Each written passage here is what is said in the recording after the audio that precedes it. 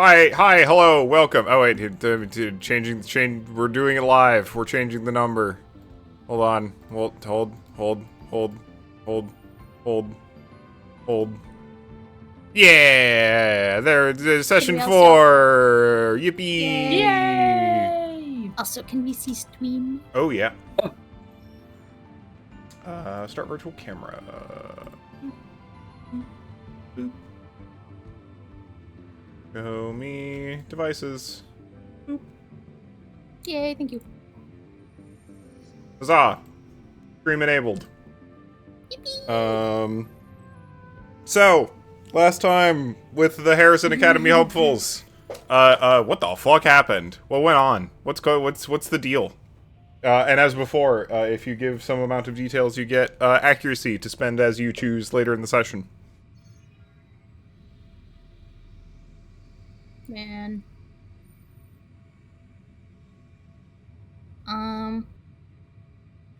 We had a, Sigurd, yeah. Here you go. Sigurd and I, went and did some training, sort of. Went to the range and, just tried out a couple of guns. How'd it go? Not great, not amazing, not awful, but also not particularly good either. Not bad for me in particular, I think I remember. You did fine. I did not. I made a whoopsie. Which we kind of course corrected. Yeah, like Sigurd had to like cover up Nil's bad shooting or something along those lines, so that Nil's Just public picked the wrong image. gun for the wrong range. Yeah, so Nil's public image could remain unscathed, which kind of worked, I guess. Seems okay. And then Nil saw a gun, a very familiar gun, but then was like, yeah, whatever. Sus gun. A very sus gun. And then let's see, and then then Clementine went and decided to give biscotti to all the house leaders that were above them, all the Term 1 house leaders, and was like, yeah, having a good time, met House Titan, met House Falcon, got along nice with House Falcon, and saw House Falcon's cool. There were like a bunch of weird like stats nerds who are constantly looking over all the different little strategy, looking over everybody else's little recordings on this little little 2D holodeck they got, which was really cool. And so Clementine has a favor from them now. Of course, can get a favor from them if he wants, if he gives something back. And that was a nice little reserve. And then Clementine went to House Legacy and met a weird tall silver guy with a big smile. And then Clementine was like, yeah, here's some biscotti. And they were like, okay, thank you, bye. Closed his door on face. And Clementine was like, okay, that was weird. Gonna go back home now. And then Milo and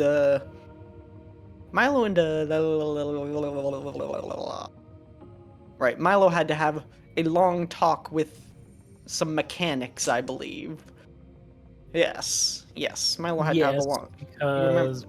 Well, it actually wasn't a long talk. It was a pretty short talk because we learned pretty quickly that they were pretty unhelpful as far as people go. So Milo figures he's got to do all the work for himself. Although I believe, I think Isaac had something to help with that. Was able to, like, be a bastard and be like, hey, what are you doing? Get the fucking work. You know who my dad is? Or something along those lines. Was that right? That is exactly. I can't believe we have Isaac's voice actor with us today.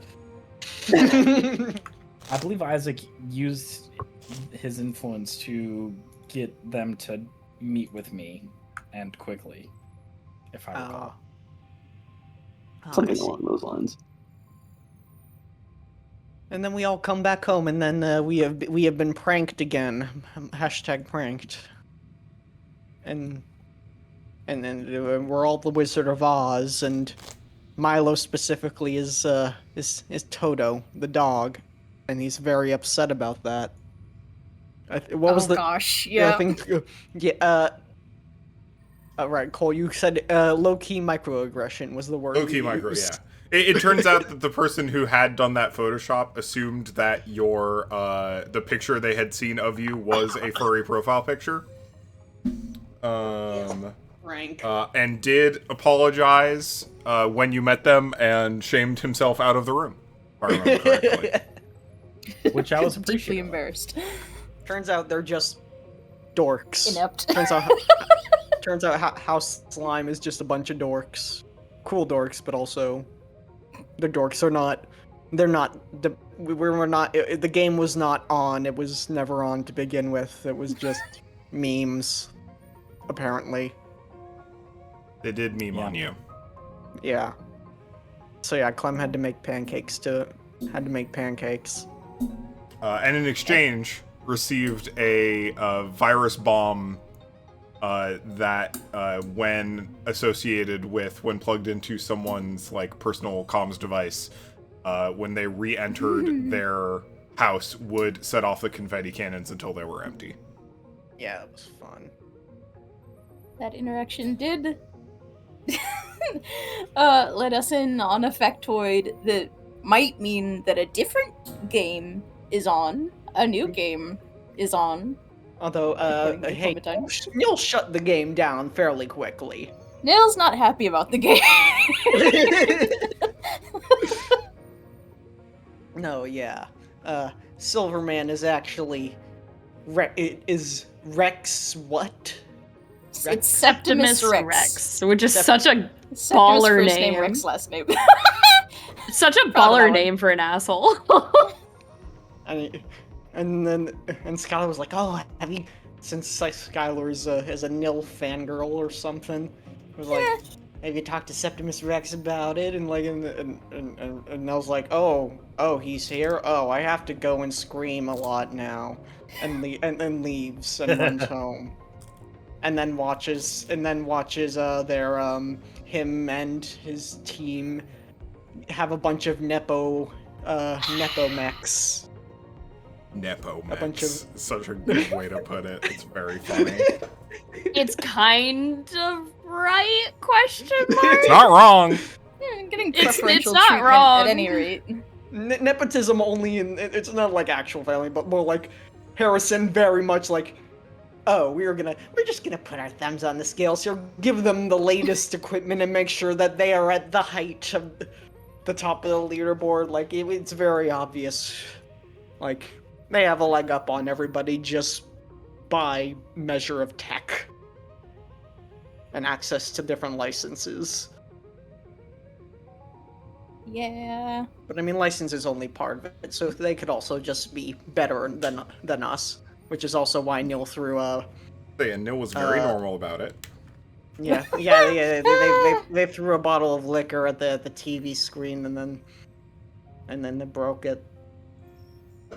We've definitely And not then- been strung out since. We've definitely not been just sitting in a pile of drugs for for Oh, long yeah. since then. Waiting for Lana and their lawyer to get a meeting with the dean about the non-competition clause or whatever the heck divorce contract Rex may have signed. Although, yeah. I also distinctly remember Isaac having the big brain idea of show this guy up by arranging a 1v1 Or something like that. against Septimus. I don't know So if I that'll call it- only go Oh. really well. I don't know if Was I it a call it big 1v1 brain. or was it a 1v1 or did they just want us to like Just team. Just, team. I think us fighting them. Yeah, Within the next like, texted available Pierce to pull some strings. with the intent to pit the houses against each other probably close to the end of the semester. Woof. Yeah. Also, Which, Yeah, again, also- Nil was extremely normal about. and then Just looking out for you, Time was buddy. like, yeah, punch him in the nose, break his nose like this. That's like, don't let him walk over you, and something like that. Like, dude, you have no idea how bad this is. I don't want to talk to this person. I don't want to see this person. Or that's the feeling I got. I don't want. It was definitely a we were never ever meant to cross paths ever again situation. And now we are about as close as people could possibly be proximally, situationally. It's fine. You go over there, you hit him a little bit, you come back, everyone's happy. Yeah. Also, Yeah. Isaac's mech got a special upgrade, I believe. Oh yeah. You looked at Milo. I remember that.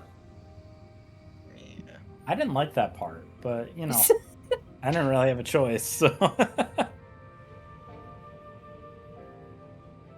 He thinks that mech has a whole ass dude in there.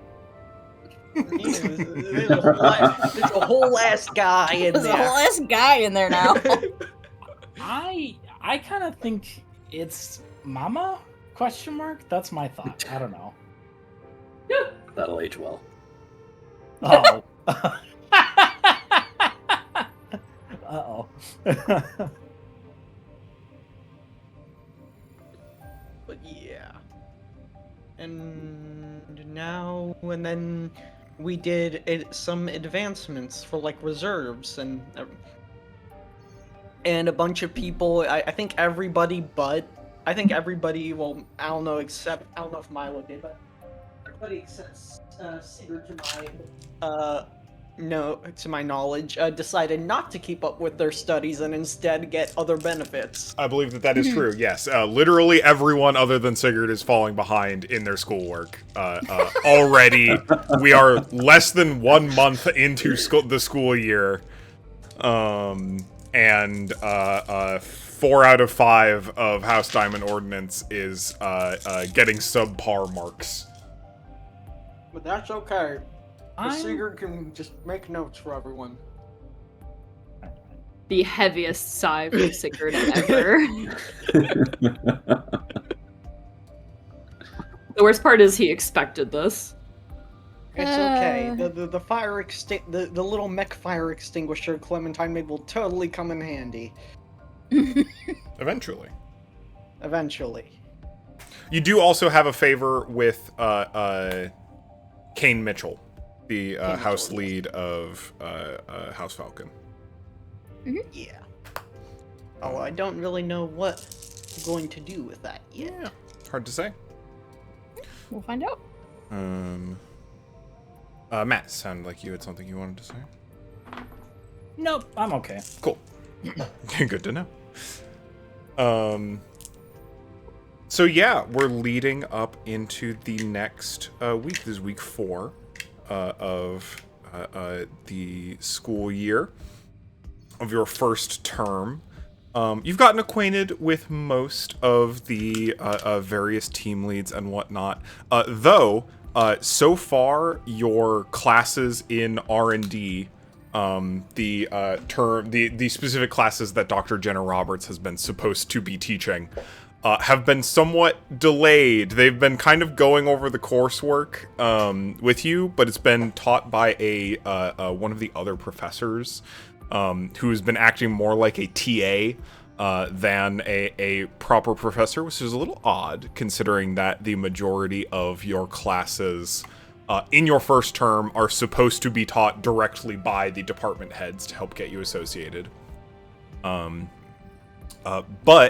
the first time for the first time at the top of this week, coming into classes, and specifically pulling into the Edge of Frame Technologies, the class that is being co-sponsored by Smith Shimano Corporo in addition to Harrison Academy. Dr. Jenna Roberts is there, albeit a little late. She kind of hustles into your classroom after everyone has sort of assembled and settled, and are now have the opportunity to finally speak to you all. The question I have for you all at the top of this is, first class post last nonsense. Who's here? Depending on whether or not you are even bothering to attend classes at this point in time, versus if you're here, to what level of attentiveness? Milo is there. I think his falling behind is not because he's not attending, not paying attention. Mm-hmm. It's because he's not like doing the coursework. Yeah. Because he's busy elsewhere. Absolutely. You're in attendance, you're feeling pretty punctual, all things considered, but like when it comes to your free time, you are not spending that doing homework. Right. For Clementine, it always depends on what is being covered at the moment. I'm guessing like we all have like little pads we take notes on rather than actual pen and paper or something. I don't know. That's certainly common. Depending on what the subjects of any lecture is, Clementine will probably just be working on something else, specifically working specifically on his little fire extinguisher idea. While lectures are happening. Makes sense. You said this was like this is like next day after kind of Shortly, the first weekday, certainly. First weekday, okay.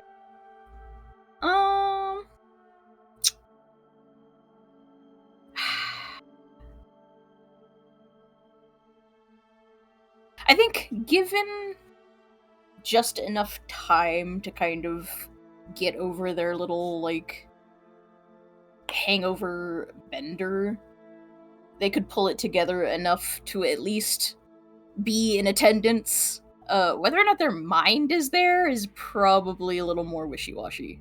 For sure. You know what? Let me look at your skills real quick. Okay. This is not necessarily a really call for roles kind of game, but given that you are in public, could you give me a show off or charm for how well you are covering? Sure. What flavor do I like better? Let's say charm in this case. I kind of want to go ahead and use my bonus accuracy. Yeah, if you want to. Oh god. I'm afraid. Oh! Okay. We're actually fine. Okay. Unnatural 20, right? Yes. 22. Yeah, absolutely. Yeah, you kill it. No one could even tell, certainly. Whew. And in attendance with this particular class, Dr. Jenna Roberts kind of like to try and get everyone's attention briefly. Big mug of coffee, round features, kind of very friendly face, but also a little flustered. It looks like all things just like, all right, students, attention. Thank you all for coming today. We've got, my apologies for my absence previously, but we've got a lot to cover tonight. And I'm very interested to get through some of this material with you. I understand that a lot of you have passed your aptitude exams already and are licensed pilots and either already or are looking into the potential licenses you're looking forward to. We may have some guests come in over the course of this class. Especially, I might bring Otto in to help explain some of the practical applications of these technologies. But in Ooh. Yes, someone? I was just saying woo. Oh, sick. Your enthusiasm is noted. The intent is to help you all understand the types of practical technologies going into the mechs of right now, and ideally the kinds of technologies that are going to be implemented in the mechs of the future, of the things that are in development but not yet here, to help you all format, maybe even heighten those of you in either gunning for engineering or research and development. These are the places to look for when it comes to tuning your particular builds, but otherwise, these are just good things to know. Maybe if you're in the piloting track, greater knowledge of the physical constructs of these things will show you more weaknesses to exploit, more places to know. Knowing your enemy is half the battle, after all. So, let's get started. All right. And very enthusiastically goes to talk to you about polycarbons for most of today. Oh god. And it's dense. It is certainly very high tech. It is certainly very technical. Like this is being taught in parallel to the foundational sciences for frame pilots class, which helps explain a lot more of the basic physics of how mechs function, and propulsors, and the kinds of things you're going to be feeling when you're in that, as well as like the mechanics of reactors and how they function, and how heat management systems within frames do all of that.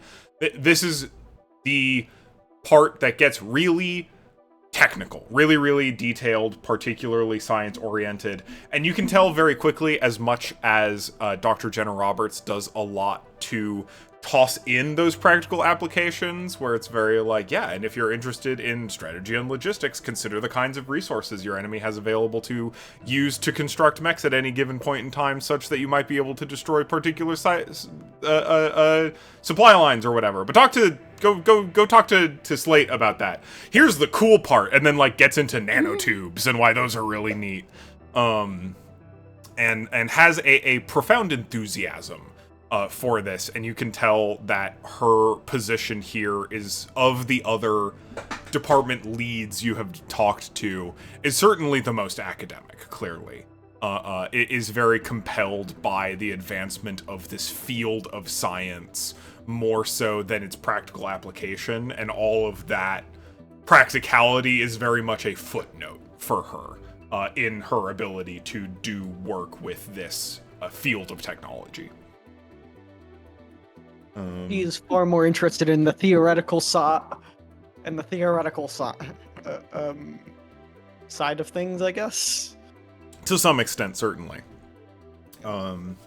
Notes that they'll have a guest lecturer from SSC probably in the next little while, who are big partners when it comes to developing technology with neural interfaces in mind. They're very much the like neural people, the like high tech when it comes to interfacing physical technologies with human brains, as opposed to Harrison, who are much more the like, how can we make this gun shoot harder and this armor take more hits, and the very grounded sort of combat applications.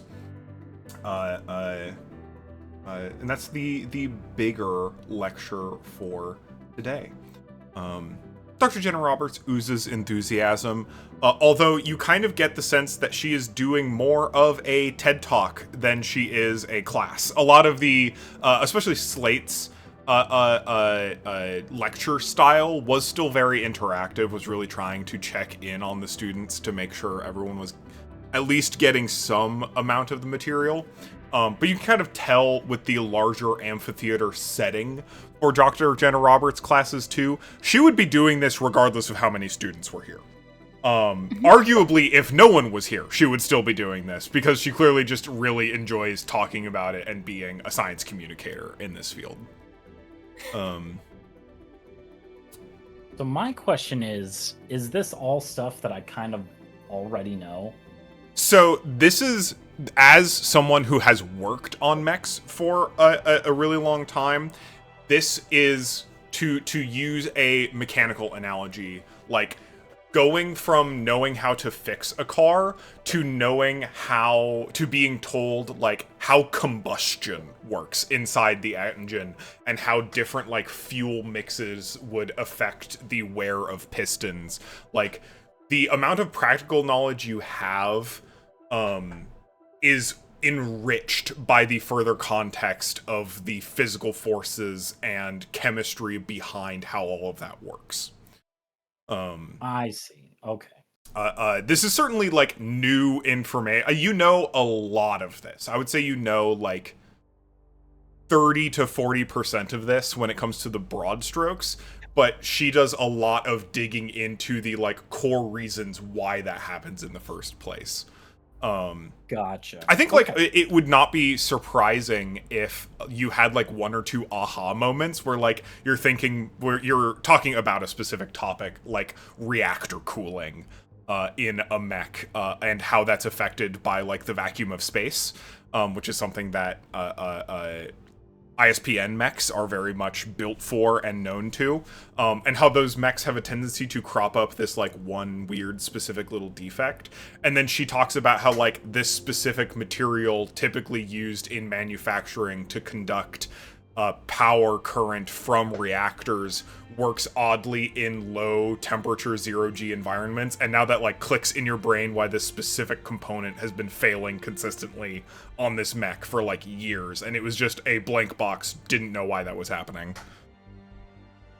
Gotcha. Okay. So maybe out of everything, one of the most helpful things I've actually ever been in. Sure, yeah, and understanding the like core behind all of this. Honestly, the place where it would be more likely to drop off with you as far as this class goes is as soon as she starts talking about like future tech stuff, where it's like things that are experimental, things that are very much not in production. That's a big focus of this class, is the idea of these technologies that are not currently being implemented in frames, but will be soon. Right. And from the mechanics perspective, it's just like, well, if it's not in my hands, it doesn't matter, you know? Like the theoretical is cool, but like, I don't know, that's kind of not my job.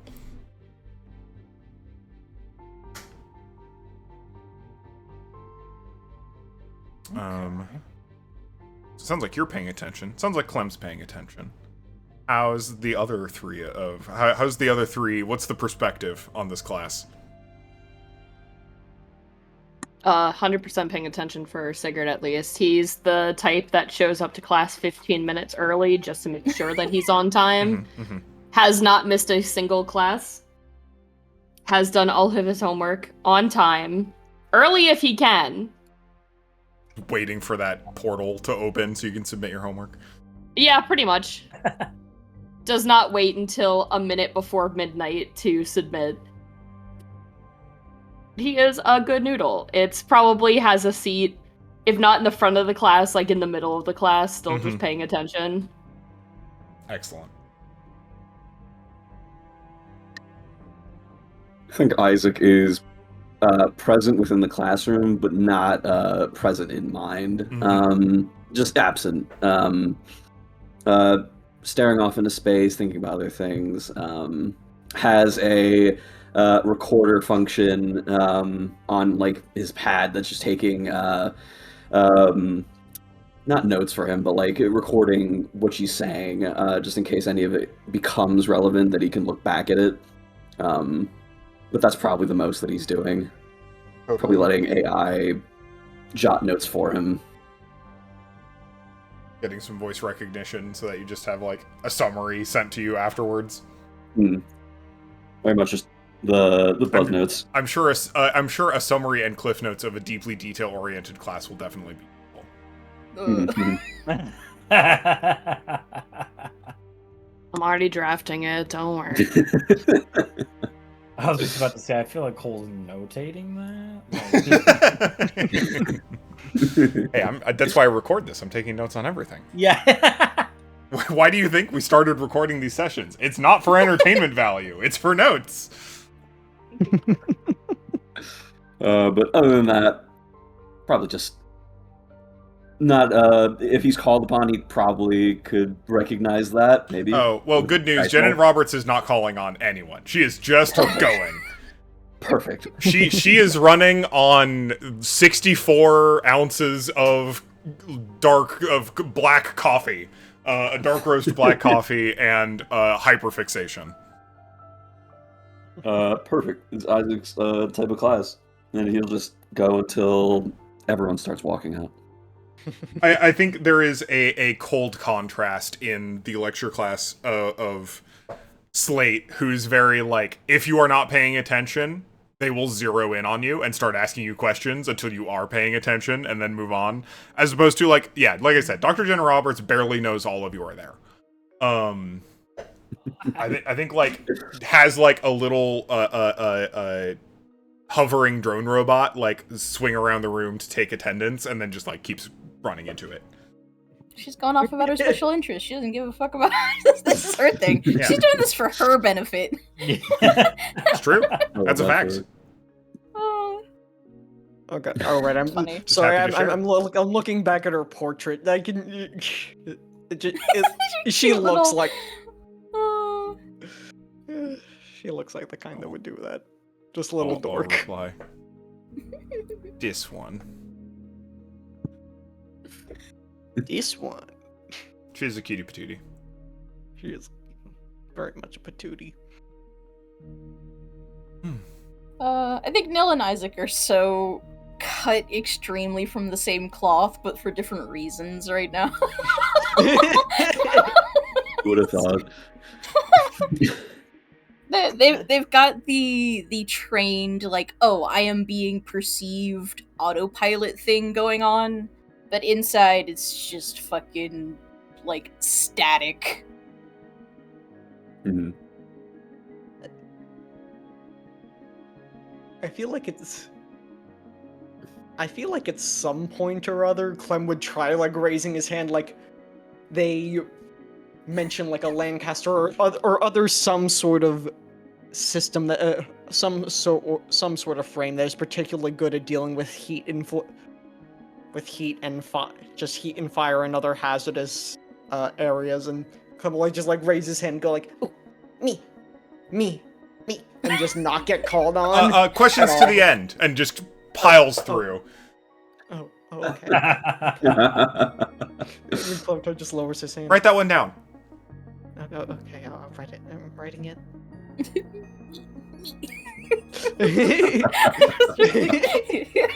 The real question is, are they allowed to ask the question at the end? Oh, Or is it just completely Dr. Jenna forgotten? Roberts like books it as soon as the lecture is over. Perfect. Oh fuck the bell. Bye everyone.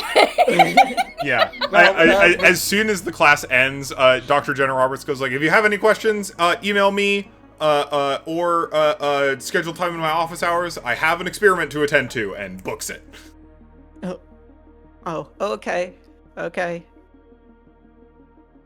Isaac, nudge.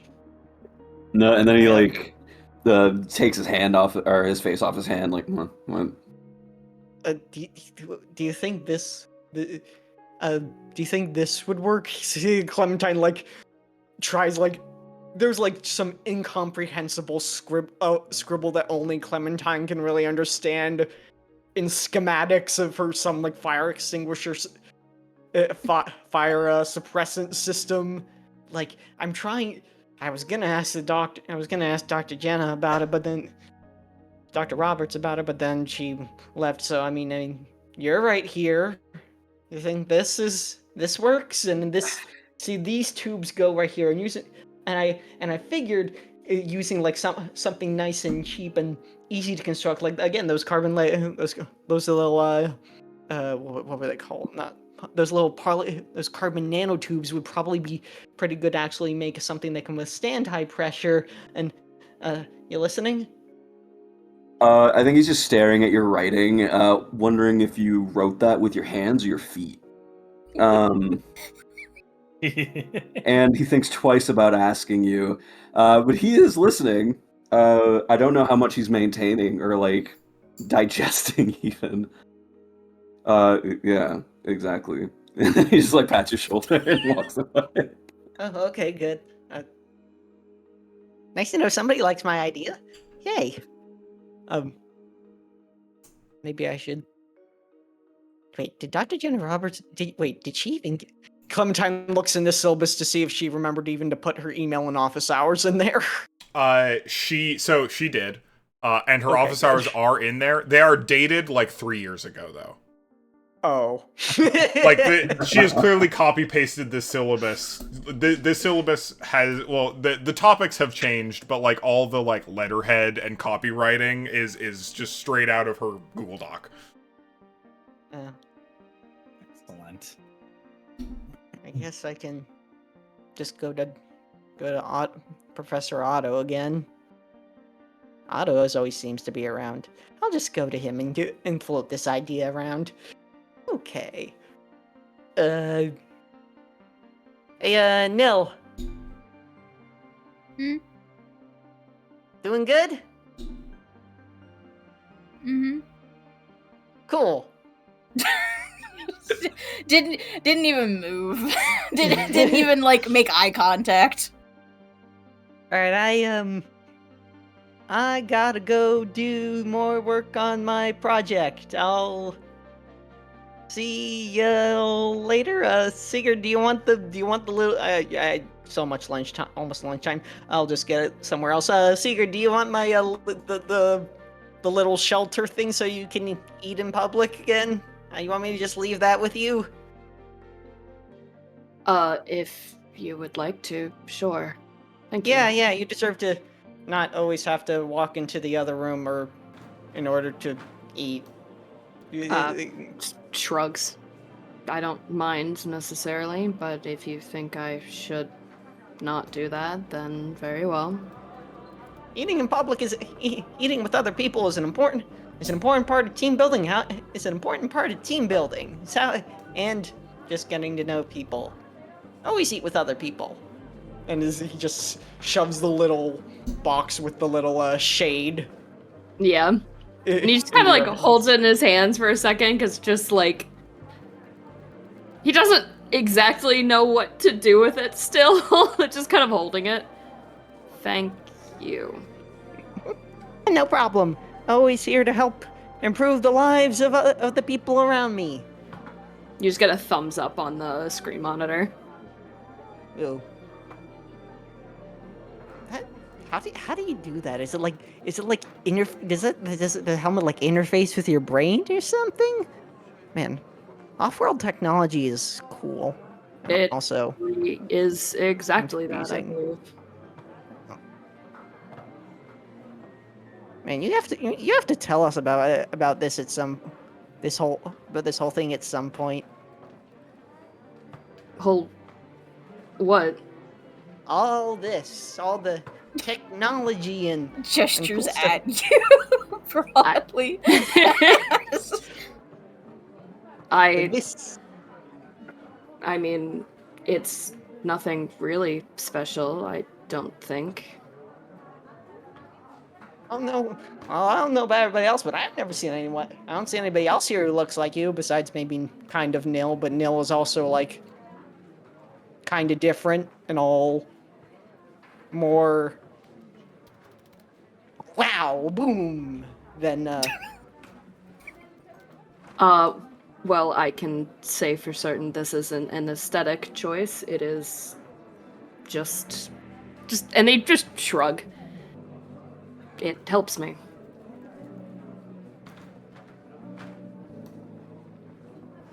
Well, alright, well, I'll see you later. I'm gonna go float my ideas around the professor and bother him some more. Talk to y'all later. See ya. Please do not blow anything up. I do not want to get another howler. Oh no, they've updated their mail. security protocols. I can't make I can't make explosives in the fab lab anymore. I can't do that. Okay, thank goodness. I was really afraid I was going to get another letter. No, no, it's fine. You just get another thumbs up on the on the screen. Yeah. You know what? That's working Speaking of, Clementine, how are you doing on those aptitude evaluations that Otto sent you? Let's... for specifically for hazardous materials training. Clementine has an odd relationship with PPE, with personal protective equipment, and has to be told, and sometimes has to be wrangled into using them properly. Otherwise, I would think Clementine is kind of a natural when it comes to just the minutia of handling things. It's just some of his habits and handling. It could be argued that maybe he doesn't always handle them in the safest possible way. So, probably doing good in the mech maintenance and safety course that Otto is running right now, but not passing that exam early, unfortunately. Probably not. Clementine is used to doing everything his own little way, and will probably has to be dragged he needs to be dragged into following OSHA guidelines, kicking and screaming, probably. Understood. Although he very much is probably the person who is happiest to be there, I imagine. For sure. I mean, the explosive ordnance and munitions unit is certainly coming up in that class with Otto. Yeah. But no. But yeah. I like the idea it wasn't on the syllabus, but it certainly is now. I think it has the amount of time dedicated to it has increased, certainly. But no, yeah. I think Clementine is just going to bar Otto and try and show him his kind of like the way you would bother a senior with your own pet project. Clementine is trying to kind of, I guess, bypass all the little. You know how in the computer lab in the IM department, the seniors were always there, just floating around helping helping freshmen. I feel like Clementine's trying to bypass all of that, always trying to bypass all of them and just go straight to Otto. Funny. To try and get his opinions on things. I think at this point, a few weeks in, I think you got some resistance for sure, but at this point, I think most of the senior staff, TAs, etc., know to just let you go to Otto at this point. Yeah. And Otto seems like, I think what the sense you get, Otto is a very busy professor, has a lot going on, is around to help advise the other students, but is also pretty happy to walk and talk with you. So as long as you're okay being where Otto is, Otto's pretty okay with you being where he is. Okay, that's good. And will occasionally shove a respirator into your hands when approaching some of these workbenches and make sure that you are wearing gloves and doing other stuff. But yeah, I think Otto is actually pretty good at making time for you right now, given the amount of time and attention you clearly want. Oh, that's awesome. So, I think Clementine will just, during this period of conversation, Clementine will, what was I thinking? Sorry, I lost my train of thought. It is a goo launcher, yes? Oh boy. Well, yeah, fire, just any sort of, trying to make it compatible with any sort of chemical fire suppressant. Although, honestly, again, this is not I'm more of the big boom, not the make the boom smaller kind of person.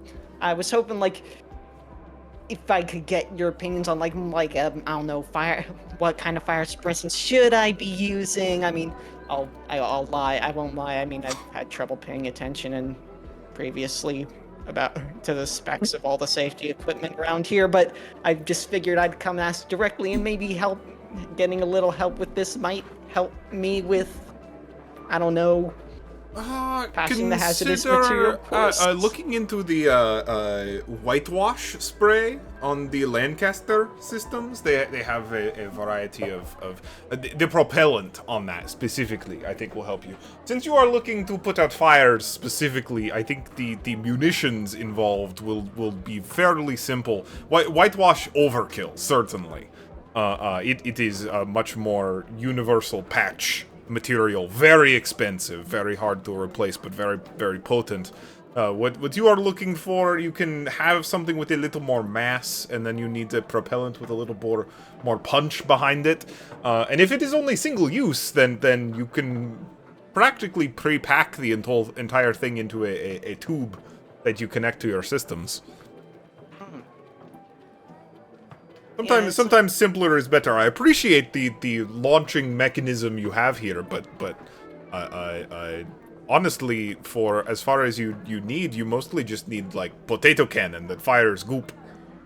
Oh, well, yeah, but then true. It'd be nice to make it a bit less than single use in the future.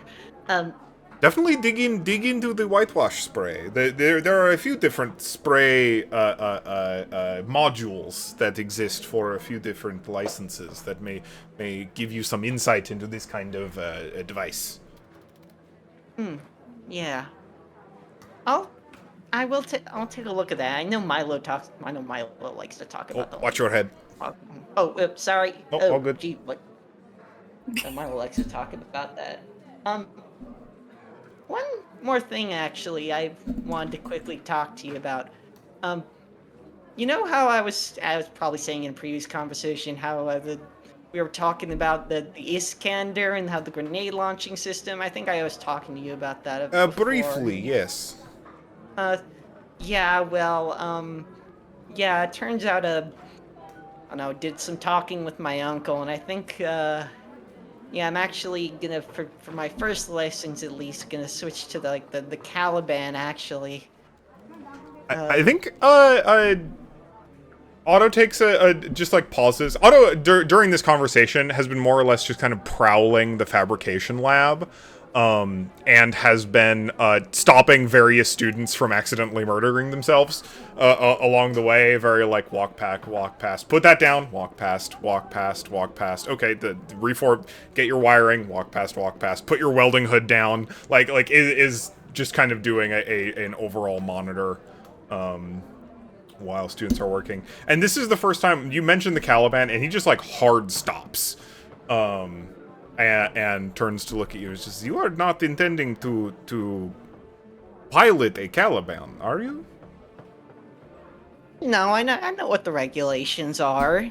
No, not the no. No. What about it attracted you? What is it you want out of the license? Well, I mean, it was kind of a spur-of-the-moment decision. My uncle told me about something called the Supermassive mod, and that caught my attention. Just ways to pack more punch into smaller munitions without actually without actually making the weapons themselves more unwieldy. Like, I had this for example, like just a mortar launcher. I figured using the supermassive system, you could put a lot more concussive force into the smaller package of just regular grenades and mortars and those kinds of things. So you don't have to bother with the mass that howitzers and even like the Cyclone pulse rifle might have. It is a very impressive piece of kit, but that means that you'll be another license away from a new chassis if you want that, right? That's okay with you? I mean, yeah. I mean, hey, I can always just study more. It'll just take a little more time. I do not disagree with this course of action. Yeah. Alright, just be safe, and you know what? I would appreciate a heads up for whatever you put that piece of kit on. Whatever you choose to make super massive, I would like to know days ahead of time. Oh, okay. And not a requirement. I'm not gonna put that in writing, but I would appreciate it. What? I never got understood though. All I know that it's banned. Why does everybody hate the Caliban so much? Like, not hate it, but is there... You know, we have conversation before about making devices that are designed to kill people. To kill? Oh, yeah. So it's more like... The yeah. Caliban is a frame that is not only very good at one thing, it is very unprotective. I mentioned before, the purpose of the frame is to keep the pilot alive. The Caliban does not do this successfully. The Caliban is barely a mech. It is practically a suit of medieval armor with bullets attached to it. And it is not designed to kill mechs, it is designed to kill civilians. No. Uncle didn't mention that. The thing the Caliban does, the famous anecdote, the Caliban was not designed to fight, to protect, to liberate, to even oppress, or to conquer. The Caliban was designed to solve an economics problem, which is there are many people on a naval vessel, and that naval vessel is very valuable, and a Caliban exists to hollow out that ship. It exists to kill all naval members aboard that ship while doing as little damage to the ship as possible. That sounds horrifying. It is. It is a horrible, horrible device. Wow. Oh. You say your uncle asks you to pilot this thing? Said he was interested in it. He just said he thought it would be. He thought I would enjoy it, and the way he talked about it seemed like I would have fun with it. He didn't. I gotta say, I was more interested in all the munitions and. For this conversation, I will assume your uncle is simply an over-enthusiastic fan. Enjoys the idea of the power, of the might.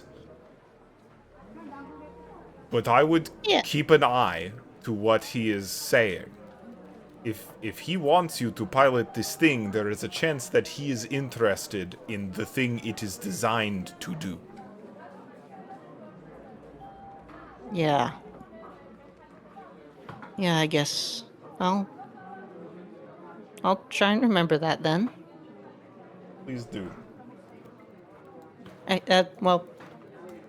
Thanks, Professor. I should probably get out of your way. I've been talking to you for a while now, and don't. I am between class. I should go check what they are doing over there. Yes. All right. Good luck. Let me know. If you use the ghoul launcher in the field, send me a clip. I would like to see it in action. Oh, yeah, of course I will. Right. Be safe. I'll try to. Watch your head.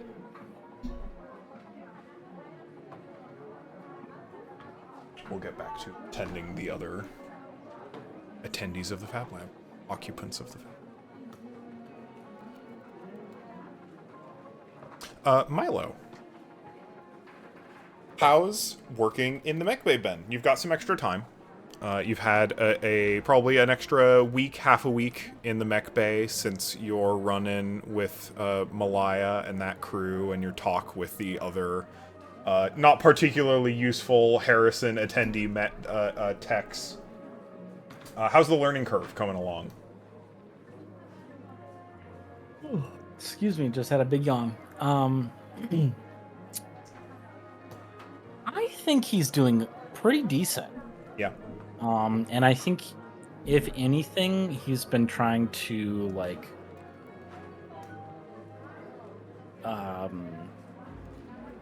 make friends with Bryant. Mm-hmm. Just because they seemed helpful and nice. Yeah. Unlike some other people that he's run into already. But yeah, I think he's doing okay there. And yeah, I don't know what else to say about it. Yeah, I think He's okay. Malaya, especially Malaya Bryant, and all of House Turbo are pretty happy to just like show you the ropes as far as like if you ever are like digging into the wiki and going through like a piece of text manual and you're still like, I don't know what the fuck this means or how this works, just like hopping next door and flagging one of them down, they are more than happy to help out. And I think give you a significant kind of experience multiplier on getting a handle on the stuff. With the only kind of asterisk to that being, it would be really nice to have more hands. Whenever you do get a peek next door, you kind of note how much more they can do just from a convenience perspective when they're all working in tandem. And the lone work on the mechs has its downsides from just a like being able to accomplish certain tasks perspective. Yeah, certainly. I don't think he would enlist anybody else to help him though. Fair enough. Just because he doesn't want other people from other houses working on his mech. Mm-hmm. Just in case. And also, I think, like, he...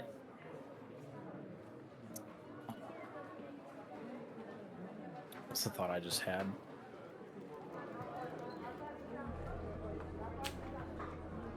And he doesn't trust the people who are here. You know what I mean? Like, yeah, they've already kind of proven themselves to him to be not really worth his time.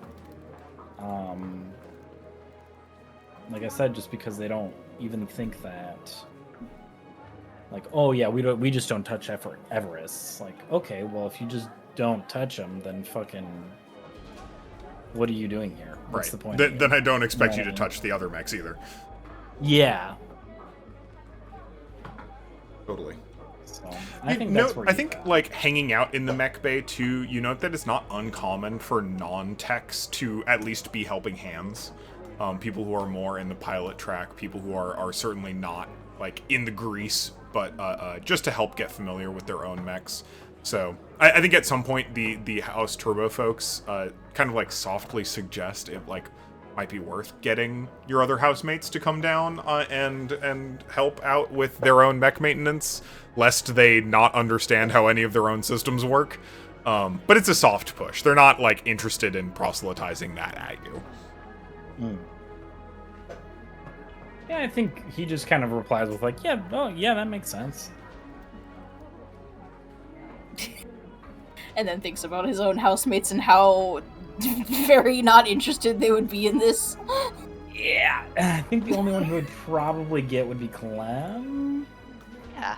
Well, if Clem wants to spend time with his friends, if you invite him down to look at your mech, he will come down and fucking crawl into the vents with you or whatever.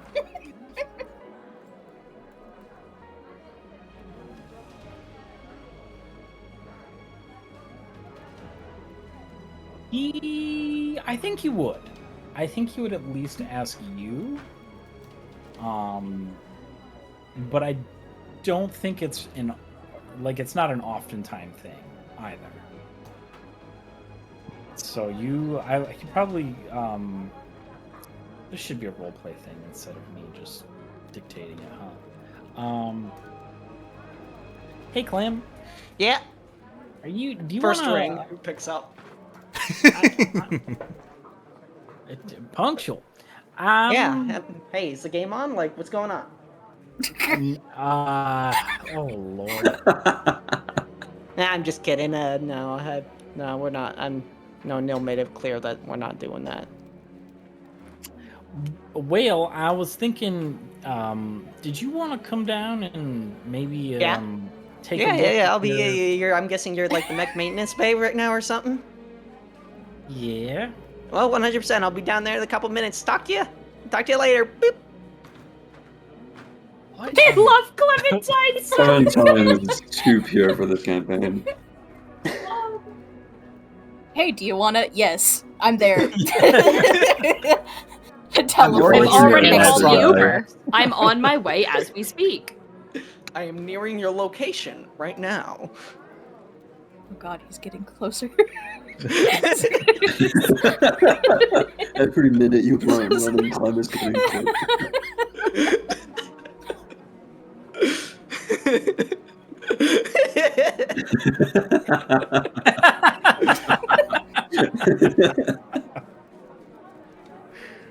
Oh my goodness. So what are we doing? Doing prototype weapons, new chassis, new complete overhaul. What are we doing today? Well, I was just thinking maybe it'd be good if you could help if you can take care of your own mech. Oh, You know, have you ever done any sort of maintenance on it? well, I mean, I've not too much, I guess. I've mostly just been worrying about the systems. I haven't really done much with like the actual pistons on the legs or the movement, or I've been more worried about the modifications I'm adding to it rather than actually, I don't know. I haven't really. I should probably. I haven't even cleaned the core. I should probably clean the. Does that thing need regular cleaning? You mean the thing that burns hot? Yeah. No. Oh, okay. It burns hot. I don't think you need to clean it. But you need to maintain it, maintain the space around it. Oh.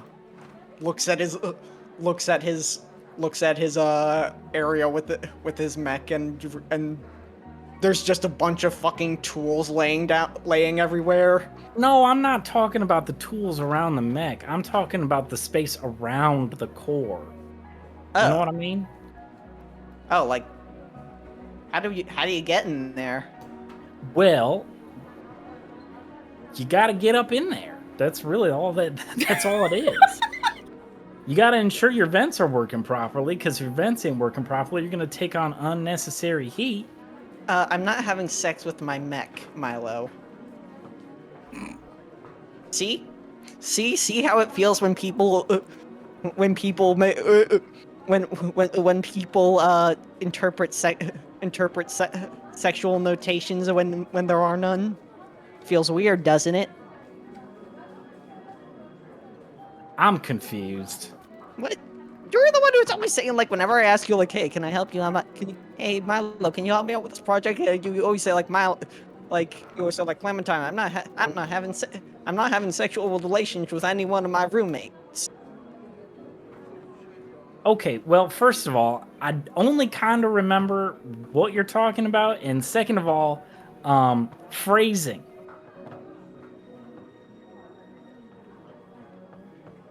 I don't know. You said get up in there, and I was like, whatever. It's a mech. How do you have sex with a mech? Oh, I don't good know. Lord. Why am I even I asking? saw an opportunity. I saw an opportunity to just turn the tables on you, so I wanted to take it. I don't get a lot of those. That table didn't need to be turned. Ain't no tables need turning. Yeah, whatever Because you of say. the enormity of these mechs, I'm imagining these two very small The figures echo. doing this in the middle of an enormous mech. Oh, I didn't switch. I should here. That's my bad. Yeah, also, sorry, we also have not been brought to any of these boards with you. When Oh you switch goodness. All right, I have to hit activate. Noted. Okay, yeah. Sorry. Nah, keep going. I just need to draw a little blush. No, little blushy lines on this mech that's getting all up inside that we're getting. God.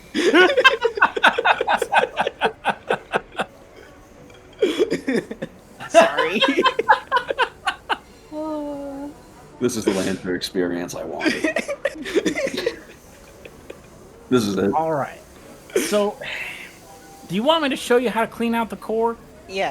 Make sure your vents are working properly? Yeah. That'd be cool. Yeah. Okay. We ain't having sex with it. We're just getting into the Okay, now I'm seeing why this is incredibly awkward. Awkward. Yeah, I can't really say it any other way. So I'm gonna stop talking, and I'm gonna do us Okay. both a favor. Okay. And yeah. Milo kind of like leads you. He kind of scampers up really quickly, and then I think probably realizes you don't have the maneuverability that he does, and slows down. Yeah. How do you twist like that? You have one leg, one area, and you have a freaking. How you do that? Yoga. Yoga. Yeah. That stretchy thing. Yeah, you just got to make sure your body's like nice and limber, because otherwise you can't get where you need to get to. That's why I spend a lot of time in my room. It's not because I'm. It is because I'm playing. I can multitask. Wait, what do you just like? Are you like doing? Are you full like down? Are you full like a, like whatever that weird pull your leg back, put the hand forward stance thing will hold it? Are you doing those poses with like controllers in your hand or something? Well, in between. Oh, okay. You know, you do your stretch, and then you kind of go, oh, that felt nice. I'm going to take a second. I'm going to click through some dialogue. You have the dialogue autoplay, actually. That's how you get through it real quick. And then usually by the time the dialogue is done, I'm done with my stretch, and so then I can choose the appropriate option. And then this is way too much information.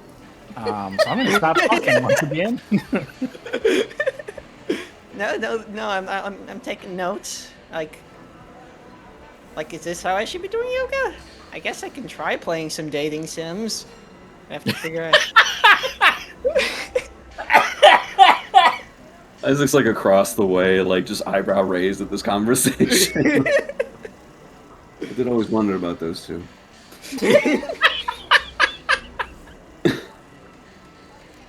The camera just pans back to them.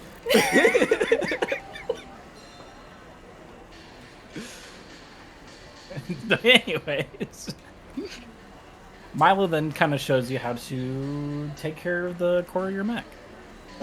Oh, geez. Gloves, masks. Yeah. Don't forget the tool belt. Yep, and the belt. You're gonna get all the way up in there. Forget. You're gonna get all the way up in there. You're gonna have forgotten your tool belt. You're gonna have to climb back down, then climb back up.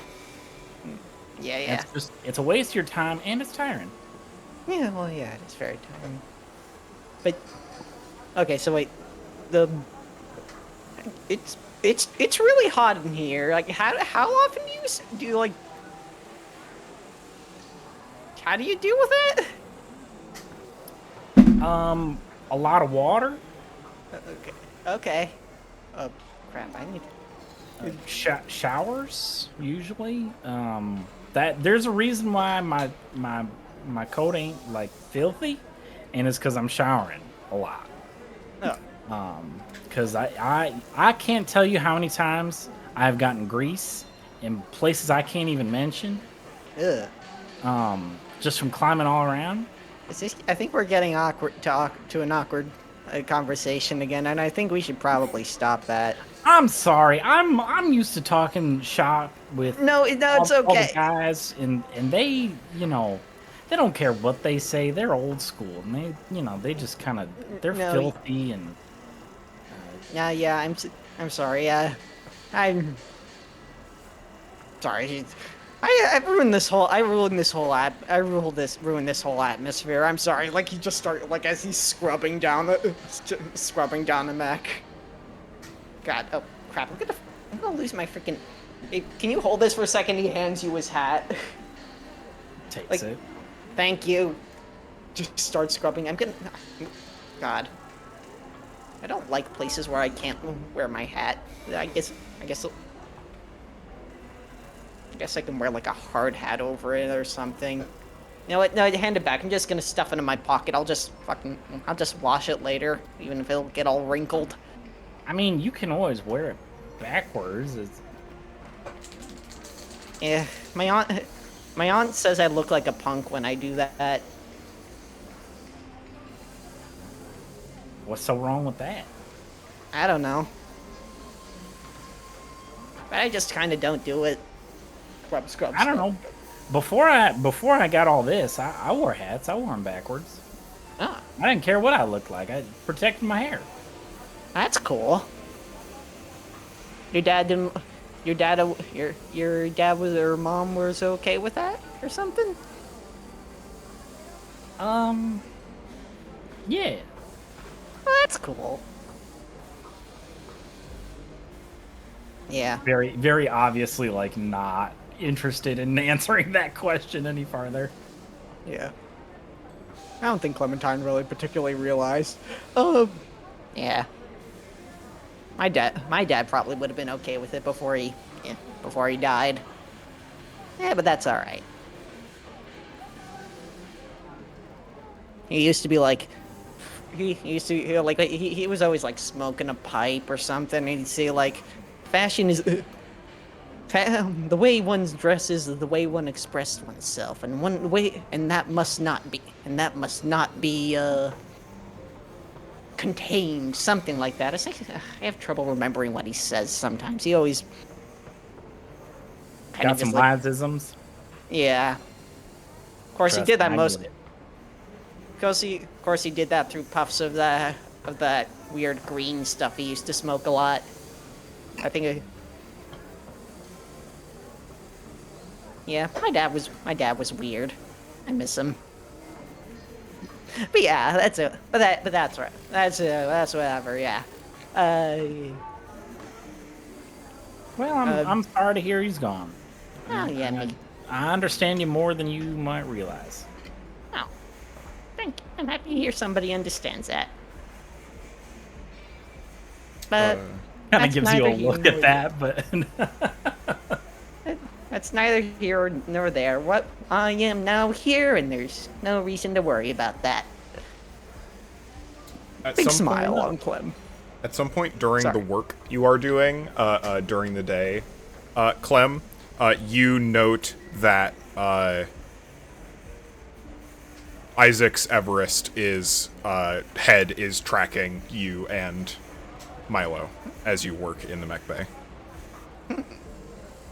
I think when Clem notices that, he's gonna like shimmy to this left and then like shimmy to the right and see if it keeps tracking to him while like locking eyes with it. Sure does. Hold my hat. I'm gonna get up in there. Like you said, when like handing his hat back to. Oh no. Back to I wouldn't do it. Hey, it's fine. What could happen? I mean, hey, I don't think. I mean, it's not like Isaac's probably gonna take care of this. I mean, I'll just take. I mean, if we were cleaning my mech, maybe we should just clean Isaac's mech. Maybe that'll make him a little happy. It's not like he's probably gonna clean it. I don't know. I ain't seen no mech before that follows you around. Well, yeah, but now it's just more to discover. Clem is already like climbing, trying to find the little maintenance hatches, if there are any. Oh yeah. Oh Oh, Hanging out. So getting, you know, as we said, getting all up in there. Yeah. You coming? no, I'm okay. I'm good. Sit yourself. Clementine starts like going through the little, just climbing through the little nuts and air bolts of fuck, what was your mech's name? It's called the Perfect Gift. Of the perfect gift. Like, how are the insides of the perfect gift, like, compared to your normal Everest? So this is one of the interesting, is like interiors pretty much identical. This mech is like, as far as chassis is concerned, as far as its core frame, like, is just a normal Everest. It's outside has been pretty severely aestheticized. Arguably, it's been streamlined, like the way that the arms and kind of the organic form that mech has as an exterior increases its performance somewhat. But that's like kind of dubious in the same way that putting a spoiler on your like Subaru makes it faster. It's like, yeah, I mean, technically, but you're probably not, like, flooring it to 90 all the time, so it doesn't really matter. It does have a lot of, like, higher-end tech in it, much like Milo before, depending on whether you have context for it. This is probably more outside of your league, things you wouldn't recognize, but you see the casket on the exterior, the that is. NHP containment device. And how it is interconnected to all of the Everest's control unit. Like, you see that. Basically, you note that there's a big hunk of something that is hooked into this one's control unit. And it looks, if you do end up in the cockpit, it has a clearly customized interface to Isaac's preferences. And if you go in the cockpit, let me know. Oh, he does. He'll make his way there. Yeah. You enter the cockpit, and you immediately note that the mech is, like, not off all the way. Clearly, because it was moving from the exterior. It has, like, it's clearly not in its, like, boot up sequence. Like, this thing would not be able to, like, walk around if it wanted to. But, like, the reactor's still running somewhat. It's drawing on auxiliary power, at least, and it's just kind of chilling. And when you get into the cockpit, you see this giant eye motif on the display that appears to be, like, looking inward and tracking your movements. Oh, well, hey there, buddy. Big eye. Well, it looks like Isaac left you on. Yeah. Who are you? What? Oh. You talk. Is that you, Isaac? Are you one of the pilot's tools?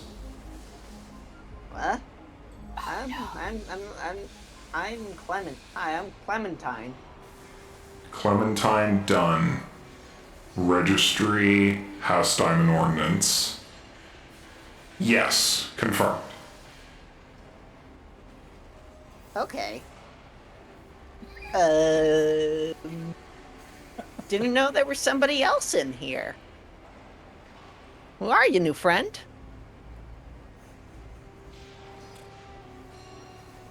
You may call me Fafnir. Ooh, that's cute. That's a cute name. Sounds like a name you'd give like a little puppy. Cute is a designation I'm unfamiliar with. What? You don't know, like, cute things like tiny little fluffy balls? Like, Irrelevant. I don't know why that's irrelevant. Like, cute things are always relevant in any conversation. What is your utility here? It makes you feel happy. Your utility. My utility? Oh, I just wanted to see what was going up in here. Maybe clean the mech a little bit. You have seen exit. Okay.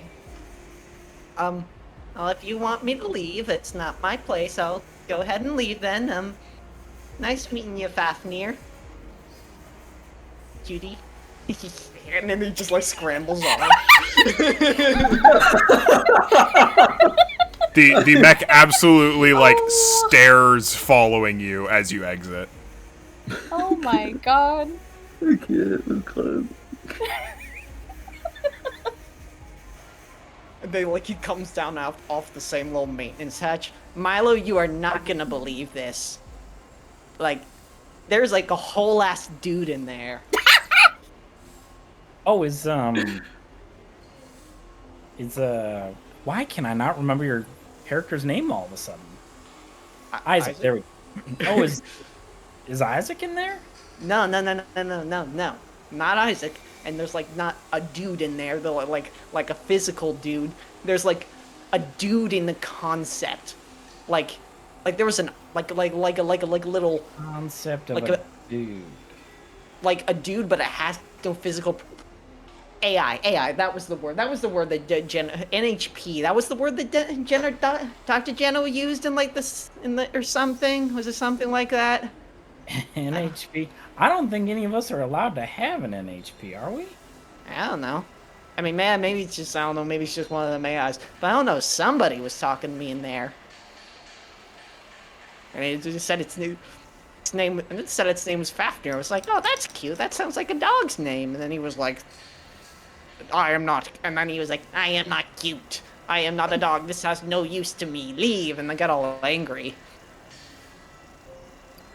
Well, I mean, yeah, if there's an NHP in there and you ain't supposed to be in there, it probably would get upset and tell you to leave. Yeah, I guess. I don't know. But either way, no. Yeah, but no. That place in there, wild. I mean, I wouldn't recommend going in there now, but yeah, you should have totally come in. It was so much, like, yeah. Nah, You I'm missed not out. gonna. I'm okay with not stepping inside of a mech that stares at you while you're walking past it. I'm good. Thank you. Appreciate I it. don't know. I mean, it's probably, is it still staring at us? Clem looks back up. Yep. Oh, Sure is. definitely. Oh, yeah. Well, I mean, it's gonna keep watching us anyway. Hi, Fafnir. No Waves. response. Yeah. Fafnir. It's a very interesting name.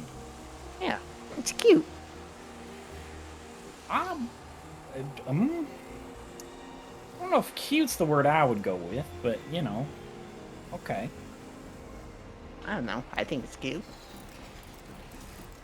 By the way, yeah, no, I don't think any of us are gonna be able to clean in there. I think you're gonna have to like tell Isaac to clean it himself, and I don't know how much Isaac's gonna want to do that.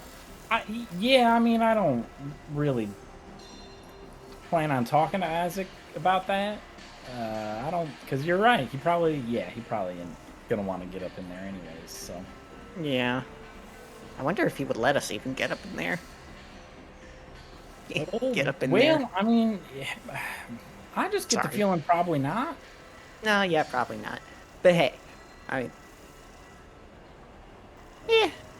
I mean, hey, maybe if worst comes to worst, we can like convince. I mean, it doesn't seem like Fafnir's able to actually eject us or anything. Like maybe worst comes to worst, we can just get in there, clean it ourselves a little secretly, and just get on out.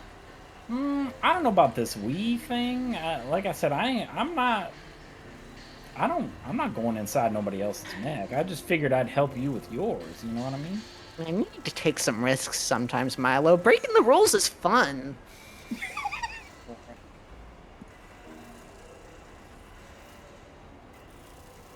Like, I mean, it's like just like, you can't just go about your whole life always following the letter of things, you know? Sometimes you gotta go a little outside, push the boundaries, you know? And he'll just trail off at that point. Oh, this is a mistake. This is good. I think as you two are exiting, you see Isaac kind of like make his way in, passing by both of you, give you both a head nod, heading Yeah, Isaac. Oh, okay. Looking like his mind is elsewhere as he heads towards his mech. You know what? Maybe we should skedaddle before Fafnir snitches on us. Or me. Maybe I should skedaddle. I'll talk to you later, Milo. Yep. Good luck. Bye! And Clementine just like packs up all of his stuff and just like doesn't really pack. He just grabs everything in his arms and starts jogging to the exit of the mech bay. think Isaac sees that you're like hurriedly running away, just like raises an eyebrow, looks to Milo.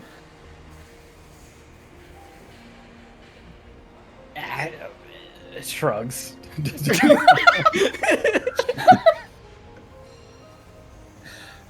his own little shrug and just continues walking, I guess. Oh, actually, turns around to face you, Milo. They haven't been giving you any more trouble, have they? They? Oh, you mean like the mechanics?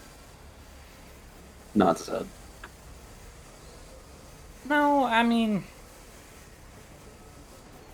they no, they're great. They're fine. Kind of like looks you up and down. I guess he's trying to discern if you're lying to him, but he doesn't look into it enough to actually probably glean anything. Okay. Well, I guess let me know if they do. Turns to walk away and lets you keep him.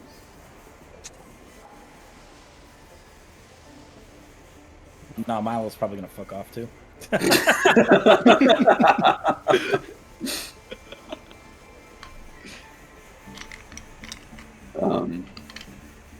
Makes its way into Fenrir. I imagine Clem. They were in there, but I don't imagine they like touched anything enough to where that it's like off kilter. Probably not. No, I don't think so, unless Clem would like to inform me otherwise. Well, I don't think you're... Like, maybe he knocked, he moved a wire or two or a cable or two while he was climbing through the maintenance... the little maintenance vents or in between places, but I doubt Isaac's spending much time in those areas. Yeah, he definitely wouldn't notice anything like that. Hops in, gets into the seat, kind of regards the eye as it tracks its movements, and grips the controls and does his daily tasks and training. Greetings, pilot. Hey. Ready to get to work? And he kind of adjusts his shoulders as he whips his jacket off, tosses it. The usual exercises.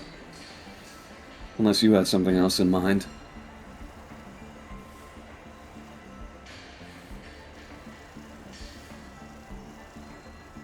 I'll take it as a no. He does his thing, so to speak. Sounds good. Yeah. It's become very natural at this point. Before you kind of noticed the change in how the mech piloted previously to now with Fafnir enhancing your motions. But now it's very much in sync. Like, it feels like Fafnir's gotten the download on you, more or less. It feels very, very natural, very smooth. While you're out and about, Neil, what are you up to today?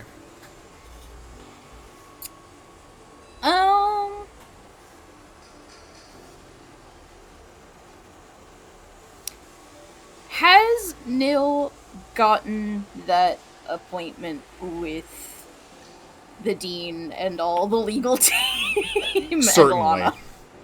Already. I set up, at least. If you would like to be Set in up, attendance with that, imminently.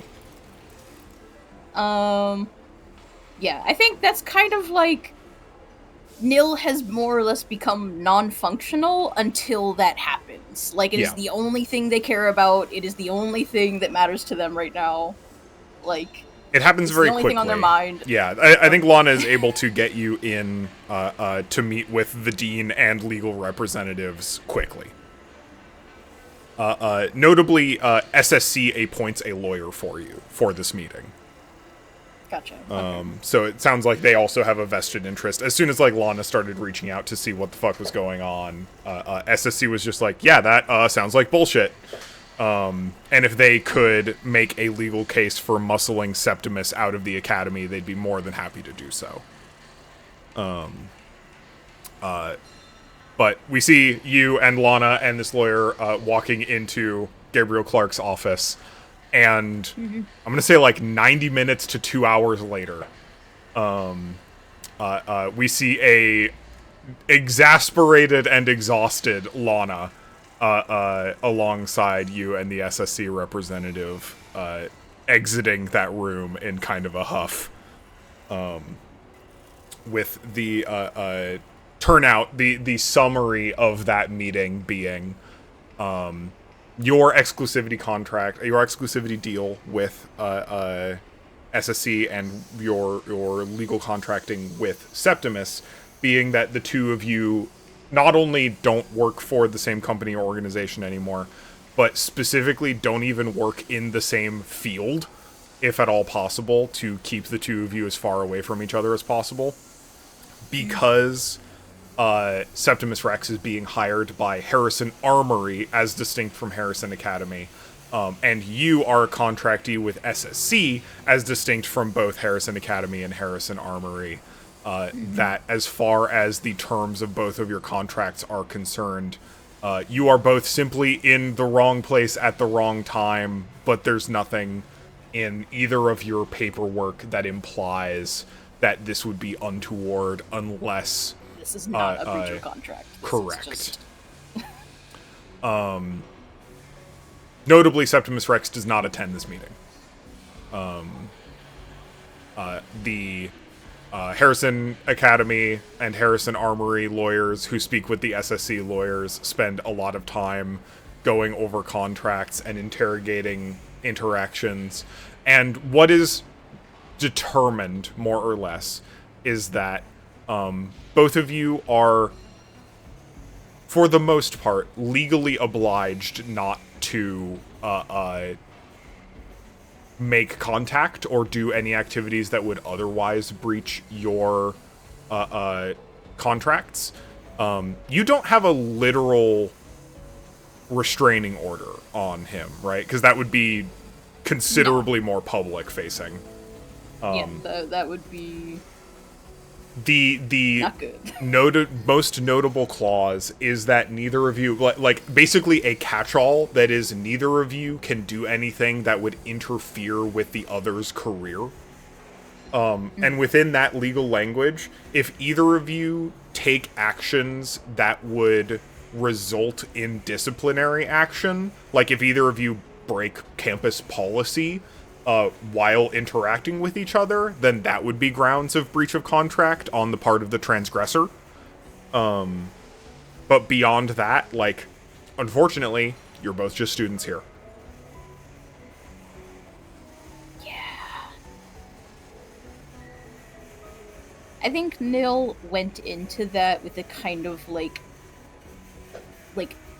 game face on, focused, kind of like chin up sort of vibe, like had finally like picked themselves up, like, okay, we're gonna get this sorted, this is gonna be fine, like this was clearly some fucked up mistake and he was never meant to be here, they just didn't know, and leaves this like they just have like 1,000-yard stare. It is certainly implied in that meeting as well that the reason Septimus is here is that SSC negotiated your contract with Harrison Academy as part of their PR push. And then Harrison Armory, as distinct from Harrison Academy, saw that and went, oh, so we're doing celebrities now, and hired Septimus Rex off of the IMCC to do the same. They don't say that explicitly, because if they had been aware of the details of your contract when they made that decision, then they would be in violation of the agreement between you and Septimus Rex. But during that conversation, they have worded it in such a way that they have plausible deniability. Right. So in a way, Nil kind of accidentally trend set this whole situation into being. Yeah. ISPN is the distant third. It seems like there may be discussions about the upcoming semester. Woof. I'm trying to figure out what does Nil do with that after that.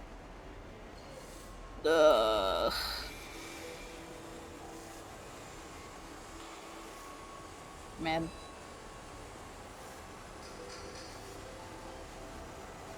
I guess for one, there's probably some amount of wrap up. I mean, Lana's there now, so.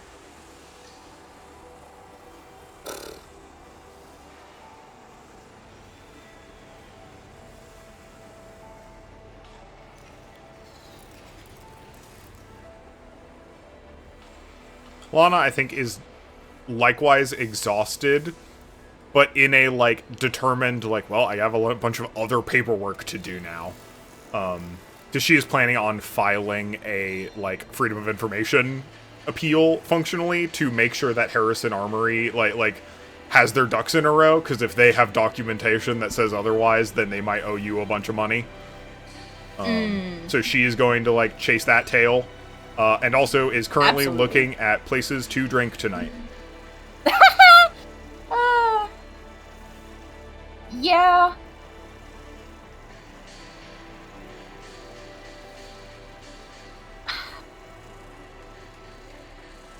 Yeah, I'm trying to think, like, what's the, like, most interesting route from here?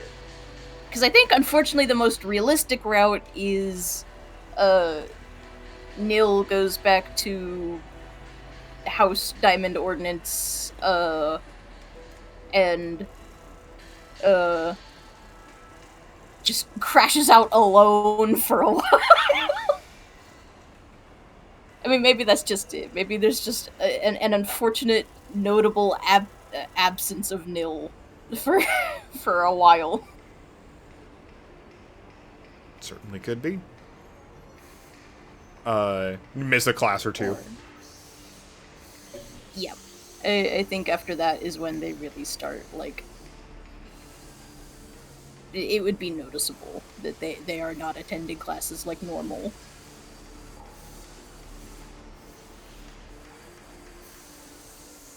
Good to know. That sounds not good. Would Very give you that impression? Sure, it's fine. Yeah. In the next few days, there is an announcement that you all get notifications for. I say next few days. Next, like, 36 hours.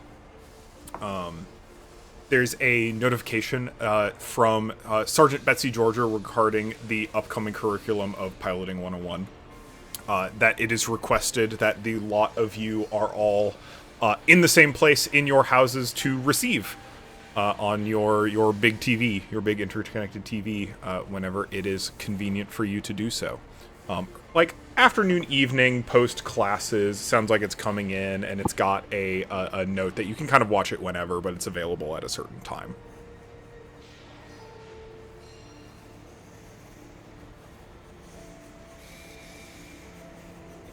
I mean, I got nothing better to do. Yeah, that's what I'm saying. You guys are Clementine little- is Yeah, go on. no. Well, I mean, Clementine will be actively, like, working on like a little prototype miniaturized fire extinguisher while it's happening. But yes, Clem will be outside for it. We'll be there for it. Aware. Yeah. Once you are gathered together after a day of attended or missed classes, as the day may be, the kind of like notification boots up, shows the Harrison Academy logo, it plays a little fanfare jingle, and there is a video. Can you bring us to the Yeah. to House Thank Diamond you Ordnance? for reminding me. Yes, of course. On the screen is Sergeant Betsy Georgia. Just goes, "All right, pilots, we've got big news for upcoming." Oh boy, thanks, Cole. We've got Sergeant Bentley, Georgia is not used to making TV appearances and doesn't like doing It's it. hard cut. Got a FBI director cool. Anyway, brain is in too many places. Upcoming next in Piloting 101, everyone's got their licenses. Now that they've got their licenses, it's time to do mock field work. Yes, we are talking off-planet skirmishes upcoming. So, given that we are currently in orbit over Rashemra, home of Harrison Armories, we are going to be borrowing some of their training ground to be able to do mock missions and full skirmish training in the upcoming few weeks. In the next, let's say,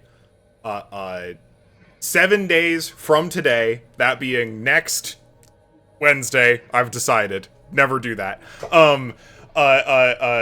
In 7 days from today, you will be boarding your shuttle for a short off-site excursion, which will be an extended skirmish with one of the other houses coming up. I have the matches laid out for everyone upcoming. As far as our Piloting 101 skirmishes are concerned, we'll have more details incoming in the next Piloting 101 course tomorrow afternoon. But running from top to bottom, we've got House Legacy up against House Falcon. We are running Titan House into House Diamond Ordnance. We are running House Aces and House Wands. We are going with House Coins up against House Gold. We've got House Slime into Rumble House. And we've got House Swords up against House Cups below that. And she just like rattles off the rest of the list of the other 10 matchups. This is going to be an extended sequence. You will not be able to repair. We will not have mech bay facilities available for your mechs between battles. So this is going to be a test of endurance. You're going to have to take more strategic long-term decisions in these specific battles. We're also going to be taking up on some survival skills ahead of before we leave, because you are going to be out and about in the wilds during this. We're going with a brief stay. This is going to be a 5-day exercise. 3 skirmishes over the duration. While you're in transit, we are going to be running remote courses for all of your lectures. But otherwise, we're going for a not quite full immersion. That'll come in 102. But we're going for a somewhat immersive experience of these missions to help get you all settled into what this kind of field work looks like. If you have questions, we have an FAQ listed. Otherwise, I hope that you are all prepared, and I hope that you are all ready to take the training weights, as it were. Take the training weights off, as it were. I'd get the cut the camera, cut.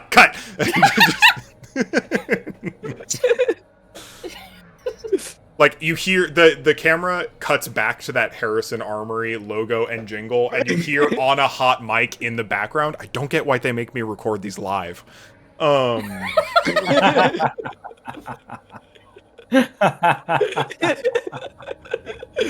love the idea that it's the far-flung future and people are still just very slightly inept at certain technological things. Sometimes.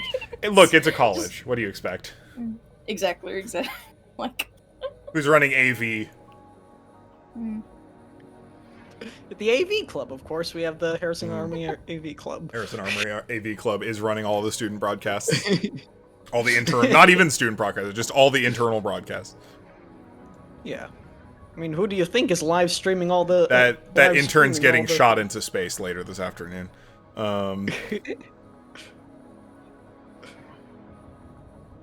And the stream clicks off. Sigurd, your headache gets worse. Oh no. Yippee!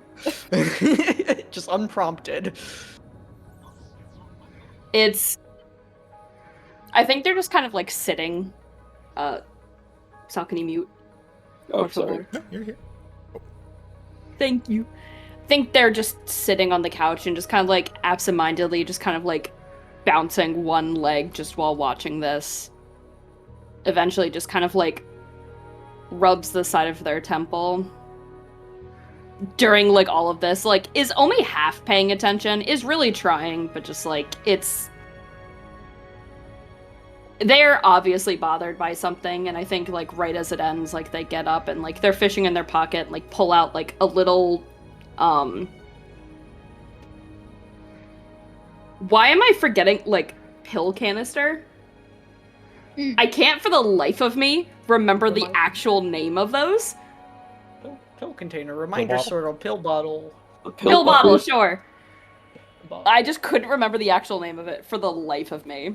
Just like I mean, the I little like the orange idea one. that it's a canister. I like that it is some kind of like hermetically sealed device. That's very funny to me. Yeah. And just kind of like shakes it to like make sure that there's still enough in there. I'll be right back. Just a minute. And just like quickly like bow their head, and they're going to go back to their room. Can you roll a D3 for me? A D3. Mhm. Yeah. 1d3, I'm assuming this works. Ooh, nice. 3! That rolls back 3 spaces. And they just kind of like pop one, and it just like the deep sigh as they're just waiting for it to kick in. It's like hands on like the sink, just kind of like waiting for it to kick in, and just a few minutes later will come out. It hasn't exactly kicked in, but like he can feel it starting to. And just looks around to see if anyone else is still there. Clementine has largely gone back to fiddling with this thing since the broadcast ended. It is almost didn't notice you leave.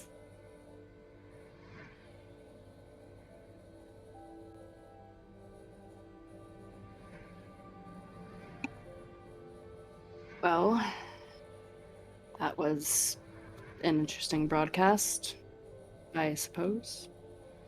Just seeing like no reaction from anyone is like trying to strike up a conversation. Oh yeah, I mean survival training. Yeah. That sounds fun. I guess. About that time.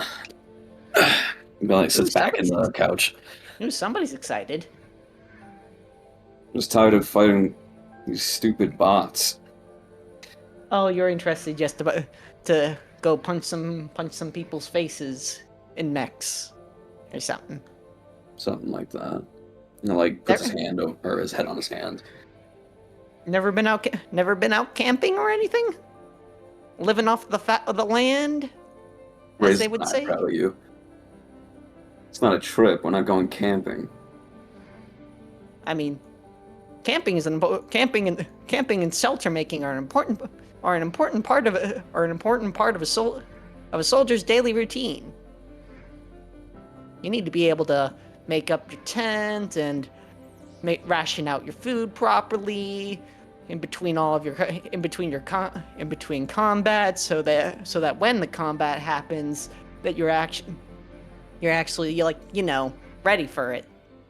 I mean, 90% of the job is staying healthy and ready to fight. And then the other 10% is actually fighting. Could use another. I'd like to keep fighting the bots personally.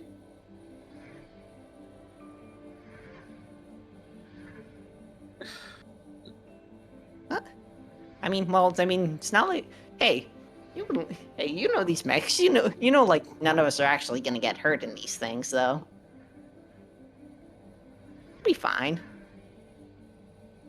You say that, you see Sigurd just like kind of fidget with his hands. You all right there, Sigurd? Yeah. Fine.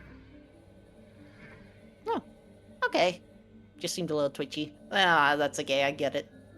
I mean, I used to get kind of twitchy before I had to go out on my morning runs.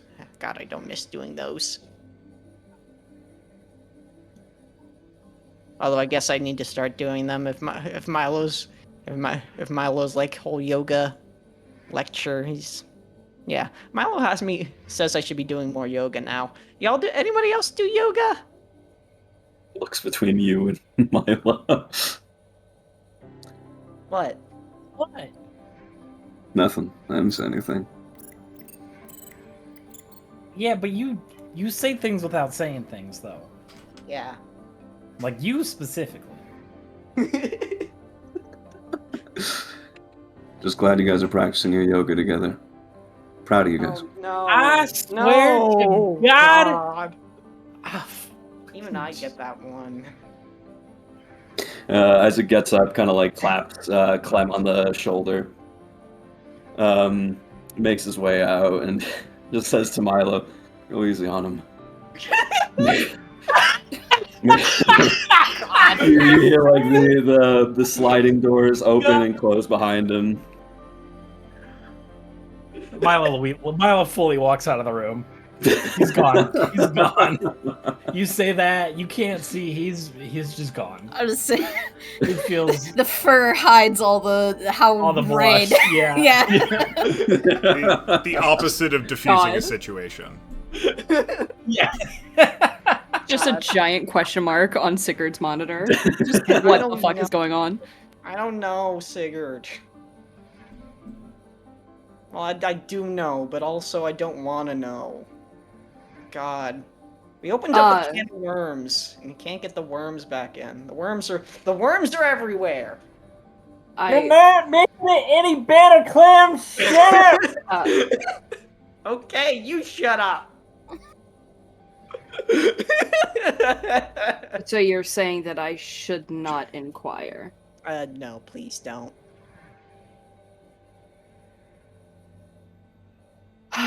Okay.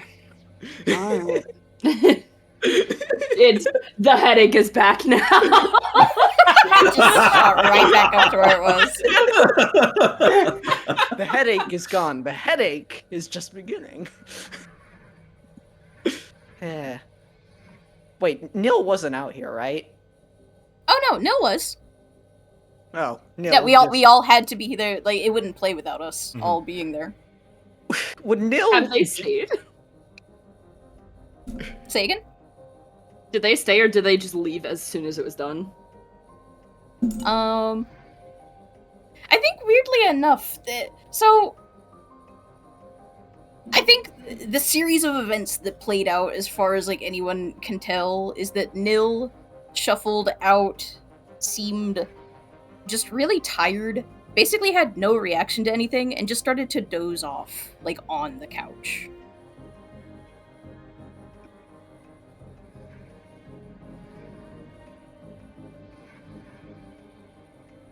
Clem just kind of looks at him, almost. If he like he's dozing, is he like eyes closed and everything? Like actually looks like he's about to fall asleep. Yeah, kind of gets like very relaxed, slow breathing, like lids flutter closed.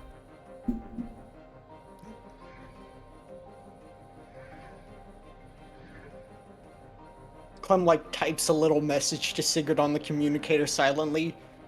Should we like tell him he's falling asleep on the couch? I feel like I feel like somebody worried about their appearance wouldn't like that. He's typing all this. And he just like sees this, like kind of holds up his phone, like looks at it, looks up to Clem, looks at it, looks to Nil, looks at it again. Ah. And just like another deep sigh. You doing okay, Nil? Hmm? Everything going okay? Oh shit. Yeah, interesting announcement, I think.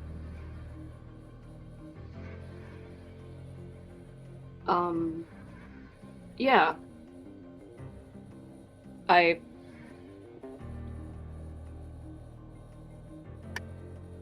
It's over, right? We're Yep, it's over. All good. cool. Alright, Listen, I was going to ask if you were free. If you'd like to grab a cup of coffee. like right now? If you don't want to do it now, that's fine. Sure, did you want to talk about something? Did I say we were gonna grab a cup of coffee or something? No, it's just me offering. We can talk if you'd like. We don't have to if you don't want to.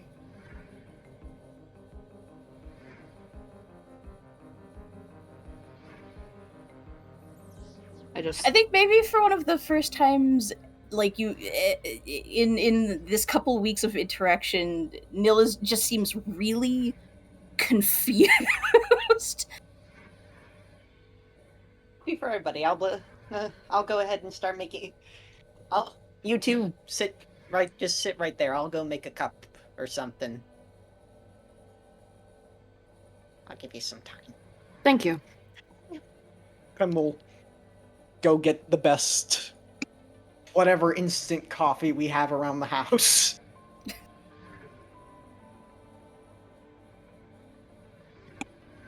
And Sigurd's just gonna, like, sit across from Nil. Just kind of, like, hands folded in front of them. Sorry, were we getting a cup of coffee, or are we just... Well, it sounds like Clementine is going to be making some for us. Okay. All right. Cream and sugar. Anybody like cream? Who wants cream? Who wants sugar? Anybody a honey person in their coffee? I know some people are weird like that. I'll try that, I suppose. Ooh, honey in coffee. Rare choice. I admire your boldness. Clem will put a few spoonfuls of honey, like a little spoonful of honey, into Sigurd's coffee. He has never tried it. He's just trying everything. and then Clem will just... I'm gonna roll... What kind of... Let's see. I'm gonna roll to see if Clem already knows what's knows Nil's tastes. I don't think there's nothing Clem would be able to do that. Not really. He just puts a little bit of cream and a little bit of sugar in it, not too much. Tries to make it as bog standard as possible. You can tell. I can't decide if Nil is a person who's like into like a very complicated drink order, or is a black coffee appreciator. Like, oh, I can't have all those extra calories. Well, you're getting some pure cane sugar in this one. So you'll be getting some more carbs. Yeah, and then Clem will just put that in front of you, give Sigurd his coffee and says, "I'm gonna go into my room. I'll see y'all in a bit." And Clementine will just excuse himself. Sigurd sets the coffee cup beside him to let it cool down just a little bit. You don't have to answer if you don't want to. I just want to check in to make sure that you're doing okay. Evidently, you've missed a few classes, and I just want to make sure that everything is roughly okay. If you'd rather me not ask and never bring this up again, understood.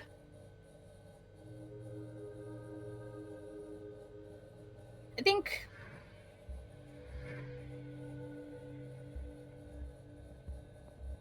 a mix of emotions seem to kind of like quickly flash and then dissipate from Nil's expression. Mostly kind of overlaid by a general, like, malaise, I guess you could say.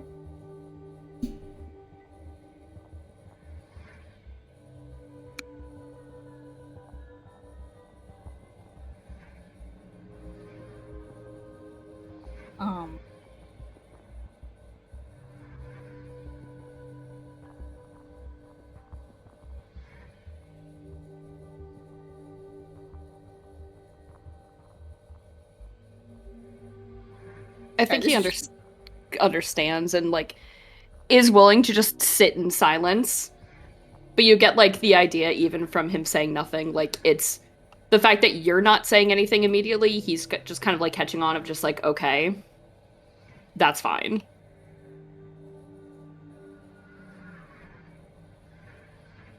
I didn't get the news that I wanted to hear.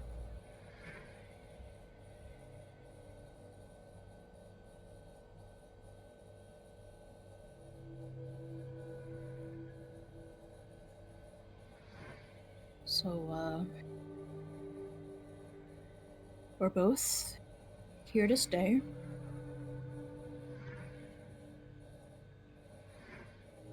And if either of us do anything at all to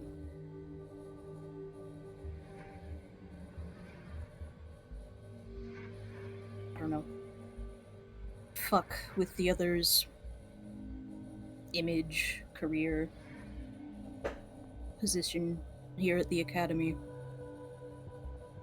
we're in deep shit. And that's all there is to it.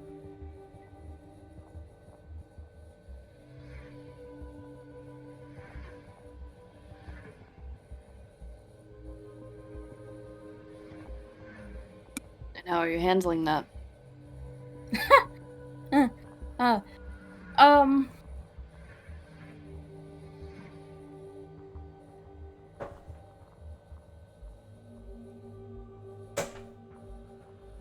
Fine.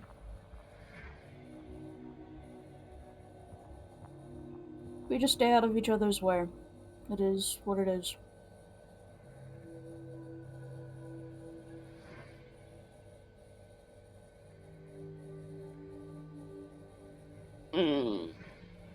Is there like a certain I don't know if there's like a certain roll I can make to see if Nil is just straight lying to my face. I think I would love if you could roll investigate, just in general. I think that would produce interesting results. Sure. I'm good at these, normally. I'm really good at these. Yeah. Damn. Holy shit. That's just a natural 21. There's a critical complete success. Well, I'll let Nil answer to, or Hannah answer to, subtextual emotional. But it is pretty clear to you, just like over the course of this interaction, that Nil has certainly been using substances in the immediate. Yeah. And That also, was gonna like, be the I think first. with the crit, I think you know which ones specifically. I think you are like aware of the type of substances being used, given your like prior med bay experience knowledge. Yeah, 100%. Like, even with the augmented eyes, I think there is still just this kind of, like understood, like, glassiness, and, like, you know, like, expanded pupils, and, like, all the, like, telltale signs. Just a little more pallid, just a little more slow. Like, they're not as quippy as usual, they're not as energetic as usual. No, it is completely obvious to anyone with any observational skills, but especially to you, that Nil is handling this as badly as a person could. Yeah. Like, is not coping.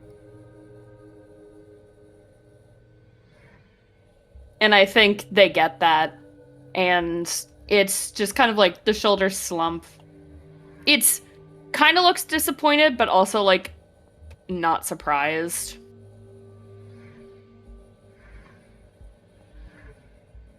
And they just fold their hands in their lap and just kind of look at you dead on.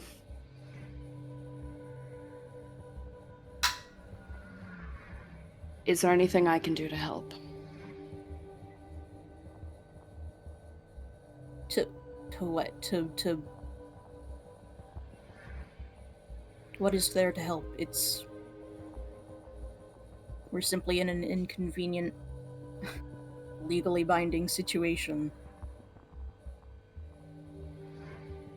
What could you possibly do? I'm not sure exactly what I can do, but I would like to see you be better. We may not have known each other for long.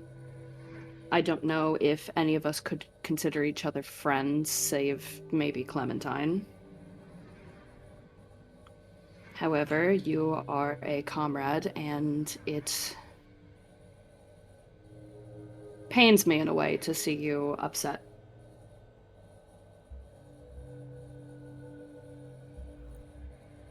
I do not know what skills I have to help in any capacity. But if there is anything that I can do, I am willing to do it.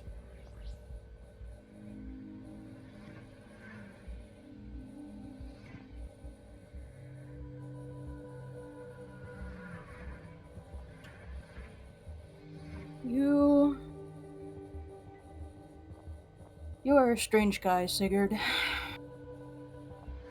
I've been told.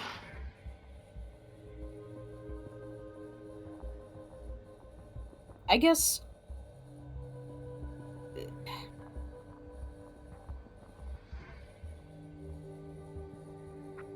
the concern is appreciated, but maybe just...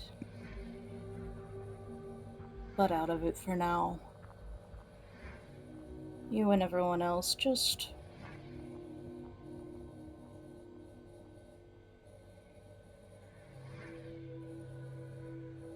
leave it alone.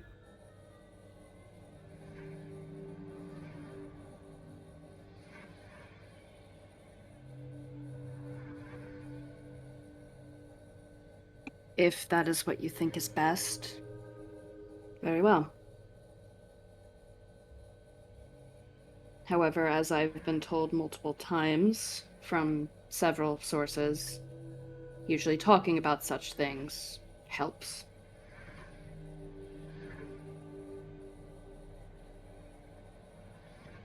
Cool, I will not whatever. press the issue any longer. That being said, if you would like to speak about it,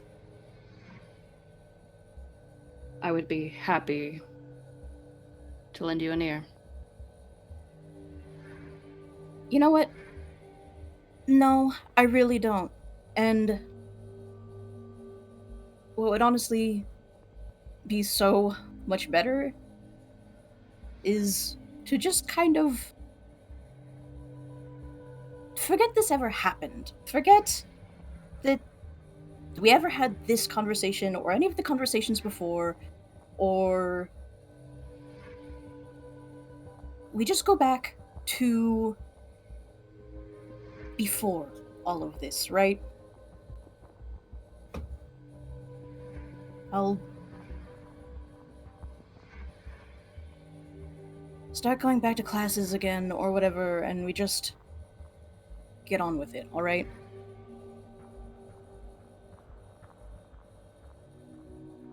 How about that? I think at that, Nil just gets up. Did not touch the coffee even a little bit. And stumbles back to their own quarters.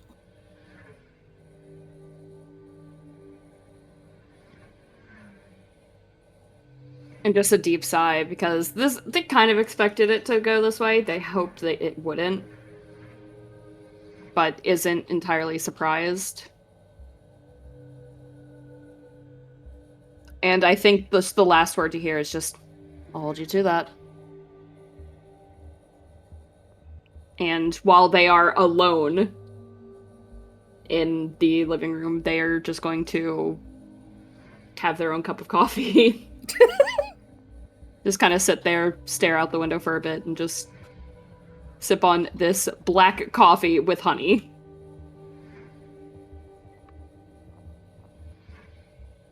Do you want to make a roll Okay, to so find that out would- whether or not Sigurd likes black coffee with honey? Sure. I don't even know what I roll for this.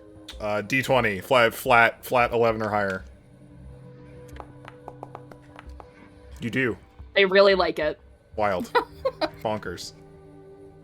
A complicated flavor profile. Mm-hmm. Yeah, I'm trying to understand what that would taste like. I can't even. I have no idea. I'm not even a coffee. I'm not a coffee person myself. We're all obligated to try it right after the session is done to find out. God. Maybe I'll bring a bottle of honey when I go to work tomorrow and God. I'll put it into my coffee and I'll Put the entire thing of honey in there. Jeez, because it sounds kind of like a nightmare. I'm not gonna lie. I think you're going to get a text from Clem, Sigurd. How'd Okay. it go? How'd it go? You get a thumbs down emoji. And then, like, a minute later follows up with, just don't bring it up to them at all. Okay. Can I bring something up to you?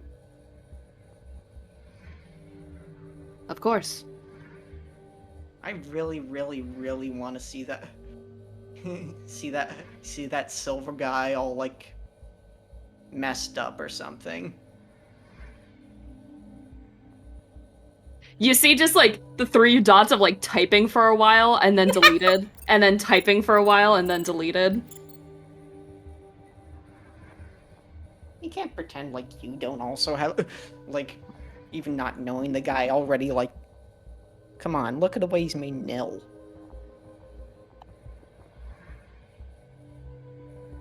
I would not exactly like to see harm come to anyone. I mean, not saying that. Just, like, figuratively. While I don't consider them a good person, just from the snippets I've heard, I do not necessarily disagree. Awesome. That being said, I do not want to get any of us in trouble by starting something. Yeah, I don't want to get anybody else in trouble either. I am going to keep the confetti cannon, though, Please do. just in case.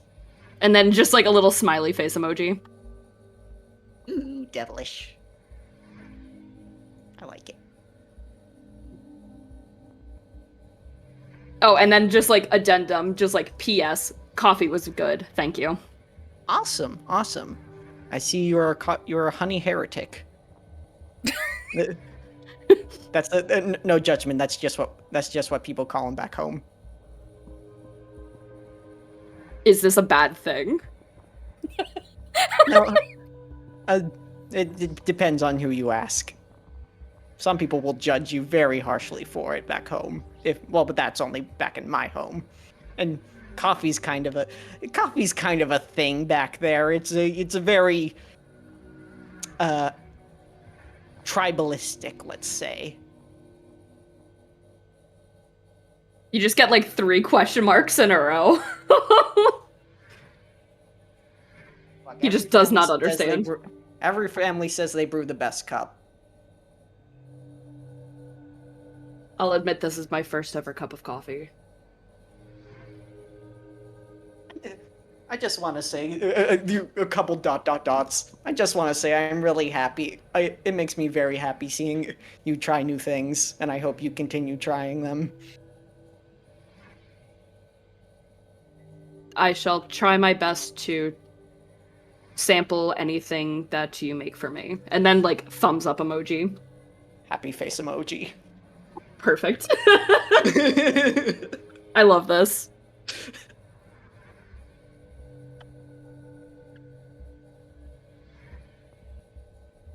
That's it for me, though, at least, for that conversation. No, yeah. That's it for me, too. Who wants to learn bushcraft with Sergeant Betsy Georgia? Yeah. I'm on my way to the mech garage. I forget what it's called. Hangar. Sure. No mechs here. Just human, just flesh, bone, and grit. The next few days of pilot training, you still have your normal classes. You're still going to lectures with Jenna Roberts. You're still going to mech maintenance with Otto. You're still doing history and just barely starting to lead into some of the practical strategy work with Slate. It sounds like the big hit for strategic education is going to drop after this series of exercises, so that now that you're acquainted with a vague experience of what a typical mech scale Lance mission is like, then you can kind of get a greater understanding of their place in larger conflicts. But this means that you're going to need to do a bunch of making sure you don't die on the battlefield training. Again, a lot of this is not going to be live fire. A lot of it's very simulated. You're more or less going to go play paintball in the woods for 5 days, with the asterisk of when there are planned mech skirmishes where you will be doing full-scale mech combat with one of the other houses. Sorry, paintball house on house paintball simulator paintball sounds incredibly hilarious though. Yeah. Some of the stuff that you're going to want to determine going into this is you're all going to get an opportunity for like a personal weapon, whether that be kind of like a long-range rifle or like a little personal defense weapon or pistols or whatnot. They're giving you the basics for like how to eat in the wild. You're not going to have to like hunt, and the bushcraft was kind of an exaggeration. You're going to have survival kits. You're going to have like tents and MREs and things. They're not like asking you to go like hunt, skin, and cook deer in the middle of the woods. In fact, a lot of the surface of Ra Shamra is lifeless, despite the fact that it has a lot of terrain and fauna. And a lot of flora. There's very little fauna on some portions, especially in the portions that you're going to be training on. There is going to be one of your houses is going to be have occupation of a particular facility, and the other house is not. Depending on whether you are the teams being noted are militant versus insurgent. So if you are the militant house, you're going to be set up functionally as like house guards around this location and need to hold it from the other house from taking it. And if you're the insurgent house, you have a series of objectives you need to obtain, some of which may be involving gaining control of that location. And depending on whether or not you have control of that location, you're either sleeping inside or outside. So there is some amount of incentive to, kind of external incentive here to be the team in the better position, because you are also going to be more comfortable if you are the dominant team coming out of any given one of those skirmishes.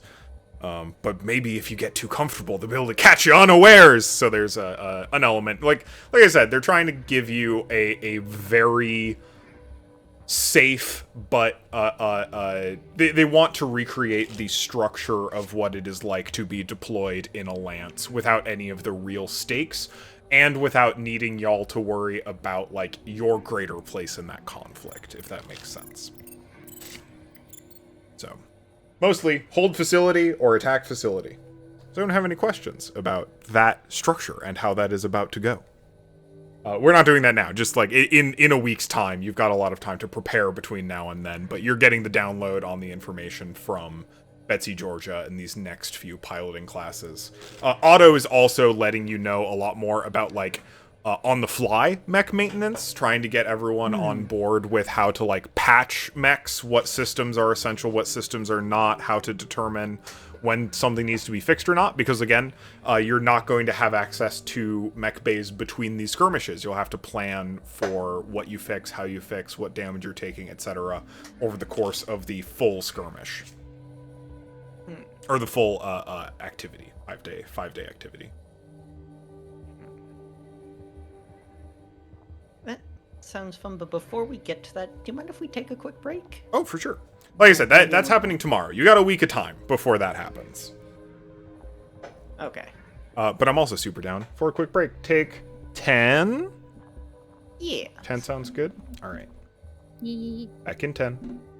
You do. Welcome back. So, you've got a week of time to prepare, to get skilled up. I'm going to say this is downtime actions again, with the intent, with the knowledge that you've got a big thing coming up.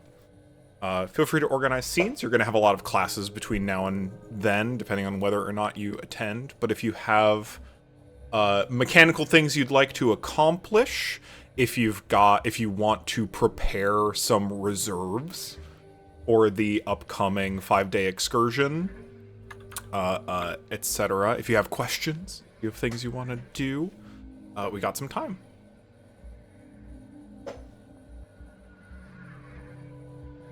I need to remember all the possible, like, downtime actions. I can read them out real quick if you are interested. That would be amazing, thank you. Power at a cost, buy some time, gather information, get a damn drink, get creative, get focused, get organized, get connected, and scrounge or barter. Power at a cost meaning you get something you want in exchange for time and consequences. Buy some time meaning you put something off, and buying some time gets harder and harder every time you do it. Gather information, gets you more information about specific stuff. Get a damn drink is good or bad depending on how you roll. It is the kind of have a hell of a time option. Get creative means work on a project. Start or work on a project. Get focused gets you new triggers or upgrades existing triggers. Get organized lets you start an organization like a business, a charity, or also listed gang or cult, which is very funny. There are many things that could be considered organizations. Get connected is what Clementine did last session, which was basically have a contact that you can call upon in the future. And Scrounge or Barter lets you trade for new specific good stuff with stuff you already have. My first thought, but I don't think this is what Milo would do, is to, like, I want to know more about House Titan, because that's who we're going up against. Yeah, for sure. I can tell you some just like baseline info that you already know, and then if you want to dig in even more, you absolutely can. So Titan House, relevantly, they decided to put the adjective before the house.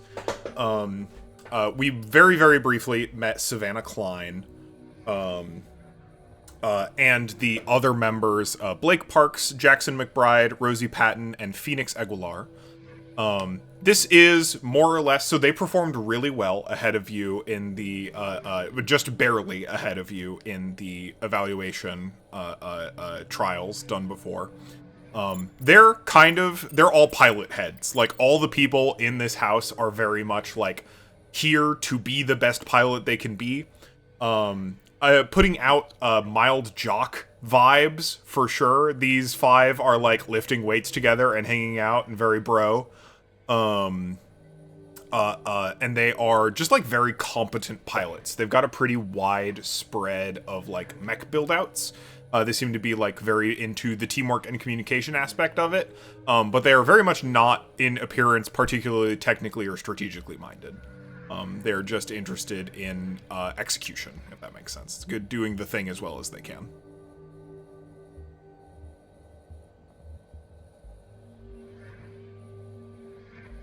It seems like the house lead, Savannah Klein, is kind of a mech fangirl. She's a big fan of just like all the different mechs and brands. She has at least 4 distinct tattoos for each of the major manufacturers. Oh my gosh. Funny. We're gonna expand that. She's got a sleeve, 1 per limb, for GMS, ISPN, SSC, and Harrison Academy. She likes them all. Yeah. Buff as hell. Likes a big, strong mech.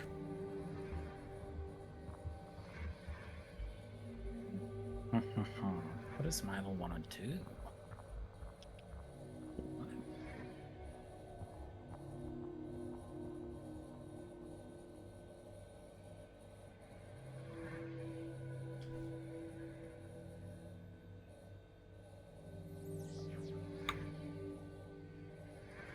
There's also going to be a considerable travel time. It's probably going to be like a full day of like space travel to get to the training location on Ra Shamra.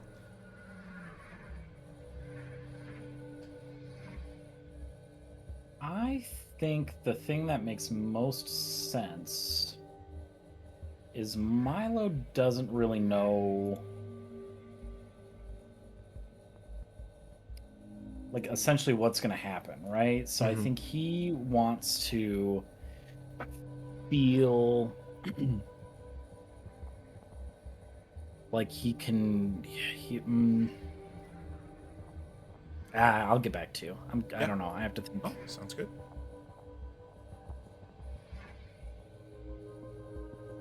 I think Isaac will try and get focused. Yeah.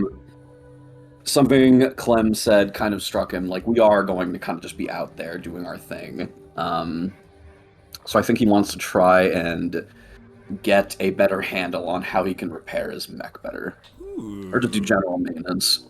Yeah, absolutely. So you want to take a +2 in Hacker Fix? Sure. Do you want Clementine and or Milo's help with that? I'll take both their help. Or NPC that we haven't spoken to yet. Yeah, I can help. I was about to say, Milo Clem, you interested in showing Isaac the ropes? I think you see him like in the hangar, just kind of looking at his mech in pristine condition because they always take very good care of it. But he looks kind of worried. Hey! Oh, wait. Milo. Yeah. He's looking at the maintenance hatch.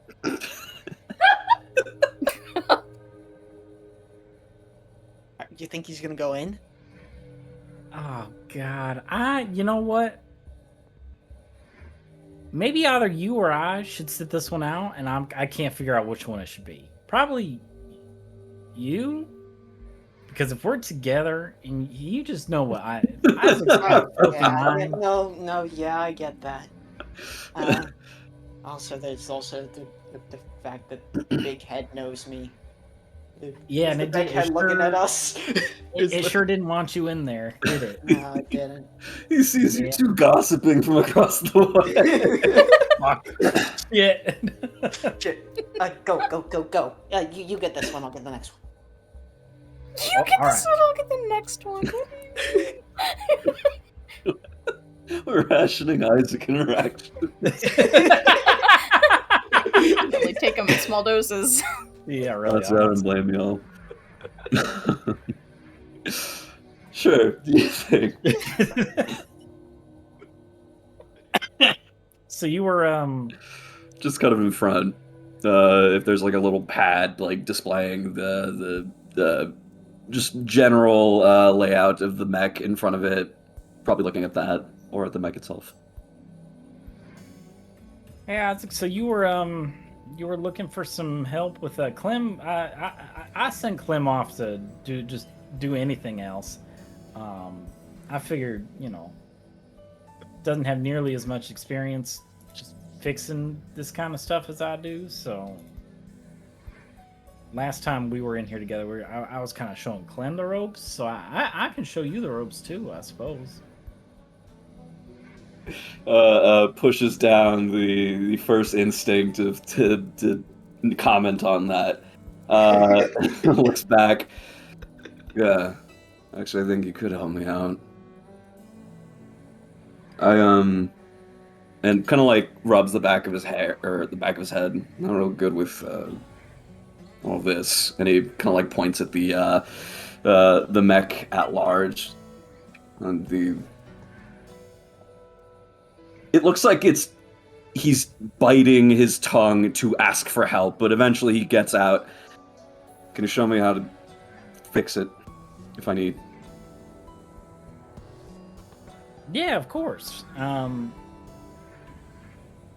And he will take you through, I think, with surprising knowledge of how your stuff works and how to best fix it if something goes awry.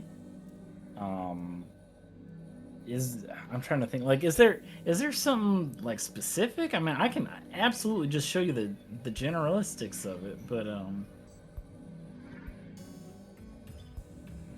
Every time I've been in a training scenario with you all, I tend to overheat. so Maybe something like that. You're looking for ways to vent heat. Oh, everybody just looking to vent heat. All right, well, as I told Clem, you just kind of got to get up in there. You got to make sure that your ventilation systems are clear and functioning, and all your fans are working, and all your vents and hatches open as they should. So, They're always open. Complete novice. I mean, open when they need to be. You want them not to be stuck, right? Like if one of your vents can't blow out hot air, that just means you retain all that heat inside the mech, right? Gives you an approving shrug. I don't actually know if you understood that or not. So Yeah, I get it. Yeah. Okay, all right. So he kind of like throws open the hatch to get into the core area and like kind of beckons you down and shows you how to make sure that everything is functioning as it should and all the ventilation is working and there's nothing down there that shouldn't be down there and all that kind of stuff. I will say he retains all of the information, looking extremely focused on what you say, but he does look a bit fidgety about you being in his mech in any capacity, though he doesn't stop you at any point. And even after a while, kind of like mid an explanation on the vent or what have you, you're pretty. You sure know a lot about this stuff. Looks away as he compliments you for the first time. I mean, I did spend like most of my life working on mechs. It was mostly what's a Lancaster from? Why Can't I Remember? ESPN. Thank you. Mostly just spent my time with, ISPN stuff, but you kind of see all kinds out there, Everest is kind of just brand neutral. So anybody with a brain can fix an Everest. Now, although this one is a bit special, and I have noticed that. I think you say anyone with a brain can manage these, and he instantly gets defensive. What are you talking about? Are you saying I have a brain or something? How dare you? I'm just saying that it's very easy to take care of an Everest. Considering how things branch out and all that kind of good stuff. you know, I'm not. Oh God, I'm not calling you stupid, Isaac. I can if you want. I don't think you do. Folds his arms, looks away, like a Sunjay, and just like points you in the direction of the next thing he wants you to explain. All right. So this here, and he Yeah. very belabored, like brings you along and shows you what's going on. And I think there's this almost sense of like joy in his eye, at least more than he's kind of shown thus far at watching you explain. And he doesn't even really notice like the hour or hours that go by as time goes on. And honestly, he's kind of listening until you eventually just either run out of things to say or just don't want to anymore. Well, here's the thing: is Milo knows a lot about this shit, and will just keep talking. He'll keep listening. Like he will listen this entire he'll listen all night if you let him. I mean, yeah. I think once he runs out of things to talk about, he'll be like, "All right, well, and that's everything, pretty much." But it's up to you if you want to let him get to that point. I think is there like a generic time where the campus kind of goes into this is sleep time. You aren't allowed in here anymore. DM. I mean, so it certainly the campus kind of starts hibernating around 8 to 10 p.m. But one of the nice things about like the way the mech bay functions is like this is y'all's mech bay. It closes when you say it does.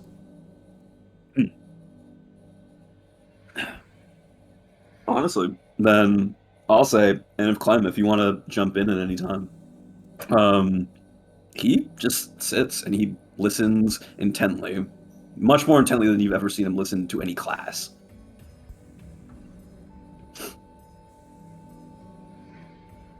Eventually, he just kind of like claps you on the shoulder. He's like, "All right, I think I got it. I'll let you get back to getting into it with Clem." Clap, clap. Ain't nothing happening, Isaac. Okay, ain't nothing happening. You don't gotta tell me anything. Do you two end up going into the cockpit at any point during that tour? He does not let what's it called, Milo into the cockpit. Noted.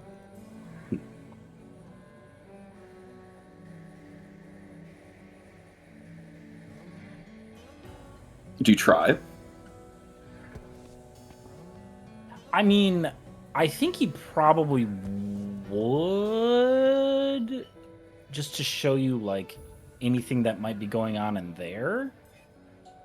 Because, Okay. like I said, I think there's a surprising amount of like knowledge that he has about what's going on. But other than that, yeah, I don't know. Yeah, I think and correct me if I'm wrong. He listens to everything you say from like top to bottom, and then we get to like the cockpit area, and you're like mid explanation, like hand kind of gesturing towards making it in, and he like fully stops you, like grab at the wrist, kind of like eyes wide for a moment, the sort of the wonder in his eye, we'll call it, before fully gone. Don't go in there. Oh, all right. Can you take your hand off my wrist, please? And almost as if he didn't even realize that he grabbed your wrist, he like pulls his hand away. Sorry. Isaac, it's just a cockpit. Ain't nothing crazy about it. Let's talk about something else.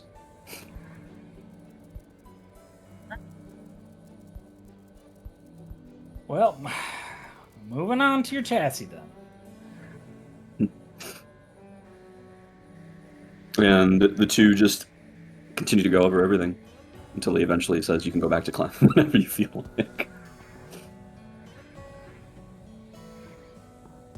You know what, Isaac? I'm gonna kick you. I'm gonna kick you right in your Wait, shin. no, don't kick me in the shit. Don't do I'm that. gonna kick you in your shin if you bring that up one more time. Fine, I won't bring it up. Thank you. I mean, it's not like you two are, real quiet about it on your own. And he like runs away. He kicks you in your shin. If you run, he fully chases you. He like books it, and the two of them are like running.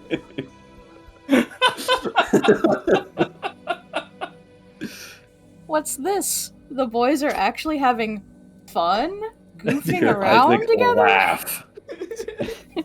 And an eldritch horror comes down like this shouldn't be happening. Yeah. Pilot, explain to me this concept of fun. Is it similar to the concept of death? Is fun like killing? I find killing very fun. Oh my god. Thank God I don't play edgy characters. Oh my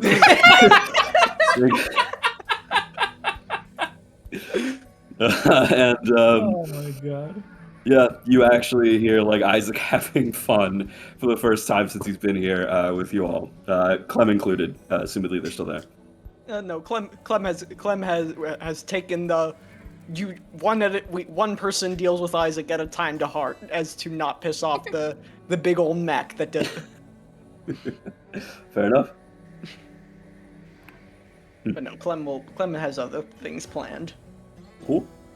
Nope, that's all I got.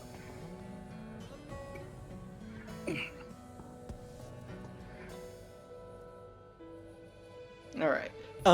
In that case, Oh, yeah, go ahead Clem and take takes- hacker fix at +2. Yay. Clem does have an idea, although Yeah, can I just do the scene and then we can figure out what that may. totally. Okay. All right. Who would like to be subject to it? Because it requires 2 people.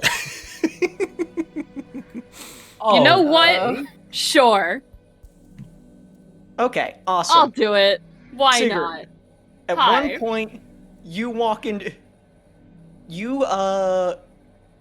I think it's just you. You're the first one to get back from a class one day or something. Okay, yeah.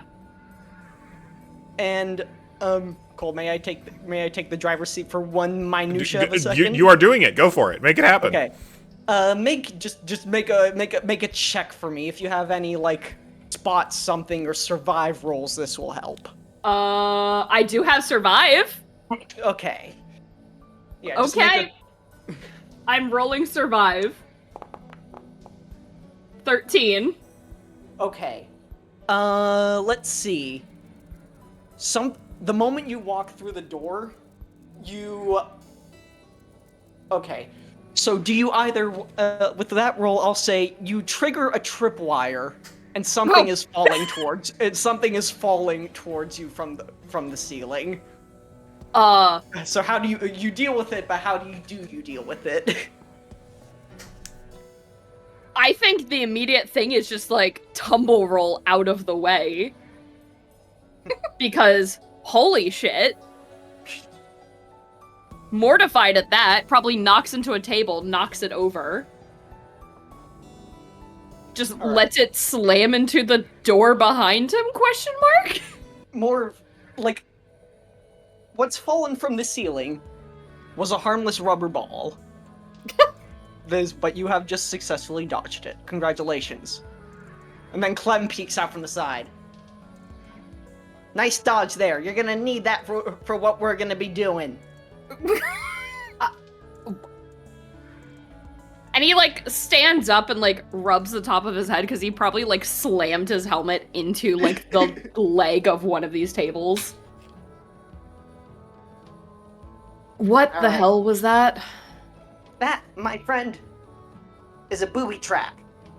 And if we're gonna be getting past this whatever siege thing or whatever infiltration, I wasn't 100% listening to what Sergeant Betsy Georgia was talking about. You're gonna be able to need to set up and recognize a booby trap when you see it, because the next one will have a grenade on it. LP, a paintball grenade or a airsoft grenade or something. I'm not sure what they're giving us. Okay.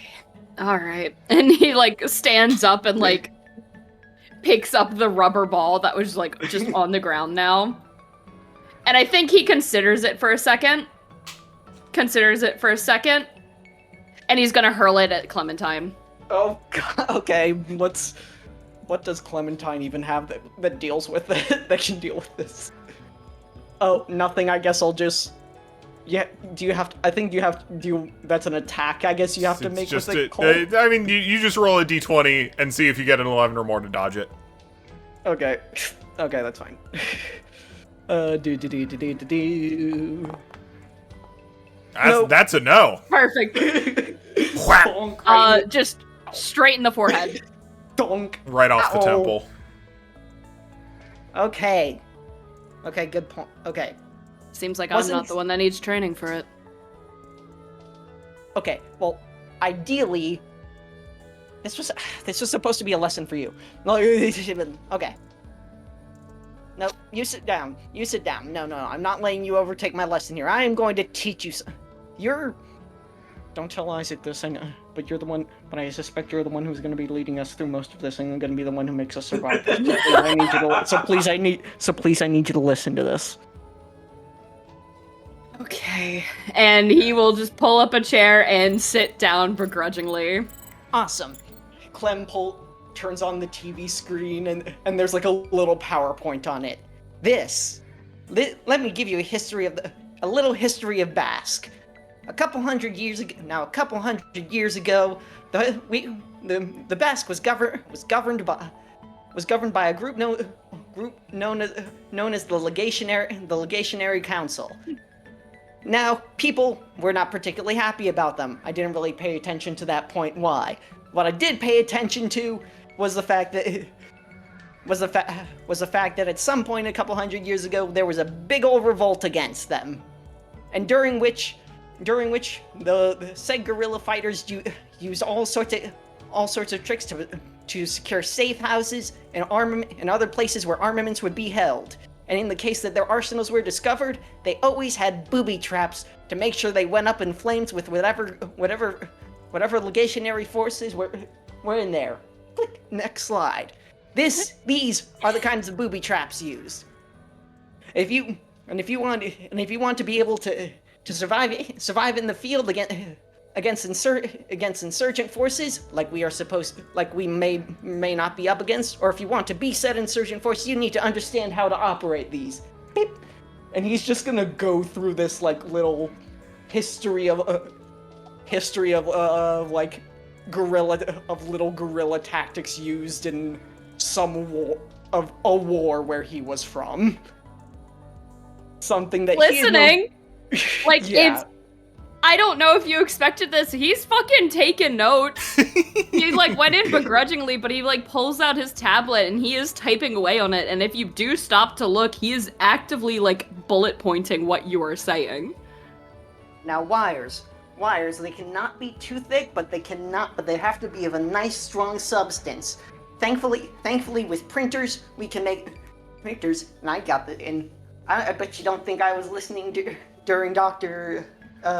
What's her name? I need to stop forgetting people's names. Oh my god.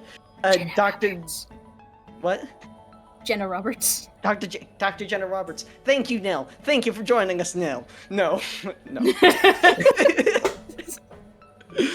not fair. Incredible. But yeah. Dr. Jenna Roberts. With printing mechanism, we can make using carbon nanotubes. We can create little Jenna marbles. Fuck you, Sam. Sorry.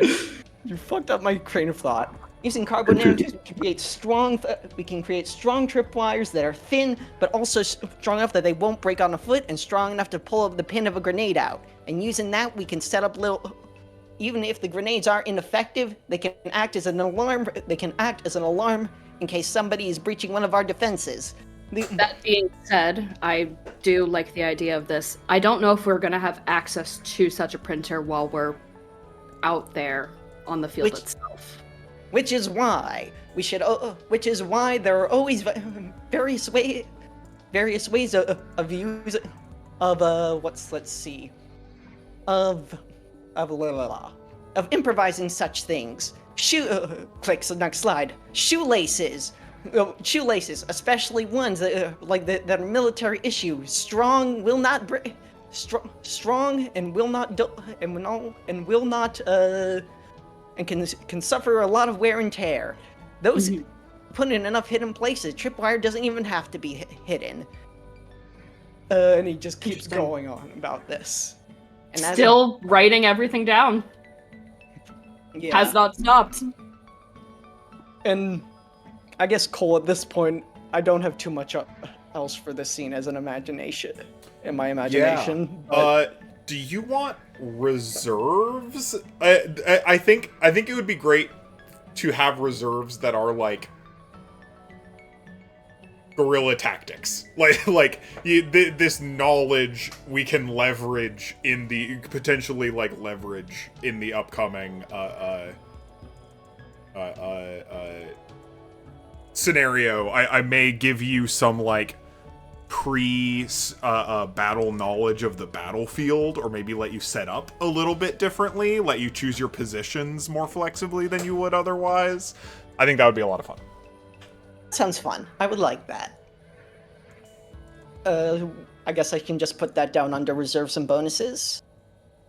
Or what? Throw that in reserves. Tactical. Counter guerrilla tactics. Incredible. Moving That's traps very and good. insurgency tactics. You just got For- the best student for that. Yay! Look, Clem is excited by this, by the idea of field work. And yeah. Incredible. Alright. Thank you for listening to my presentation. Clem will turn off. I trust it. Yeah. Of course. Oh, by the way, and he's gonna throw the ball again.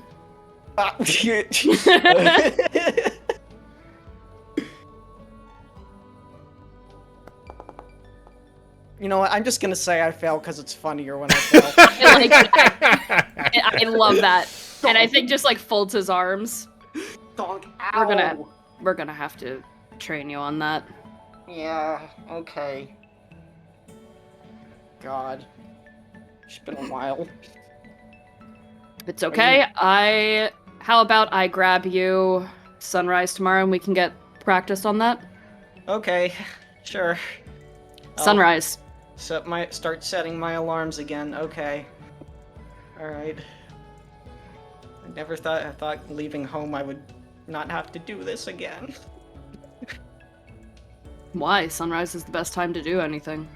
Yeah, but so early, and I guess I have to drink coffee, but okay, no, thank you. I thank you for helping me. It's what I do. Yeah. Alrighty. All right, well, I have stands up. I think a bit of preparing to do. Okay. I am going to try and find some camping gear. Yay! I know some is probably going to be supplied for us, but I want to make us a little more comfy. Yeah. Honestly, pretty easy, all things considered. Well, you are a D-class student. I'm a Never D-class. mind. So, it's whatever is available that won't, Do you want to try enlisting one of your higher scaled mates?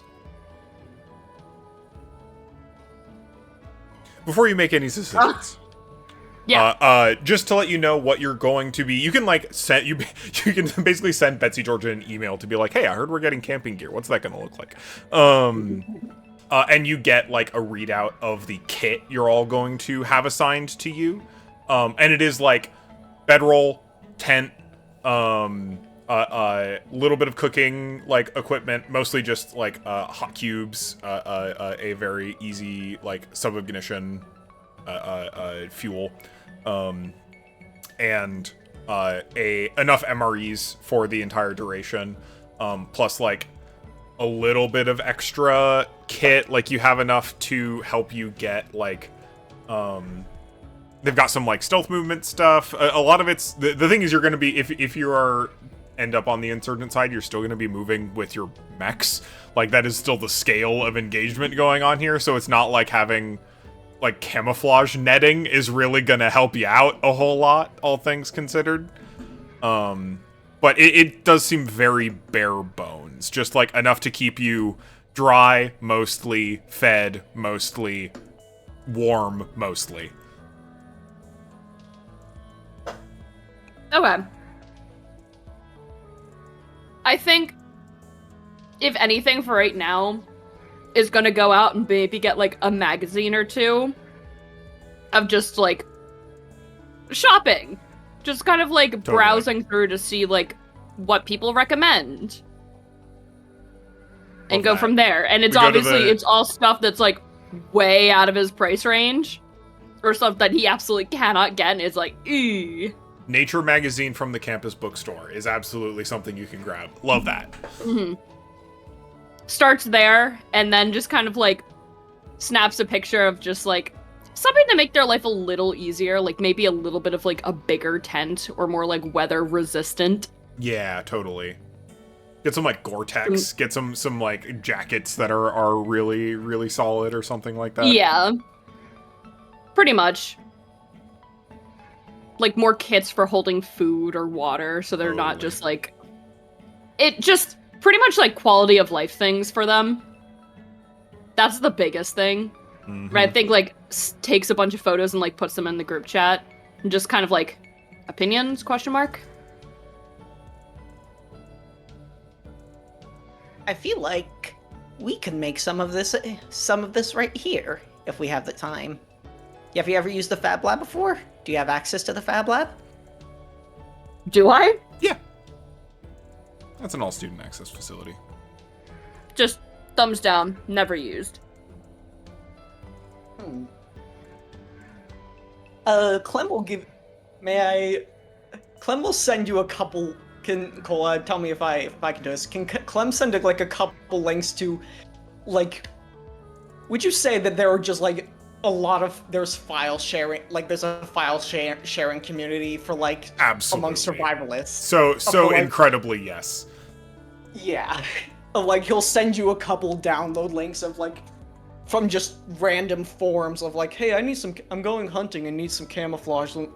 Now, does anybody have a good print so I can use my printer at home to make this instead of going out to shop? And Clem will send you like a couple of those forum links to show you how and try to walk you through how you can get a hold of some of them.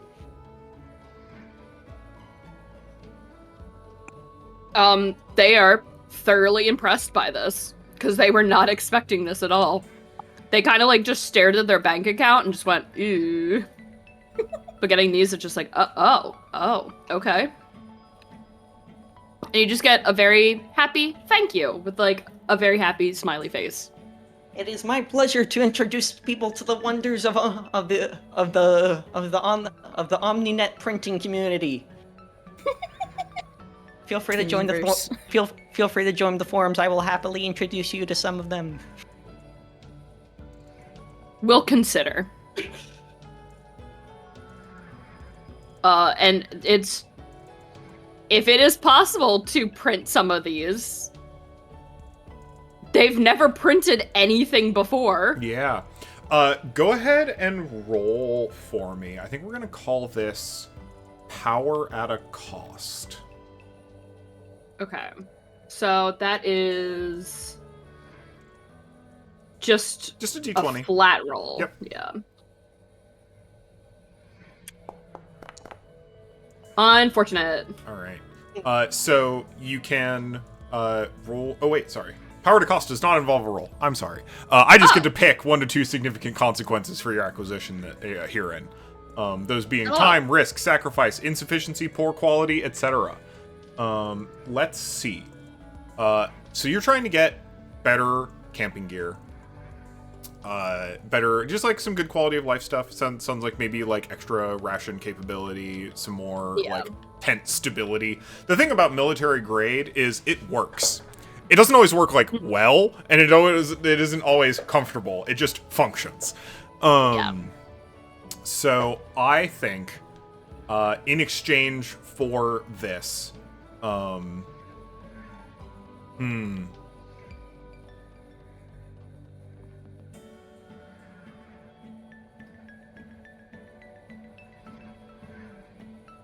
sorry, thinking. No, you're good.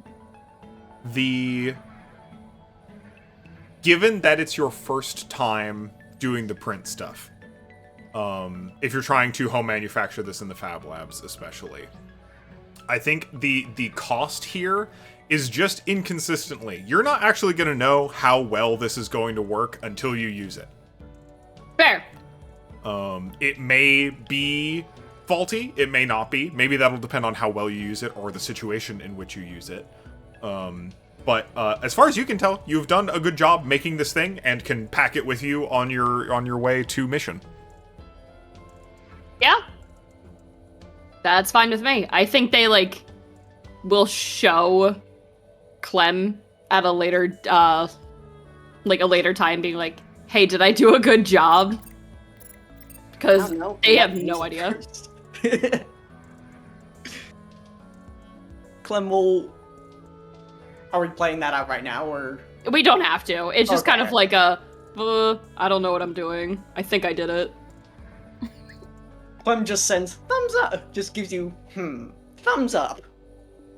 It Clem, is... you think- It is very much just like, well, let me open this EXE I got from the internet and see if this solves my problems. Yeah. And I kind of love that. Absolutely. Perfect. That's all for me. Yeah. Milo and Nil.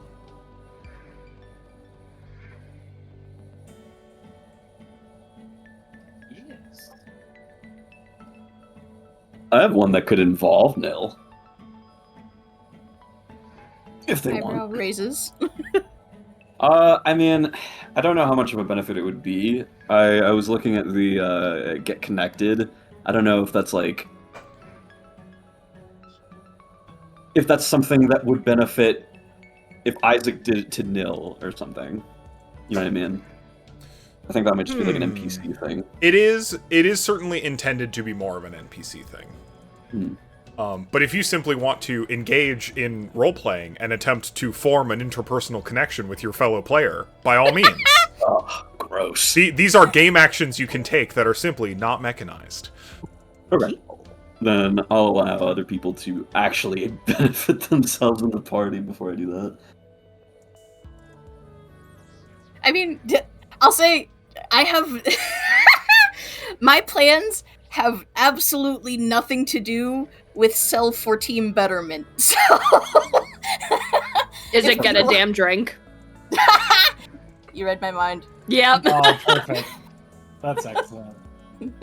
Sounds good. I do have, I have the short term. I need to pull up the full, because I want to read the full text of that one again. Okay. Because it's real good. You're planning on getting a damn drink, parentheses, maybe not drink. Drink! Just let loose somewhere with people and maybe loud music and maybe also more substances. For sure. Whatever. Let's roll for that, and then we'll see how it goes. What am I rolling? I am...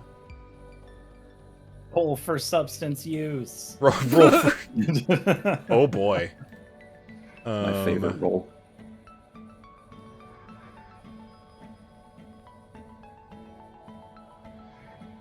Here we are.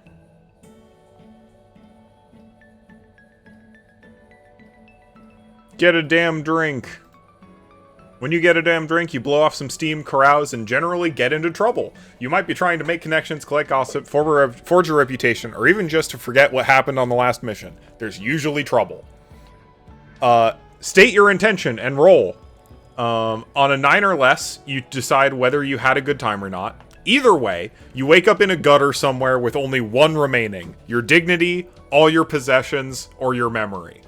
On a 10 to 19, gain 1 as reserves and lose 1. A good reputation, a friend or connection, a useful item or piece of information, and a convenient opportunity. And on a 20, you get all upside, no downside. Damn. So give me that d20. Just a straight up d20. Straight up d20. Okay. That's a 7. Alright. So you wake up in a gutter somewhere. Pick one. Your dignity, all your possessions, or your memory.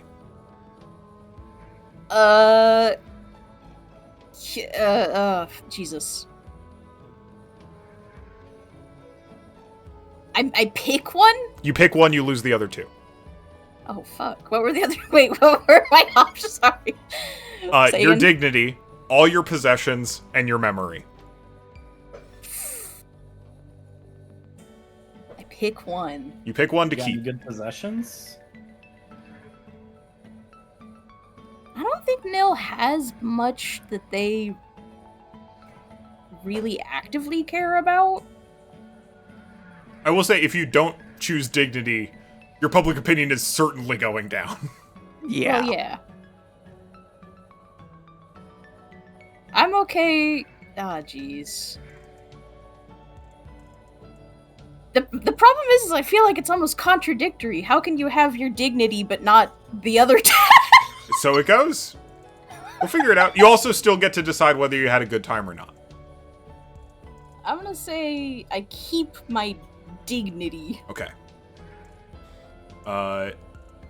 Where? Let's see about a where.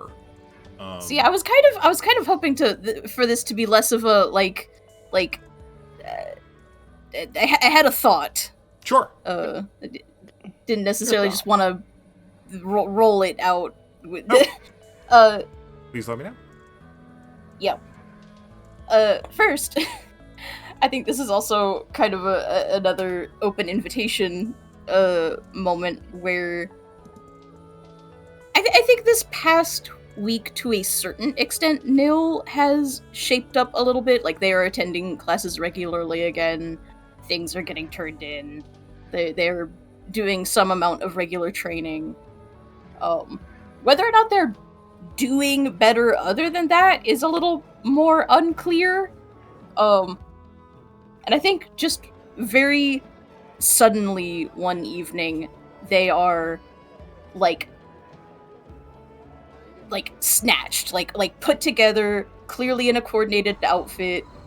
Here, which I've always at least got one. Can I? Will this copy paste properly? We're getting nil art. I wish it was art.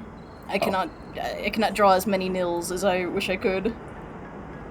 All these nils. Here, it doesn't want to copy properly, that's okay. Like, is clearly in... This is not a I am making a public appearance outfit. This is not a, like, you know, like... This is a clubbing outfit. This is an outfit of, like, I'm going out to go drinking and partying and whatever. There's, like, a moment where they're just like... Alright, see y'all later, and then right before they step out, they seem to think and kind of turn to the rest of everyone else. It's just like, if anyone else wants to go, you've got 10 minutes to be ready. Oh, you going all gussied up? Somewhere fun. Raises an eyebrow. I ain't never really been anywhere fun before. I don't know if I have any gussy up sort of stuff. Can I come with? Is it all right if I look like, well, this? I guess. If you're alright with that. It can be a come-as-you-are situation. Like I said, I really don't have any, like, gussy... You know, I think I got a button down somewhere. It might be wrinkled.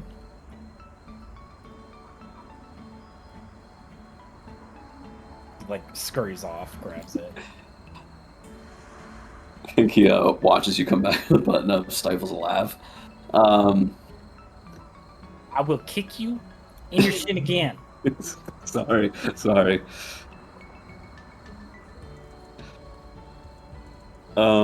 Pushes down the idea of let him go do stupid bullshit.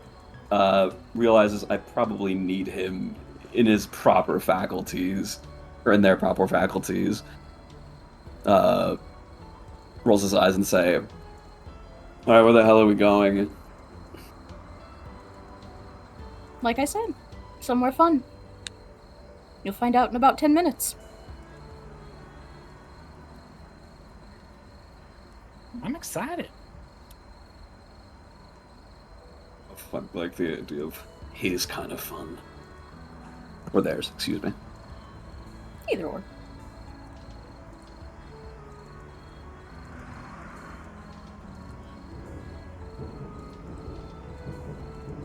If those are my two, Unless Sigurd or Clem want to come with pancake. I don't think Clem would fit in a clubbing environment, and I don't think Clem Very wants much to go to... not Sigurd's scene. No. Yeah. Yeah, you're right. It's Milo and Isaac's scene too.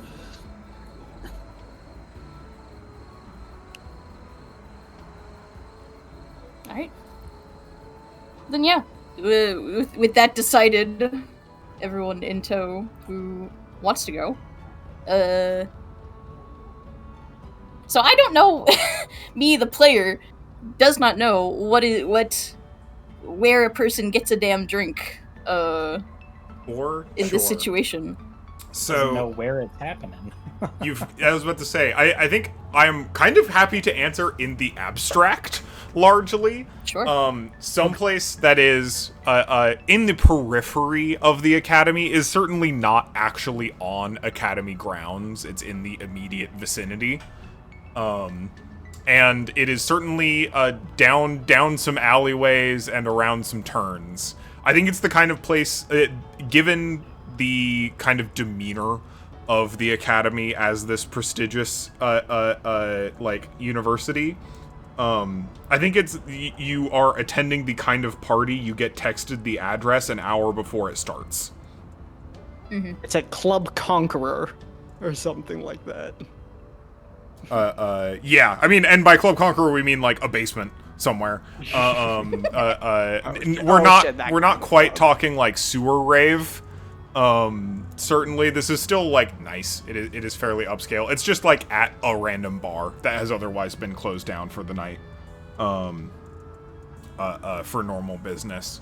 And it is loud. It is certainly bumping. And there is an amount of substance use occurring. You immediately get the sense that like it's probably like 50-50 people from the academy and people who are just from around. Absolutely.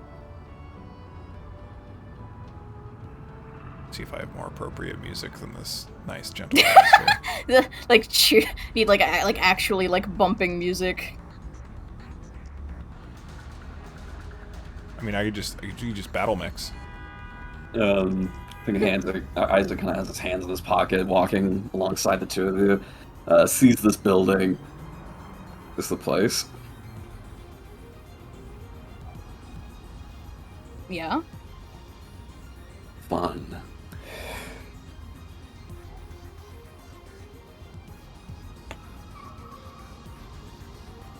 Well, you spent all this time here and you've never let loose? Not exactly my idea of letting loose. We'll What go. is your idea of... Go make an ass of yourself. He kind of like gestures you forward. That's kind of like the pot calling the kettle black, ain't it? That's great. I'm sorry, did that come out loud? I apologize. I didn't mean to say that out loud. Oh, it's really good. You know, if you don't like it, just go home. Just starts weaving their way into the crowd.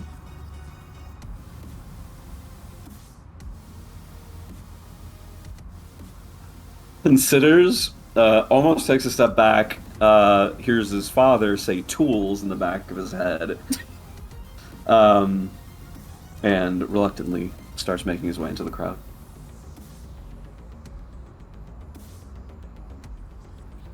I think from there, it's a little more just sort of like... anytime the beat is particularly good, yeah, it's just dancing, flirting, drinking. Oh, someone's handing out these things? Cool. Takes one.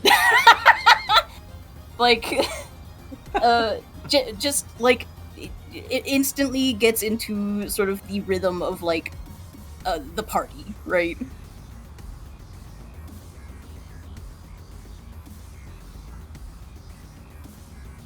I think semi-same. He's definitely out of his element. I'll tell you that for absolutely free. In fact, you could probably tell he's never actually been to a party, especially not one like this. Doesn't know what to do. Kind of is that person who sidles up on like the outskirts, waiting for something to happen. And yeah, that's kind of all he's doing. I think Milo... I think he has so much fun. Just, like, letting loose. I have no idea how his interactions with people would go, but... I mean, if your vibes are good, they're probably just good. Yeah, I'm thinking he's probably just a dancer. He just likes... the beat and... There are many people more than willing to do a dance with you. I think at some point during the night, girl with a drink comes up to Isaac. Just like, Oh, here we go. party dress, wasted. She's like, oh my god, are you from the academy? And he I kind of feel like, like I've seen your face. yeah, absolutely not. And he, like, and he like, she falls. He like half catches her and like picks her back up. It's like, God. why do you Oh my smell god, like that? thank you. Oh, it's so nice. Yeah, real nice. And he like sets her back on her feet. Do you need like water or something? Oh, terrible. there's only one tall drink of water I'm interested in right now. Is I'm like gonna roll to see if actively you even understand continuing to that. fall down, but like toward you specifically. Yeah, Isaac's a shelter kid. He doesn't understand that. Actually just continues to pick her up, eventually sets her on a fucking chair, and like goes to get her a glass of Excellent. water. Yep. Good, good. Here, drink this, and try not to vomit in it. What? Who are you? Oh my god, are you from the academy? They go on like a 20-minute stint that's just that. So Isaac has a great time at his first party, is what you're saying. Isaac's having a phenomenal time. I think I'm trying. Anyone's I'm free trying- to interrupt that interaction. I was going to say I'm trying to decide if Nil is too distracted or too far gone to like see like you getting like trapped in this awful interaction. I think they would be able to pick up on it. I mean, this is your scene. You can feel the yeah. beat of the party from a mile away. And I think they have just enough, like, sense that, like, oh, one of the people I brought here is having a shitty time. That can't be happening. And comes over to, like, intercept and is, just, like... I think this is a very unusual experience for you, Isaac, but, Nil having, like, no problem at all, just, like, getting in close is just, like, I think you want to come dance with me now. Kind of, like, signaling, like, and also get you away from her. And I think he, like, feels the tug at, like, one of his sleeves or his arm, sees you and hears you say that, and just kind of gives you a look and just allows himself to be pulled into your space. Yeah,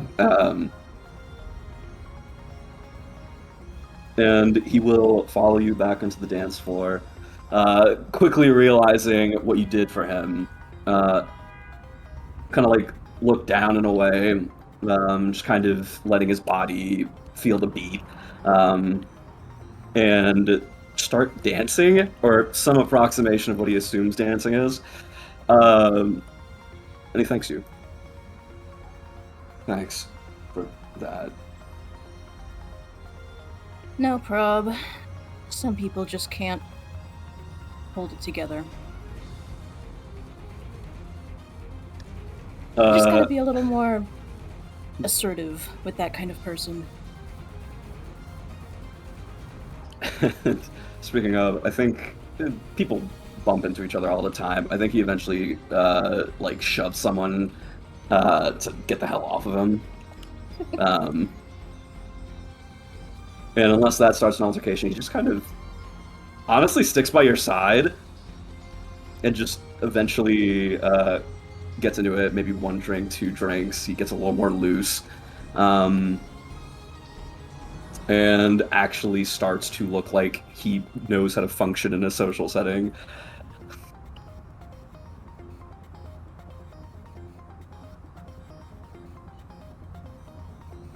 You almost look like you're starting to get it now. Yeah, whatever. I just need another one of... And he just, like, pulls another drink. Turning Isaac into an alcoholic. He's genetically predisposed, unfortunately. His dad's voice in the back was like, yes, my son. God. Do it. Are you sure you can handle all those? Last time I saw you drinking, you really couldn't. And he like fully falls onto you.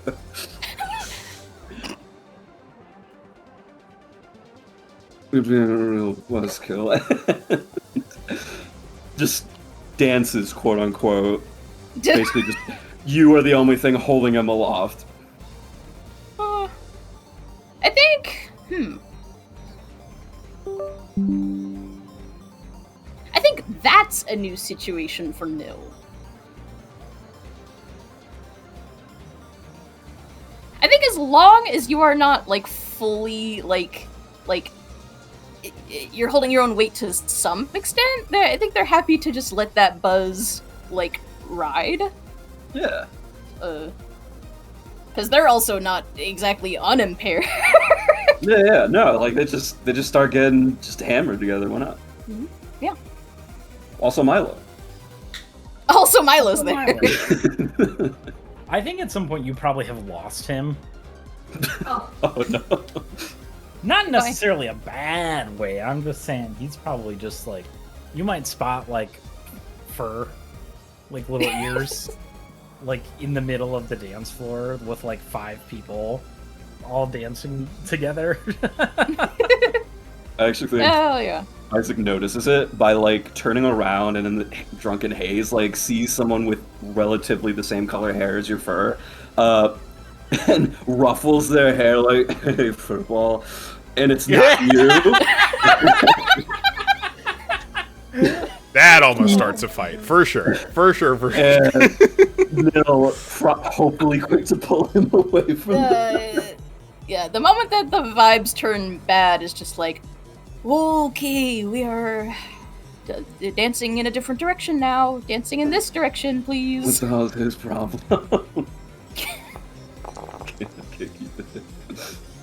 What were all those dice? Oh god. Sorry, that was an accident. I didn't... Oh, okay. Fear for a second. Damage roll. You all take 8,000 damage. Oh no.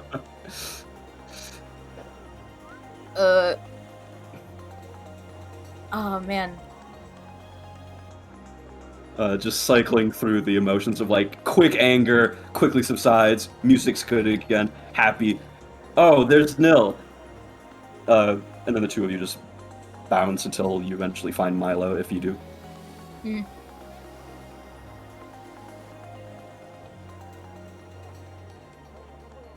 You know, I think easy enough then to kind of incorporate the role we made into this situation. Okay.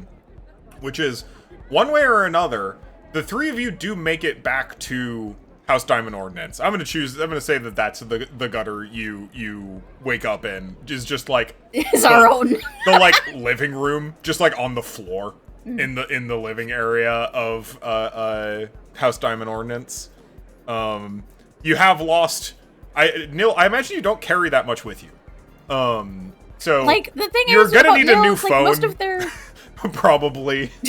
Well, I'm trying to think, because That's it's like, gonna be well... in your cyber eyes, I guess, to some extent. Yeah, they have enough augments that it's sort of like, well, it's not exactly like they need, like, a little piece of tech or anything. Is this regular enough jewelry, shoes? I mean, maybe they just... maybe the all your possessions is more like you spend a lot more money than you intended to. Real. Uh, Yeah. is just like, yeah, we have virtual transactions, and I have no judgment and a neural interface on how to buy more drink. I can blink my eyes and a drink is in my hand and paid for. Yep. Like... Overspent. And you do not. I think Milo is then the only one who would have even remotely a reasonable memory of what happened. That sounds about right. Yeah. And may have been the one that actually made sure everyone made it home, and reasonably. That definitely sounds about right. Yeah. So, Nil and Isaac, you find yourselves waking up the next morning on the couch. Or floor. More likely the floor. Different parts of the floor. I think Yeah. Isaac. Or got maybe more really- correctly, Sigurd finds both of you asleep on the floor in the main living area, dressed to club the following day. You find Isaac. He got really into the texture of Milo's hair on the walk home. So you gave him like a fluffy pillow, and he's just kind of been like holding that and like running his hands through it until he knocked out. And so you just find him like kind of cuddled up against it. And he thinks I'm Good top. morning. Very funny. Or do I even want to know?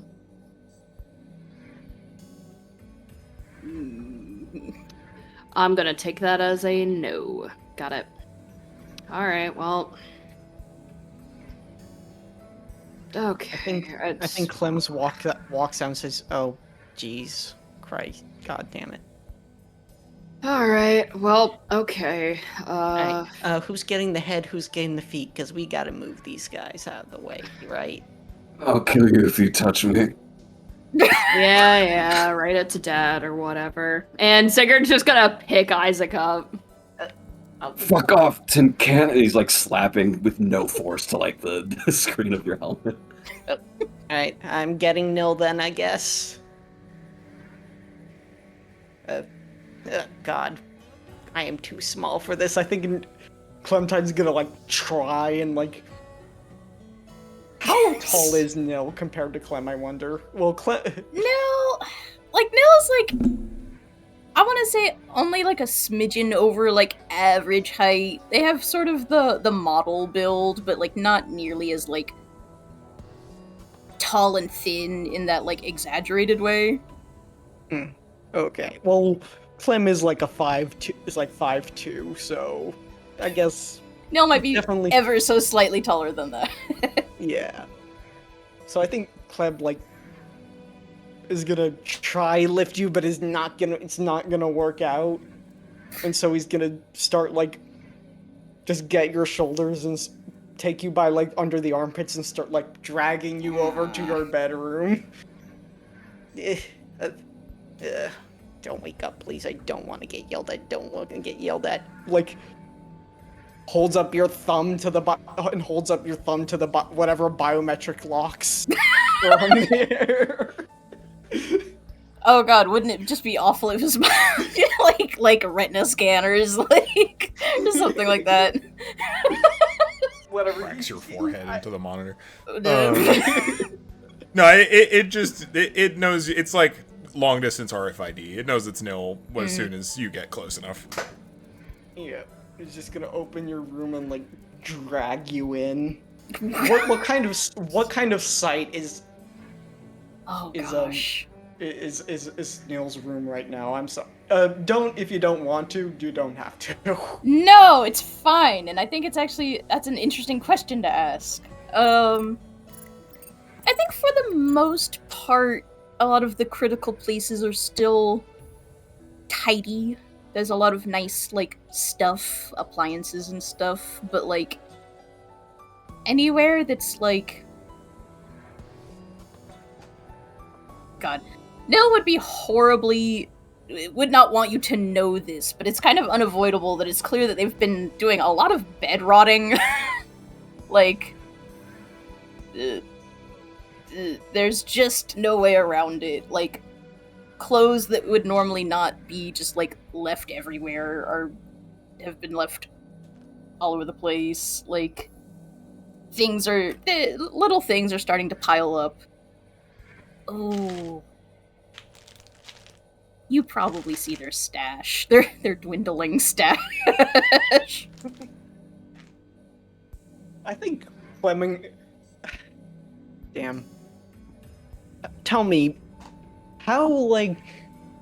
Clem is from Backwater Place. How futuristic are these drugs? I'm trying to figure out whether Clem would recognize your stash as your stash or not. I mean, a pill is a pill is a pill. Like, they don't get much more modern than that sure is Okay. a chemical compound It in is an not edible smart. form. Okay, that's perfectly fine.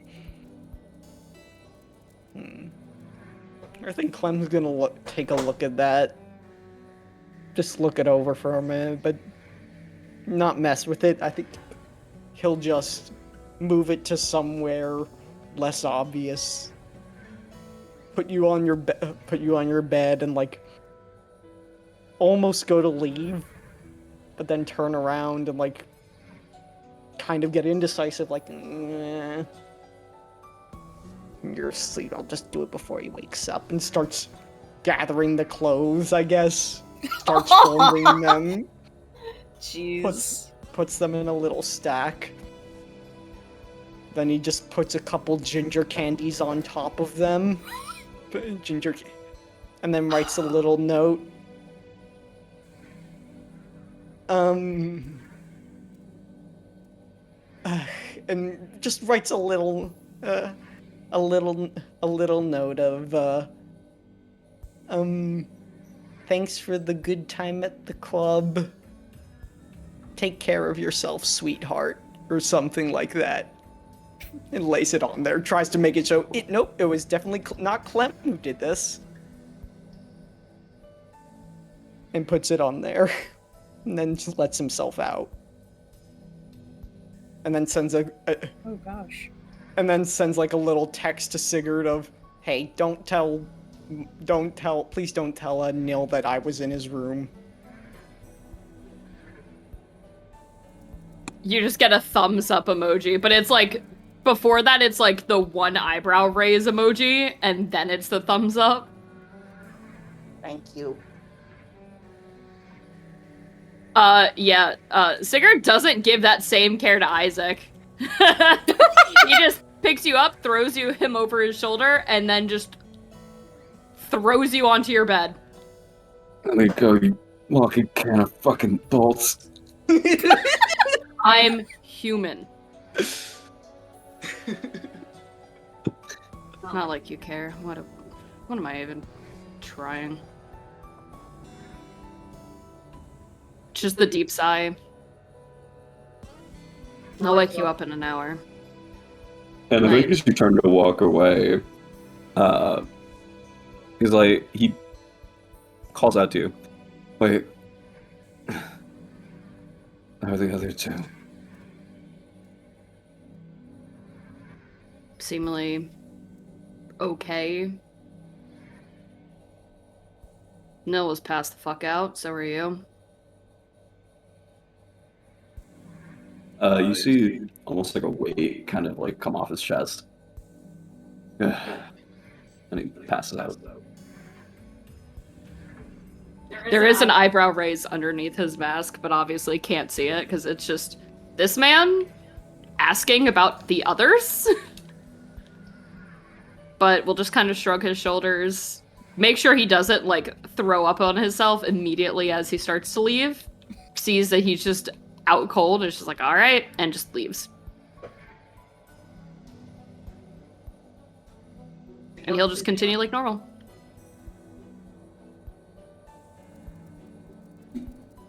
I think honestly, if anything, he's just gonna sit outside in like the common area and is just going to read his journal. I think Clementine comes out and joins you.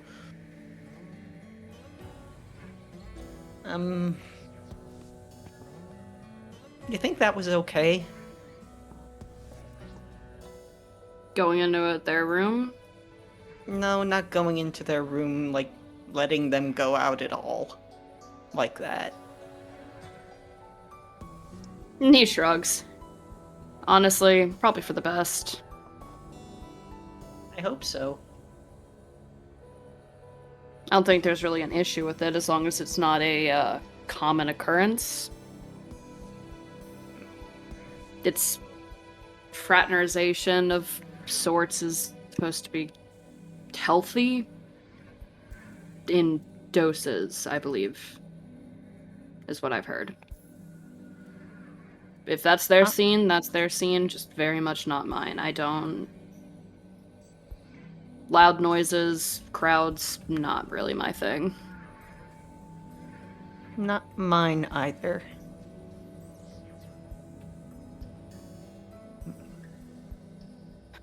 I'm sure it'll be fine.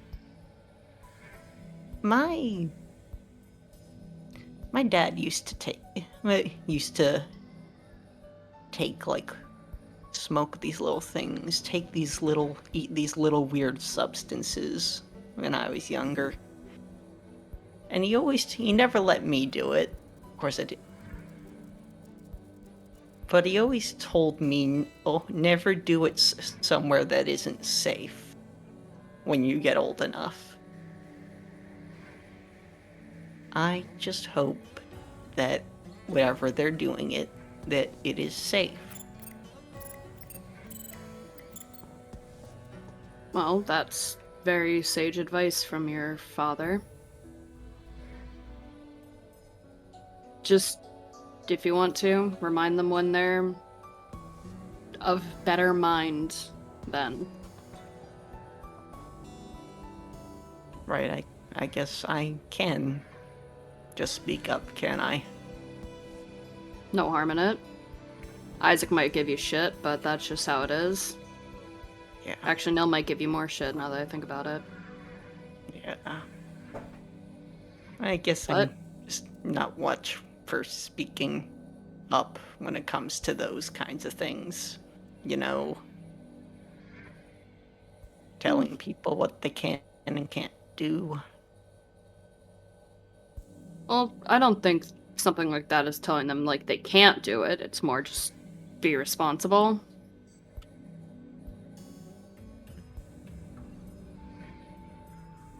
At the end of the day, we all have to look out for each other. That's what partners are for. I think. Yeah, I think you're right. I hope so. I think you seem to know what's best most of the time. I'm not so sure about that, but I appreciate it. I'm just doing what I'm told. Hey, so I know Nils talked about it probably with the dean already, but when the option comes up to change leadership, I really think you should put yourself out there and try to become the lead. Try to take leadership away from Isaac. I'm not saying he isn't trying, and I'm not saying he's not gonna improve, but I really think you'd be the best at leading us here. Sal, don't do that to me. Don't make me feel sad. Isaac's face right outside his door right now to you.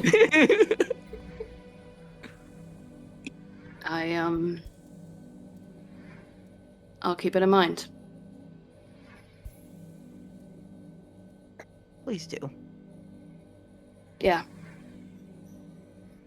Thanks for considering me, I suppose.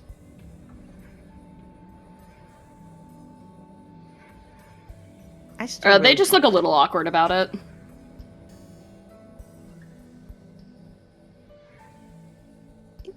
You haven't really told me about yourself or anybody about. Have you told anybody else about yourself here? Not entirely, no. And they shrug.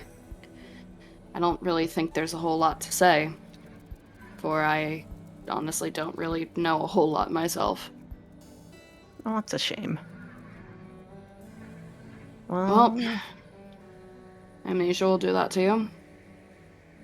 Well, whoever you were, I'm sure you were very good. You seem to be already very good at, I don't know, just having an eye for the details. I suppose. I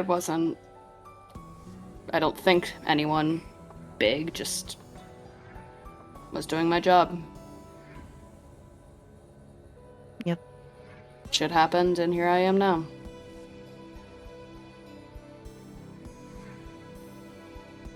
I think So Clem we'll see just. where it goes from there. Yeah. I think Clem just kind of sits there with you because they don't want to be alone right now. They feel very awkward and uncomfortable. Yeah. And they'll just, like, make small talk with you. Yeah. Like, it doesn't have to be of anything in particular, but if it just sounds like Clem just wants to, like, be quiet, then he will shut up. Yeah. And just continue going through his journal.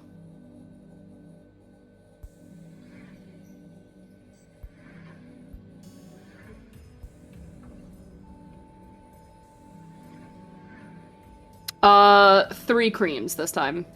No sugar.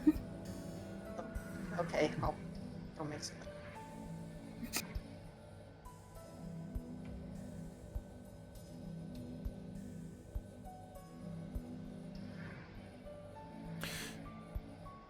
Well, unless we are interested in the immediate consequences of that,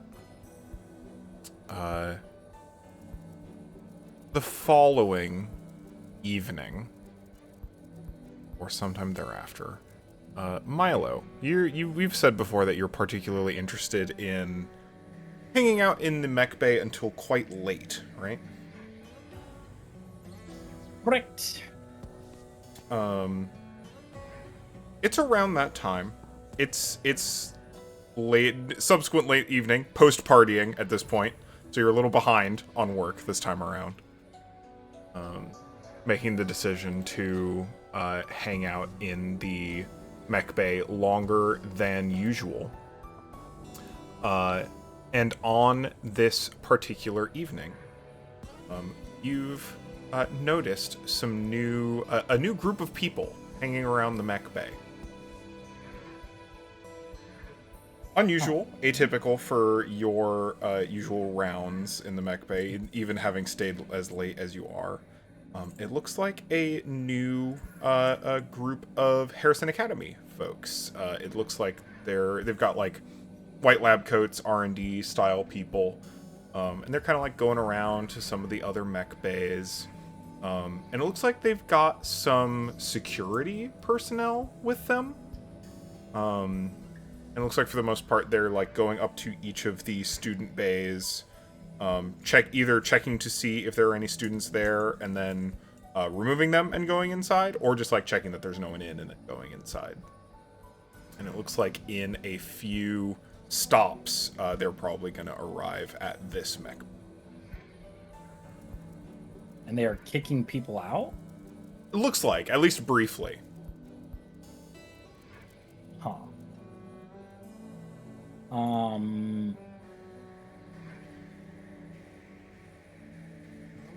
What do I want to do with that? Oh, excuse me. I would like to try and hide, Yeah? because my work is not done. Yeah, sounds good. It's like get up in the rafters, get up elsewhere. Or Yeah, I mean- wherever you want to be. You've got pretty full control of all the equipment in this zone if you want to use it to navigate yourself, but you tell me. Are they... Oh, so here's the issue. Because I bet I could figure out a way to hide inside of a mech. But like in the like innards of it, but also still be able to see outside of it. Into that. Yeah. Could also shield you from any like scans they might do to like make sure that it's empty. Yeah? Yeah, you take a beat and go in. Is there a specific mech you choose to hide inside of? In the innards of? Yeah, Isaac. No, I'm not gonna hide in that one because if anything, they're probably gonna come fucking look at it. If anything, I don't think that I have like a secret compartment in my own mech, but I think just hiding in my own mech is not a bad idea. Yeah, absolutely. Pop in there. You get all up in there, so to speak. And you see this little roaming group.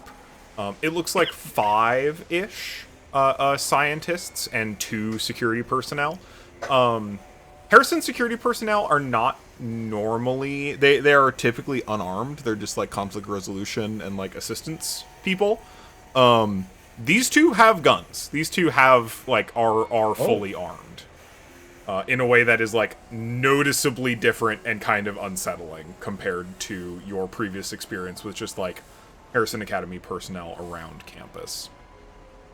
They take a peek in. They kind of look into the hangar. You see one of the scientists does in fact pull out what seems like some kind of scanning device and just kind of like waves it across the opening of the hangar. The others just kind of like nod and they head in. And use some very good assumptions. They do, in fact, go over to the perfect gift. They take the lift up, and it looks like the scientists are accessing something in the casket module on the back of the perfect gift for a brief period of time. Not long, just enough, it looks like, to like plug a cable in, do a little noodling around on a tablet, and then unplug again. And then they go over to Sigurd's mech, the worm. And they spend considerably more time plugging cables into it, checking stuff on the tablet, having like quiet discussions amongst themselves. The 2 armed guards look real bored, but are just like chilling. nearby. They're kind of chatting to each other while the scientists run this whole thing. They probably spend like 10 minutes with Isaac's mech, and then probably close to 30, 45 with Sigurd's before, seemingly satisfied, they exit the hangar and continue down to a different mech bay. Uh-huh.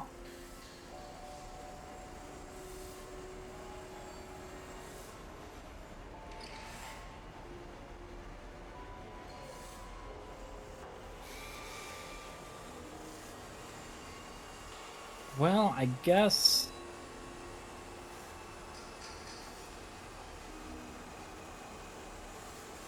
I would know if they fucked around with anything, so I think this is the time where I need to go and check? Yeah, if you want to. I would like to. Yeah. Surface level, they certainly haven't messed with any of the hardware. Which are you investigating and how? Let's start with the worm. Mm-hmm. Because that's the one they spent the most time on, right? Yeah. Yeah. Weird Everest, as we've established before. It is still all Everest parts. They are just assembled in a very odd configuration. You take your time. You do the again mechanical equivalent of like checking its readout codes just to like see if it's throwing any errors or like what's going on. And you like note that the logs for the worm, they pulled a ton of diagnostic data out of it. They pulled just like as much as this thing could store, and specifically the reason it took as long as it did is it looks like they downloaded the like full package for all pilot interface data that the mech had. So all the like sensory information transmission to and forth from the pilot cockpit, all the like inputs outputs, basically any data that could possibly be collected and stored regarding the mech's interface with the pilot, they downloaded that. Is that concerning in any way? It's weird. That is pretty atypical. Like, if they were looking for performance data, if they were looking for any like typical, if they were just trying to run a diagnostic on the mech, then they wouldn't have been there for 45 minutes. They probably would have done it with all the mechs and not just this one. And they probably would have wanted a lot more of the data that had to do with just the mech systems, not the stuff that was concerned with the pilot. It's very weird.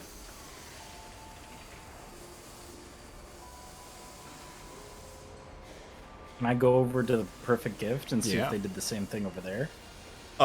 Looks like they, similarly, you can like check what logs got downloaded. But it looks the message you read out on like that particular interface is just a created fork of Fenrir.nhp. What does that mean? It's a good question.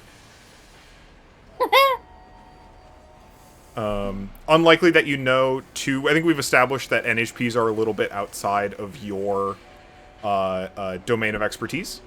But you know enough software language to know, like, fork means that they have, like, created some kind of, like, copied branch of a piece of software, of a program, of... They did something. They made a like, backup, basically.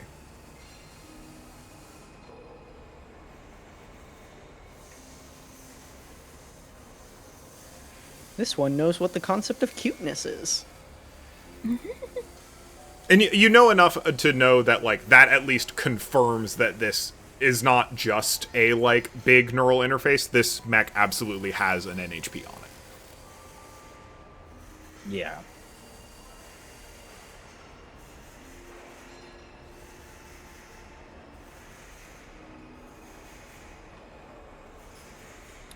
Yeah, I don't really know what to do with this information at the moment.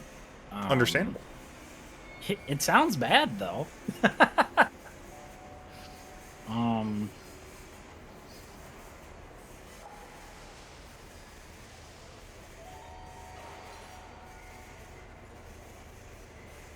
I have an idea. What's your idea?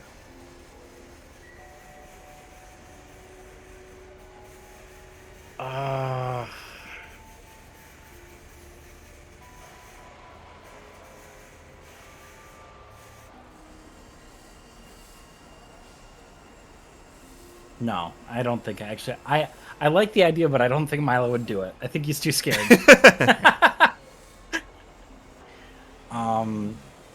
Because those people had guns. Sure did.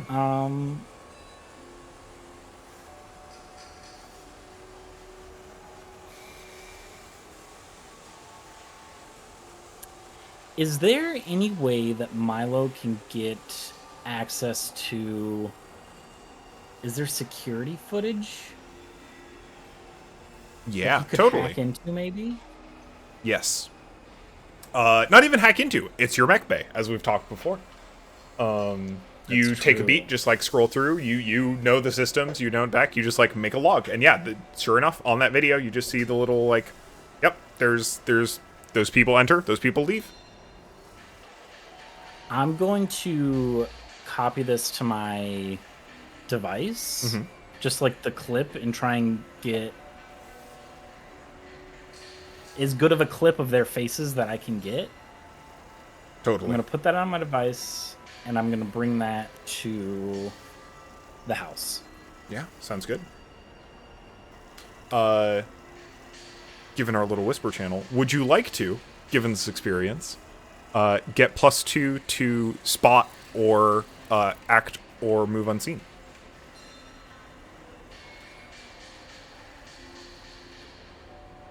I think I think in this case it makes more sense for the act unseen and unheard. Sounds good.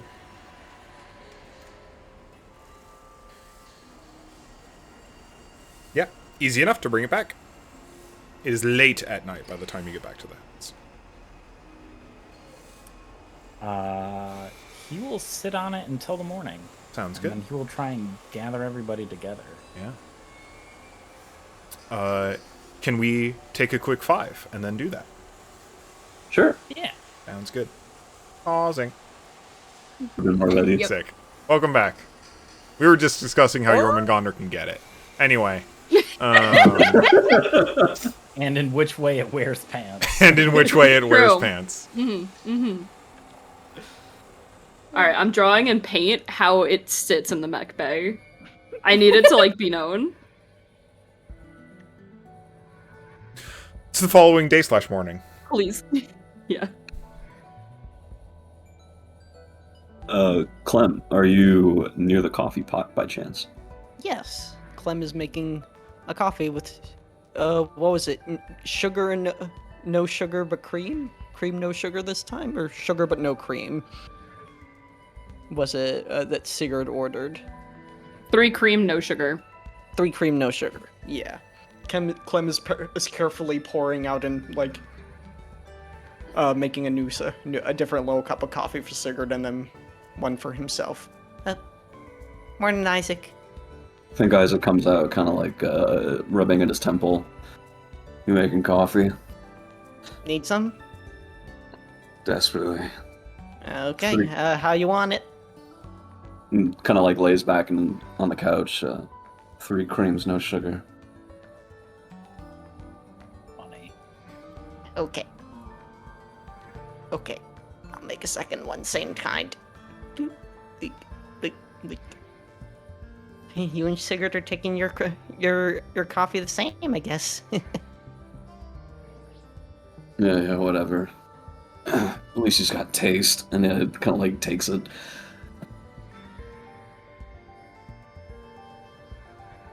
So, get up to a lot of fun then? I don't know. I don't remember most of it. Yeah. You should be careful when you're out there, you know. A lot of people will, if you're not in a safe place, people can take advantage of you real easily when you get like that. Especially, I mean, you can't remember anything. I remember enough to know that I would have been able to take care of myself. complete lie.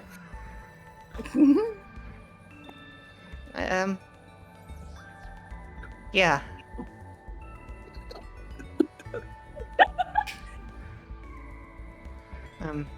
Just remember, safe places are substances. Safe places are where make for safe substances.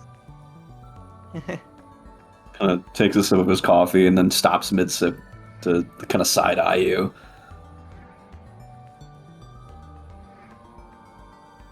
Yeah, thanks. Slight blush. I was fine. Thanks for asking. That's good. That's good. Yeah, kind of worried, the both of us. didn't mean Clem to. will take. We'll just knock on Sigurd's door. Hey, got your coffee ready for you whenever you want it. They will come on out. Just kind of like just putting on their jacket. Thank you. Appreciate it. No problem. Just like a little smiley face on the monitor as they take it. Faces away as they just like open the mask to drink it real quick, puts the mask back down so nobody can see. I'm so sorry to interrupt. I do want you to roll to see if this is better or worse for you taste-wise than coffee with Absolutely. honey. Yeah. So the previous roll was a Absolutely. 17. Yeah. Okay. All right. We are creating a definitive Sigurd coffee ranking list. Mhm. The tier list. Ooh, worse. Okay. Worse than It's coffee not as with good. honey. Not as good, but still okay. But fine, yeah. Mm-hmm. It takes a little bit longer to get a thumbs up on the monitor screen. We have Give me a certified- definitive time. It takes 7 seconds longer. Mm. Clem smiles. And then just kind of looks at Nil's door.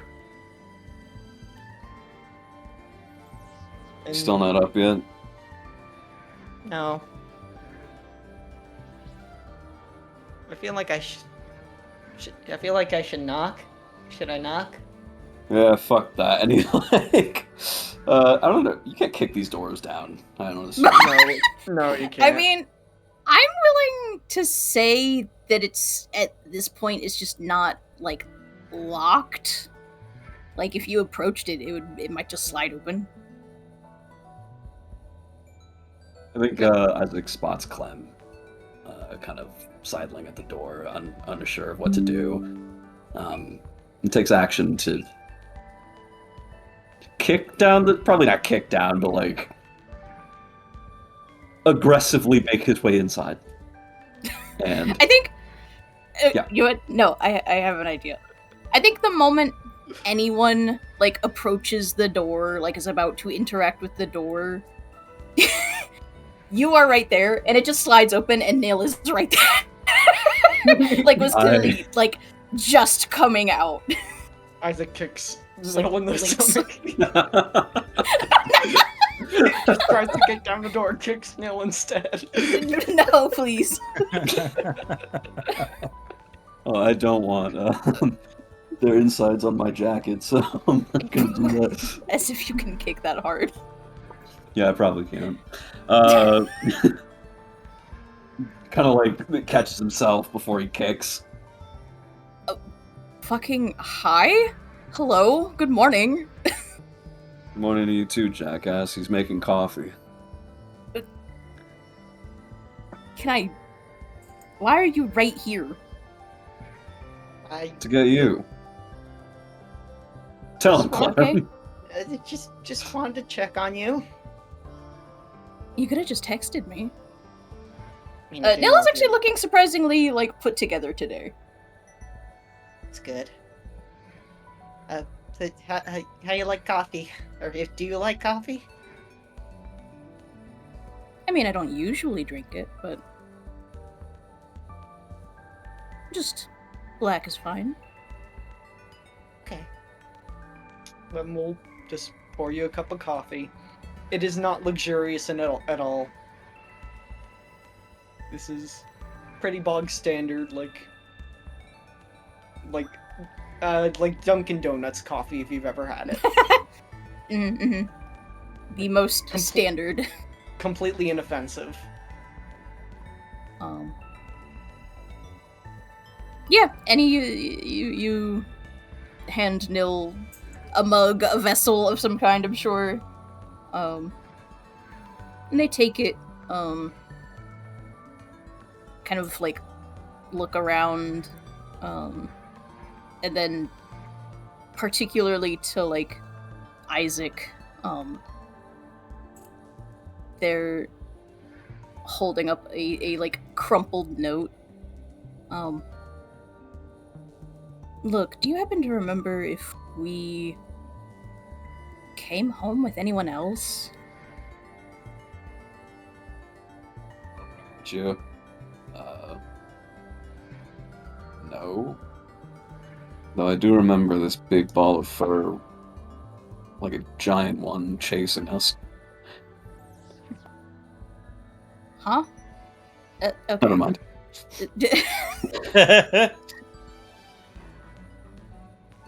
Huh.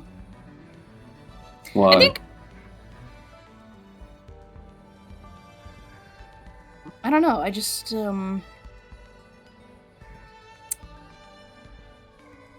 trying to decide if they would share the note or not, or if they would just, like...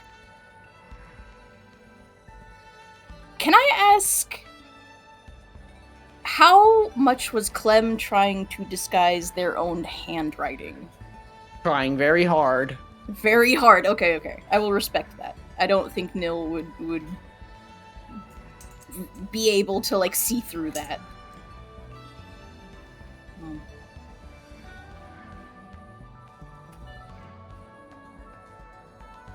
I don't know. Someone was in my room. Huh?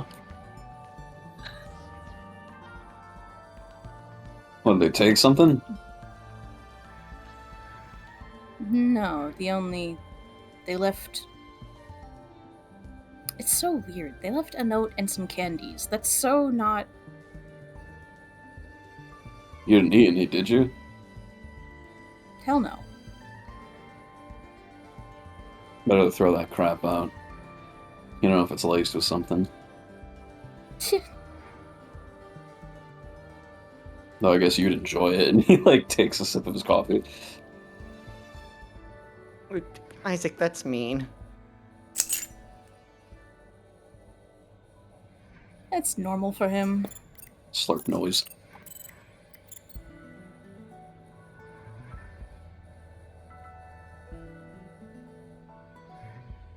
You feeling alright?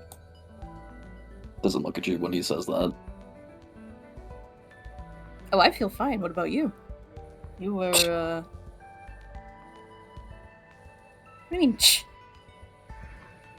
I'm fine. Of course I'm fine. Okay. What's that supposed to mean?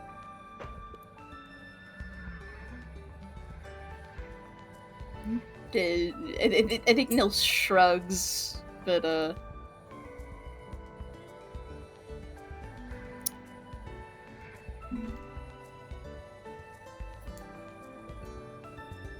I mean, say I wanted to go again sometime soon. Think you could handle it? I can handle anything you can. Glitz and Clan.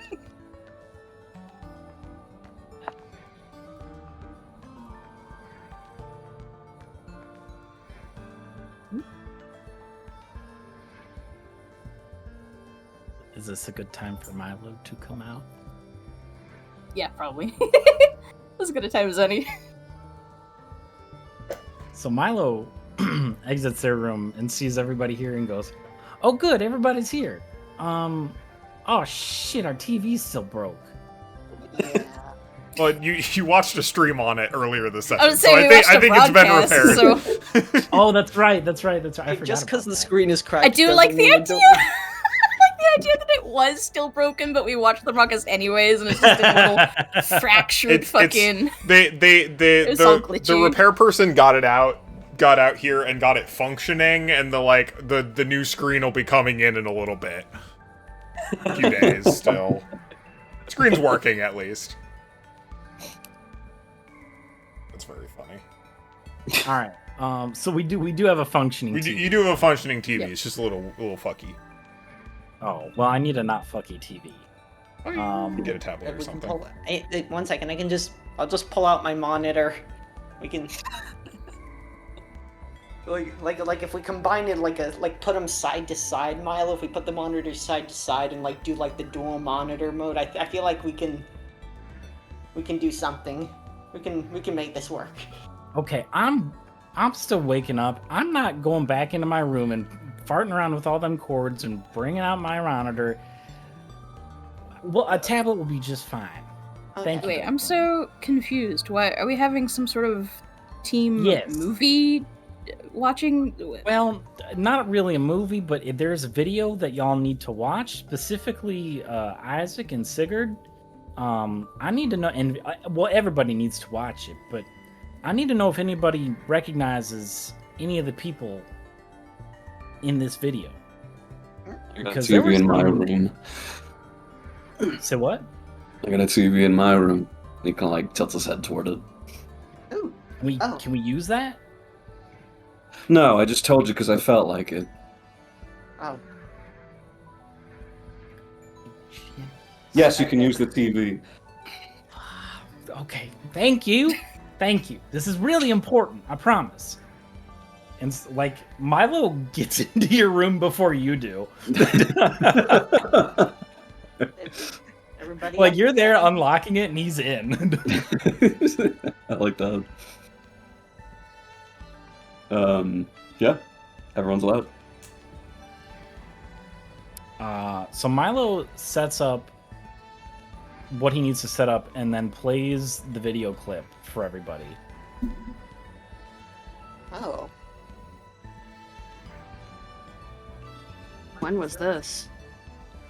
This was last night. Last night. Yeah, I tend to tinker, just try to get my knowledge up and make sure everything's. Yeah, I like to tinker. So, but I saw these guys and I hid in my own mech, because they were scanning. They were looking to make sure nobody was there. You were hiding? You were rule breaking? What do you mean I was rule break? They had guns. I ain't gonna stay around for that. I don't know. Also, it sounds a bit our- like you were. Mech hangar, I think, will be okay if we're in it. Although, and Well, is there? Go on. They were kicking other people out though. Haha, so you were not supposed to be there. Oh yeah. I don't know if I was or was not supposed to be there, Clem. I was hiding and fearing for my life. Okay.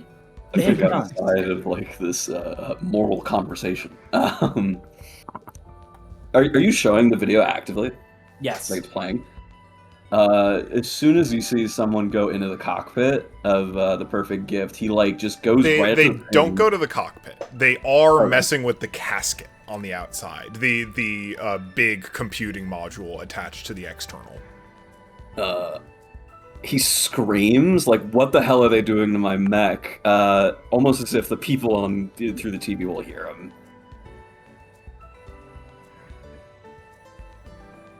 They don't hear you. No, I I think everyone startles a little bit if you're Ugh. yelling. not super loud, but frustratingly. Is there a roll I can make to see if I recognize any of Yeah, those people? for sure. So Milo grabbed footage that was specifically zooming in on like the people to try and get as clear of faces as they can. It's still a little fuzzy. The camera footage is not amazing from the interior here. But you have a strong suspicion that one of these figures is Dr. Voctor. And the other 4 scientists and the 2 armed guards you don't recognize.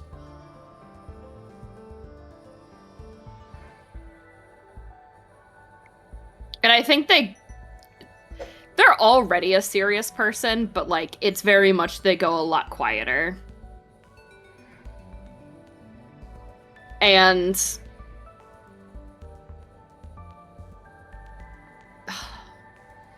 you know what? I think they are going to do it. They're going to get up. Excuse me. I'll be back in a bit. And they're going to leave the house. What? You just leaving? They're just walking out.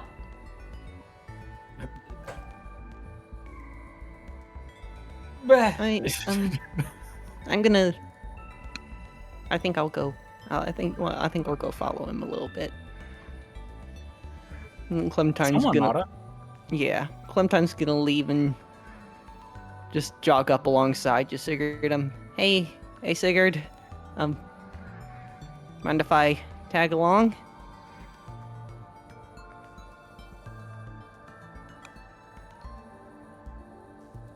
Fine. Oh, okay. Thank you. I don't think there's any harm in it. You okay there? Just have to speak with someone. Okay. Want me to be there, or should I just stay outside, or? I don't think it'll be a problem if you're there, but they might have an issue with it. Okay. But, well, just want to make sure you're not going off alone. I would have been fine even if I was. They don't say a whole lot else. This. I think Sigurd's staying. No, I mean not Sigurd. Clem is staying close to you. Like, no, Sigurd not happy. Keep an eye on Sigurd.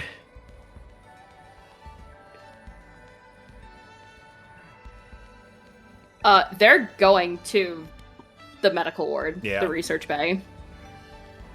Just like no hesitation. Absolutely. Use their ID to get in. And they're gonna look for Dr. Wachter. So, notably, talking about using your ID to get in, you badge in, and it'll get you to the front desk, but it no longer gets you deeper into the facility. That's confusing. So you I think they tried again. Mhm. Just like, did I scan it wrong? And the person at front desk is just like, hey, can I help you? What's going on? I'm here to see Dr. Wachter. Oh, yeah, I can give them a call. Hold on.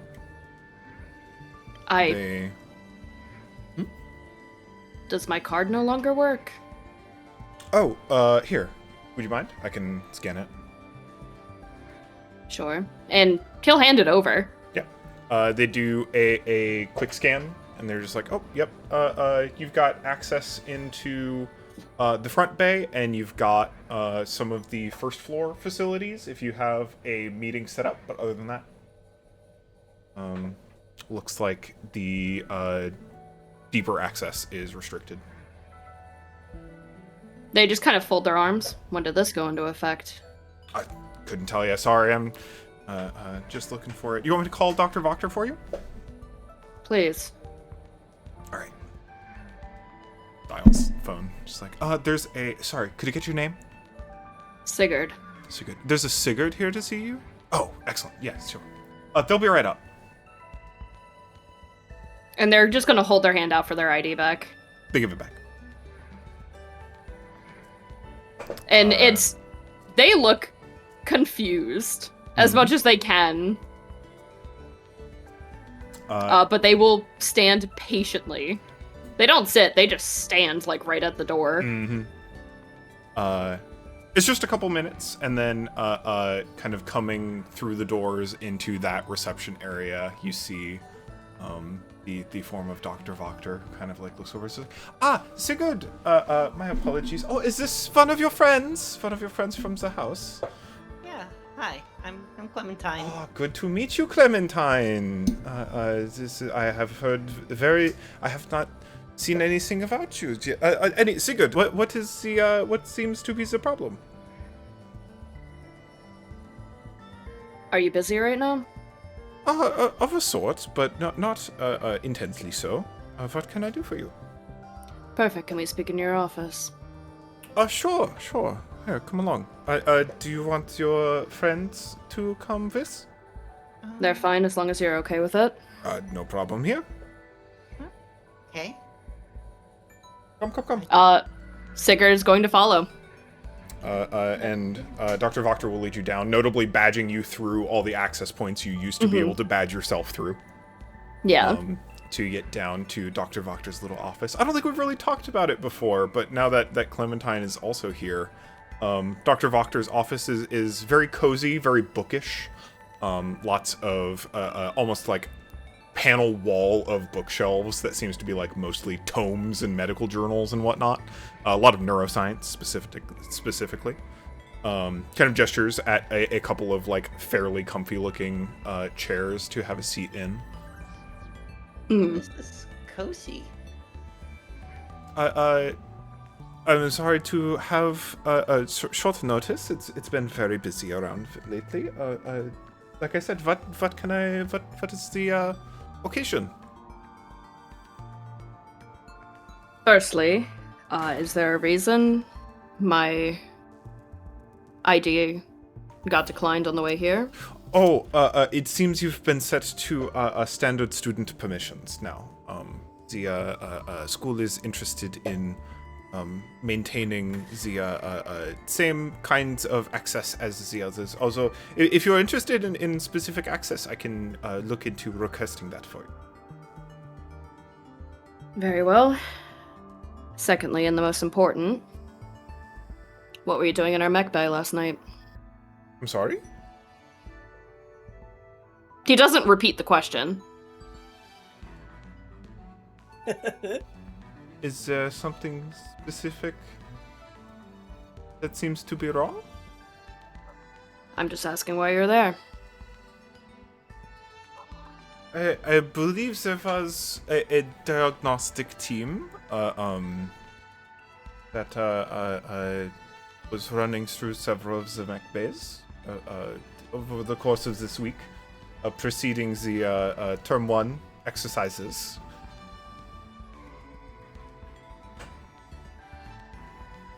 And they're just, like, staring hard at the doctor. It isn't, like, judgmental. It's just kind of gauging how they're speaking. 'Cause are they speaking, like, cagier than normal? Not particularly.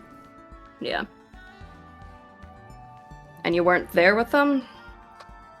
I ran some of those. I was on one of the diagnostic teams, but I have to admit, we've ran through so many of them, I'm not sure what hangars I was in or was not in last night. If I was in your hangar, then that is what we were doing, running some diagnostics on some spot checks on mechs. We'll be doing the same over the course of probably the next couple of days.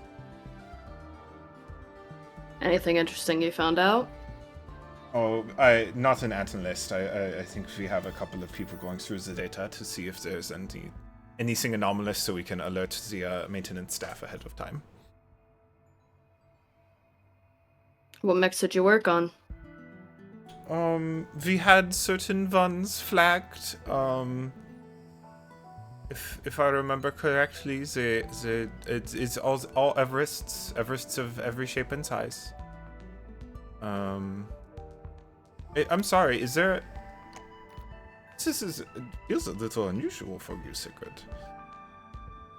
Am I not allowed to ask questions? You're more than allowed to ask questions. I'm just very...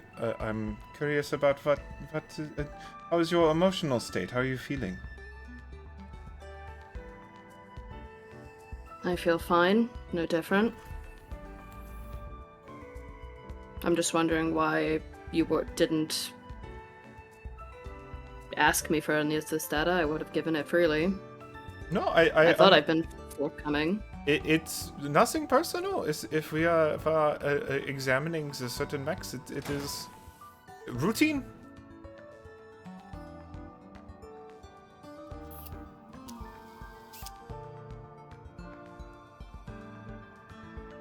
And I think they stop for a second. Because there's one other question they have, and because it's just, they don't know how to phrase this. Is there a reason you had an armed escort with you? Harrison Academy policy with a certain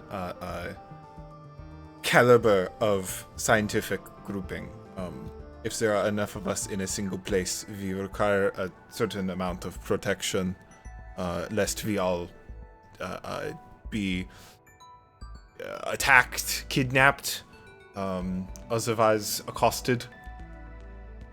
I am not a fan of the guns. It is distasteful to me, but it is how they instruct us to run things. Over the table, how many armed guards are here? Like right now? Mm-hmm. Not like in this office, obviously. But like, those is there are a non-zero? probably the first two you've seen. There's maybe some hazy memories of seeing one or two very early in your consciousness.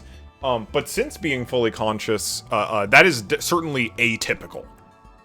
But you've also never seen that many Harrison scientists in the same place at the same time before. That is itself Fair. kind of weird. Yeah.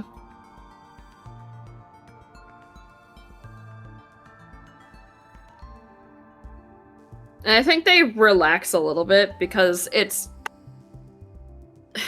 they don't have a lot of reason to doubt Dr. Wachter about this. It was more just kind of like, hey, what the hell is going on? And more just kind of shock of just like, I thought I had been very forthcoming. You could have just asked me and I would have gotten this to you. I'm very sorry if this has caused some concern among you. It is not meant to alarm you. I assure you, it is we do many things in the background around the academy constantly. It is very, it is a lots of the hustle and bustle. Hustle and bustle. Very well.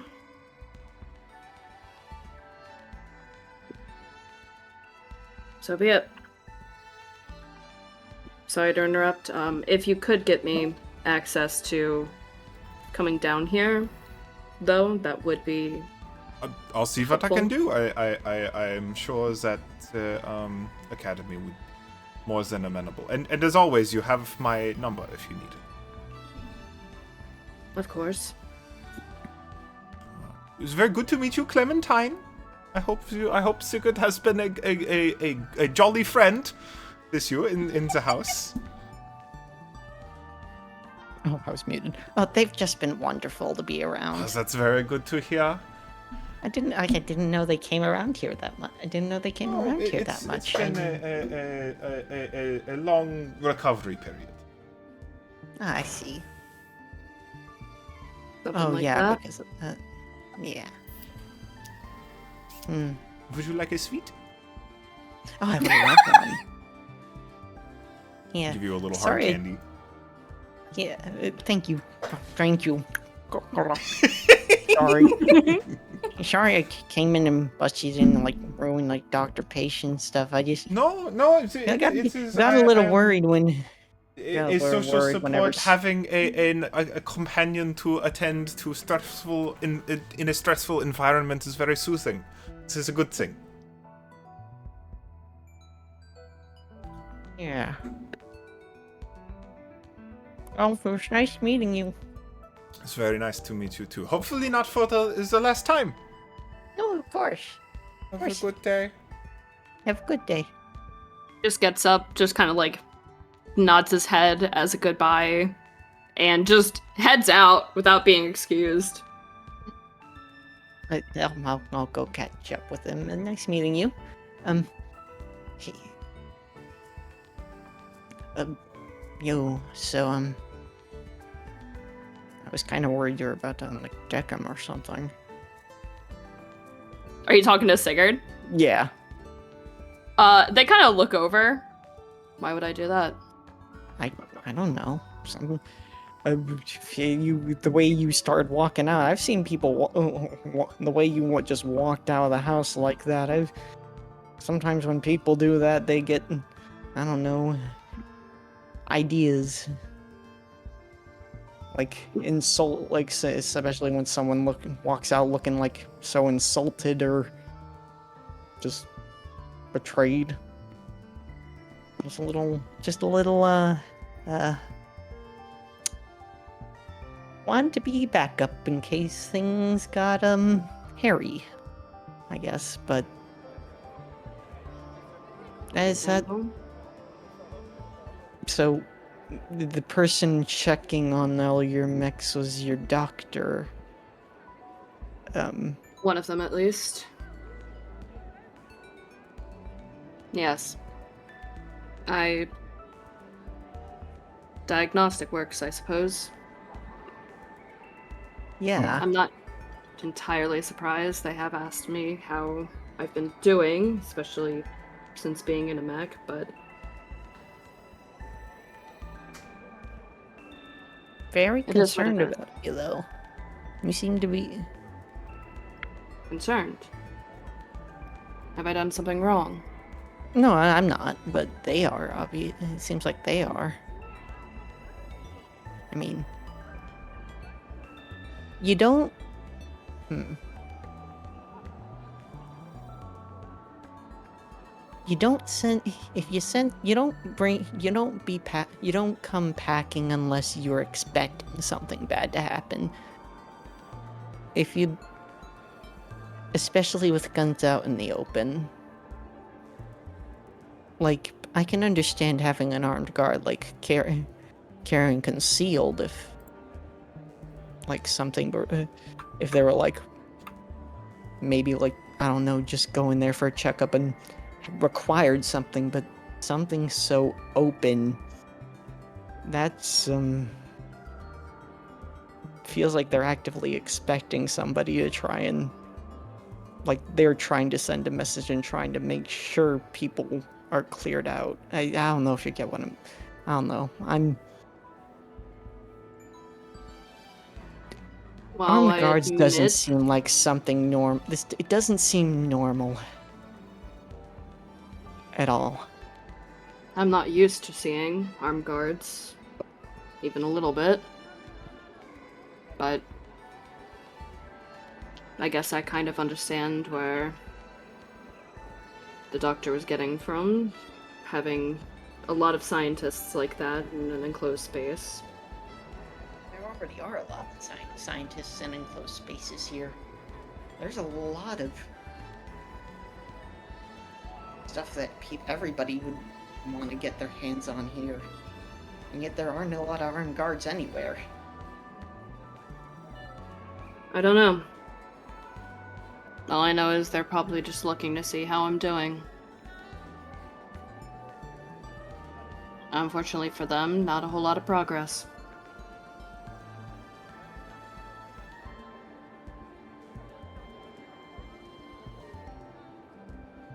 So we'll see.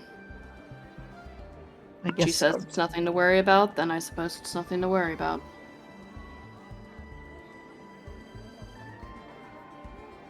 She hasn't really steered me wrong. I don't think so, at least.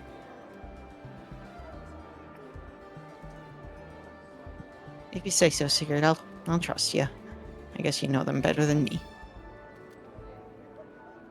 And he just kind of shrugs at that. I work with them. I wouldn't exactly say that I know them. I wonder if they know you, though. Like, do they know who you were?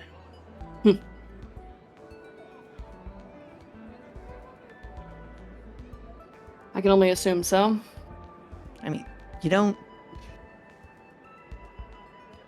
If you're such a big investment that they'd guard people who coming to look at your mech specifically, then you have to be valuable to them. They didn't look at my mech, they didn't look at Milo's mech. I mean, heck, they even didn't look at Nil's neck. You are Isaac's I guess Isaac. I mean, Clementine would be aware of who Isaac's dad was at this point. I think, Yeah, right? it's Or at public least, knowledge. Almost certainly, yeah. yeah. Isaac's dad is on the board here. He's important here, so they'd be checking up on him. But they're also checking up on you, and you're just, as far as we know, a student.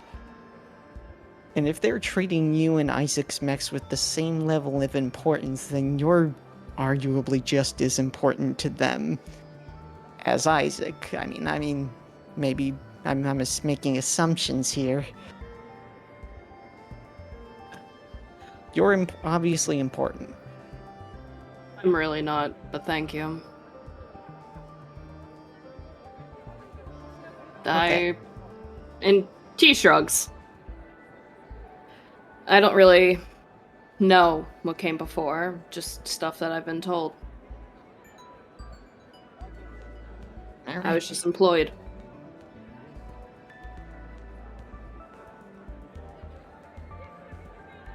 I was Okay, then. a test pilot. Ah,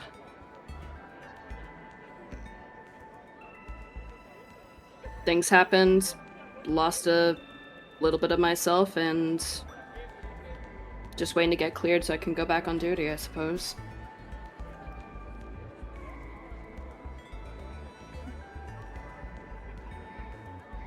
So, no, I'm not important like a board member's kid.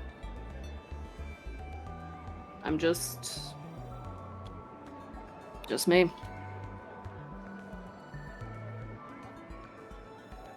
okay. Okay. I'll leave it. It's fine. I just don't really have a lot to say on it. I just don't really know a lot. I appreciate you looking out for me, but it's not a lot to say. I guess not. No, if you were that worried about me, I can only imagine what the others are thinking, so I have a feeling I need to go back and apologize. Okay. It's fine. It's fine. Though I would like to check on my Everest at some point today, just to make sure that they're doing okay. Sure it's fine. Sigurd's just gonna continue walking back to House Diamond Ordnance. They're not gonna say a whole lot. Fine. Just go back. If anyone's still there, great. If everyone has just dispersed, alright, to the mech bay instead.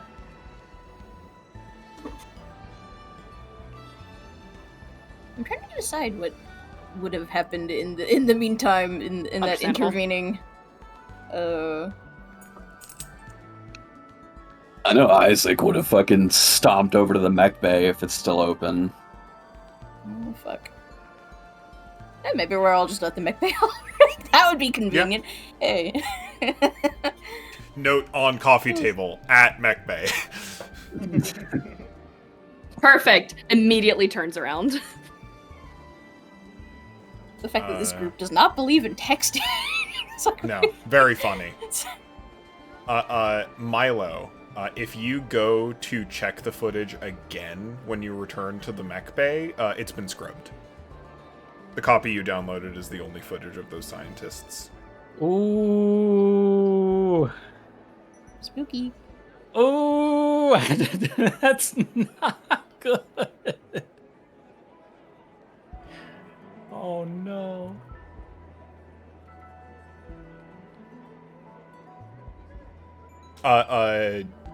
Isaac, you're doing an investigation. You're checking out the perfect gift. Absolutely. I think it just immediately goes up the lift and inspects his mech with some measure of familiarity that he has with it. Nothing changed. Everything exactly as you left it. I go into the cockpit then. Yeah. I look at the eye that kind of tracks my Yeah. movement. You are met with the eye.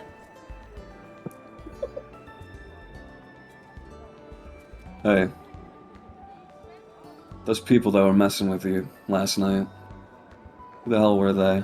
Did you get a good look at them? I'm not familiar with what you're talking about. Is it time for exercises again? Don't bullshit me. They were right in front of you. Bullshit. Interesting.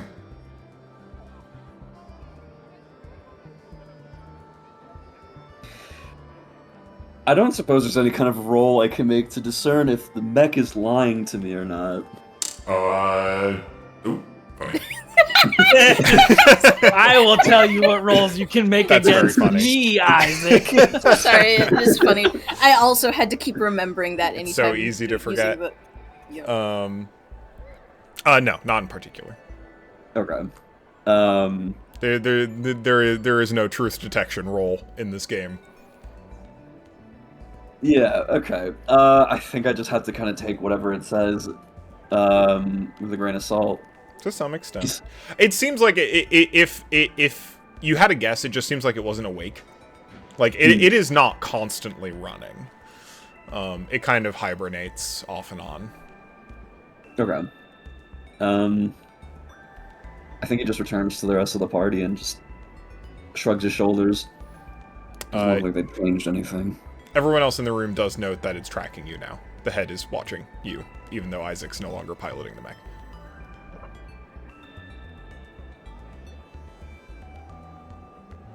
Has it always done that? Yep, it's pretty spooky. You know what? I think Yeah. for the first time, it projects external speakers, given that you are all actually here. Isaac, are these your tools of which you spoke? Oh shit! Holy shit! Just telling on you like that. What the fuck? I thought we were ride or And- die. Every single that- person looks straight to Isaac. Yeah, that tracks. What the fuck, man? I mean, it tracks though. I don't know what to say. Holy shit. I think Isaac, honestly, similarly, just kind of looks wide-eyed at the mech and then back to the rest of the party. No, these, I didn't. Just kind of flabbergasted. Man, that's sick. Hi, Fenrir. I seem to recognize the pretty one and the fuzzy one by descriptions you have given previously.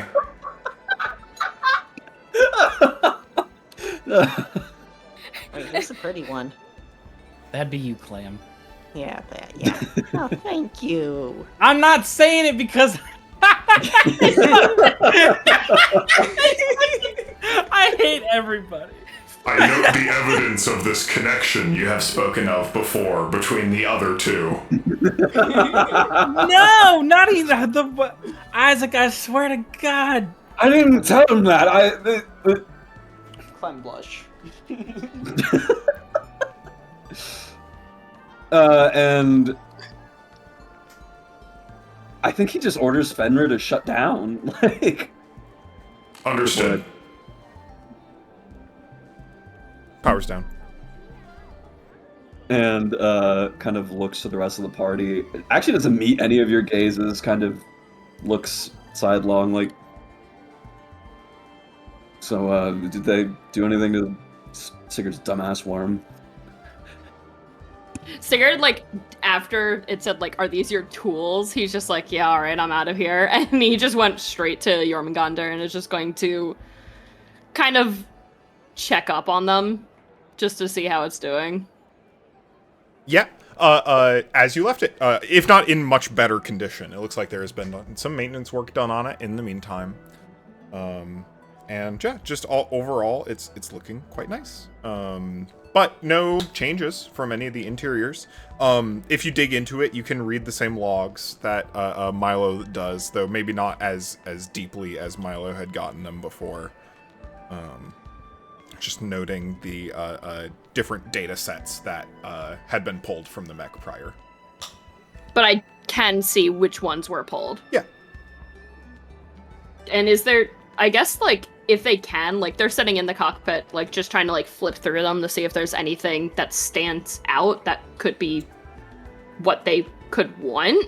It's certainly, like as And it was noted probably, like, for super Milo. dense. Yeah, if you want to look into the data itself, like, there's a reason Dr. Voctor said that we've got an analyst to do it, because the data itself is hyper dense. Like, we are talking, like, petabytes of data.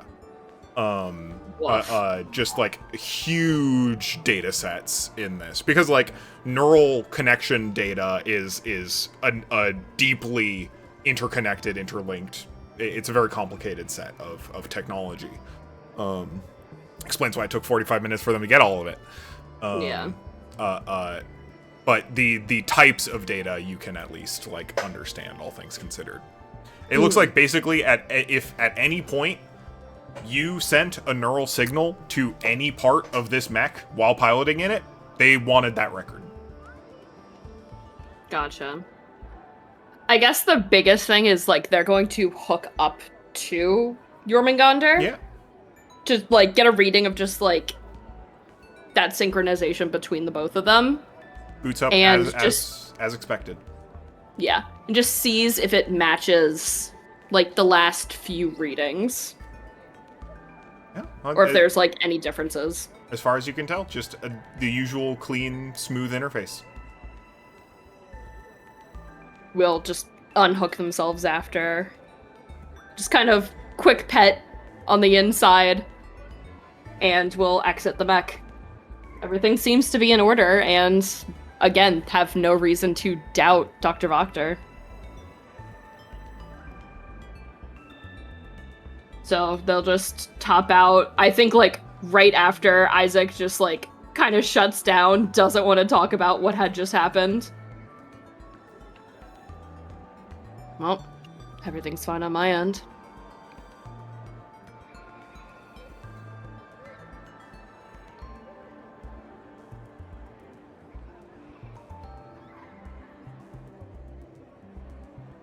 Hey, Isaac. Yours all good? Kind of awkwardly meets your gaze, question mark, your mask. Yeah. Looks fine.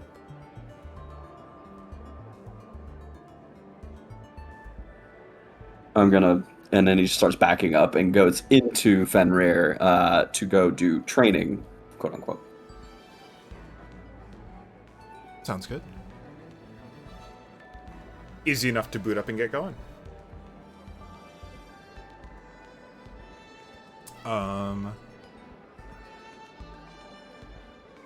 The other four of you just kind of hanging in the mech bay. 3. I think the moment that everyone else's attention turned to Jormungandr, in that split second, Nil vanished. Nil's gone. Understood.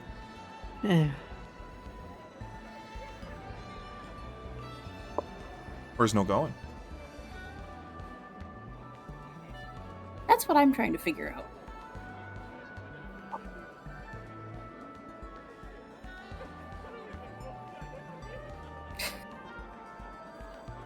Fucking get a damn drink part 2. I mean, I think yeah, I'm also I'm like, getting a damn drink in the mech.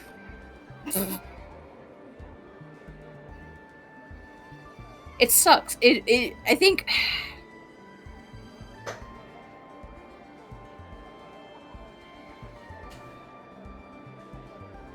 Yeah, it's rough. They don't really have, like, a reliable, like, place to fuck off to.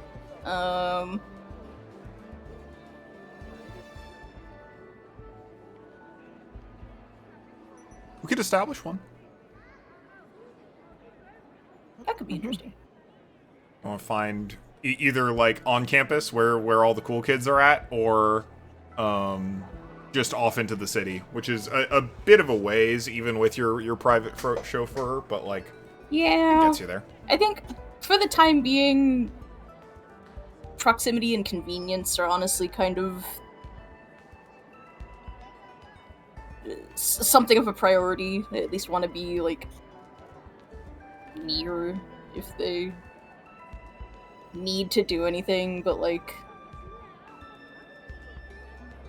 yeah, like what do the people who stay on campus to relieve stress like, what do you do? Yeah. Where do you go? There's a lot of, since the houses are run largely independently, there's a lot of like house parties, haha. But like there are a couple specific houses that are used more as social hubs than anything else. I think there's one in particular that's all A-class students, so the amount of like real estate they have on that particular cohort house is just huge, because they functionally have like 4 full apartments attached to that already pretty significant common living area. And that's probably second term House Griffin. Main person you're probably looking for is a student called Hendrix Rush. Interesting name.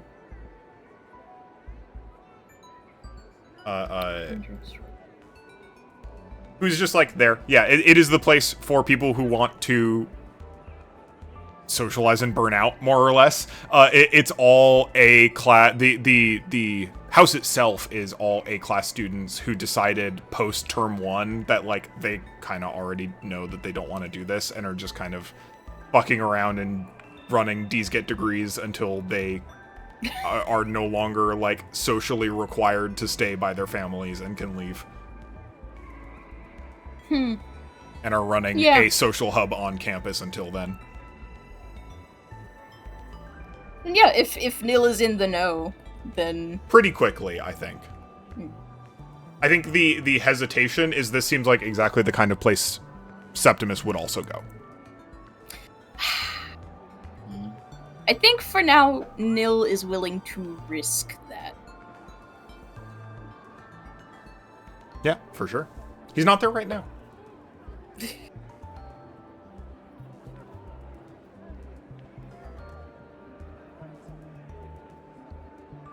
Then yeah.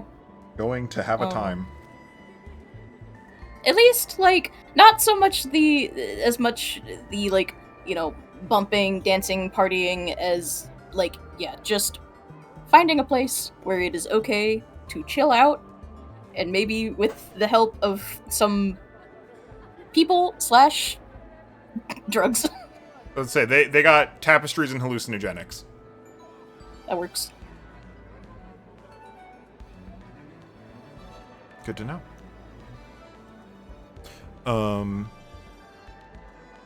Hangar team. Any falling action?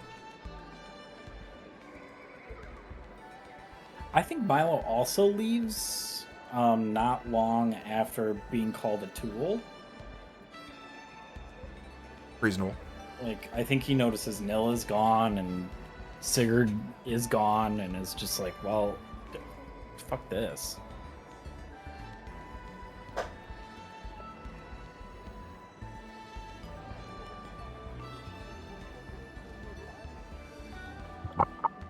Still down there, just waiting for Isaac and Sigurd to get out of their mechs. Mostly, just trying to keep an eye on them. Sigurd would have gotten out. Isaac's out of the hangar with his mech. Yeah, Isaac's taking the hangar out of the range, out to the range. Mm.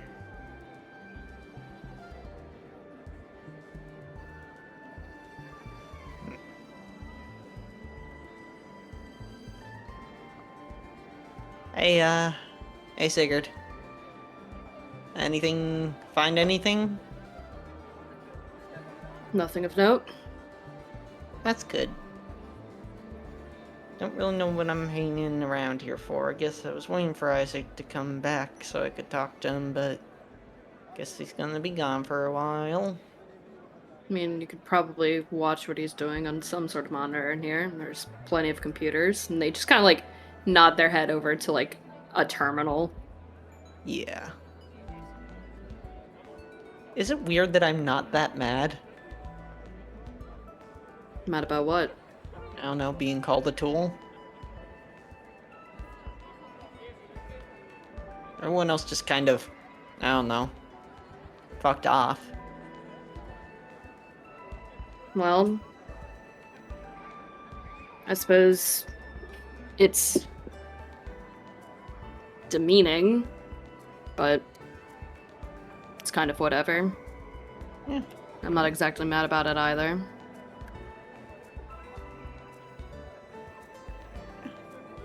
I mean, I don't really know what yeah.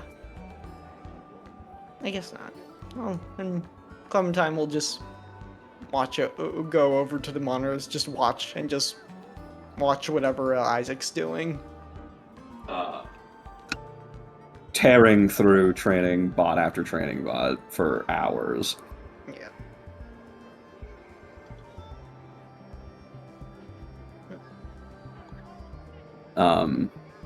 And I don't think he actually comes out until they either tell him to or his mech just doesn't move anymore. I think we'll get like a text from Clem saying, "Hey, you doing okay in there?" No response. Like it's I don't know if you can it's like message not received. Not currently taking calls. Not read. What? Yeah. Sure. Yeah. Okay, Bushel. Okay, Bushel, we're going out there. Clementine. Clementine, can Clementine interfere and get in there? Absolutely, you can.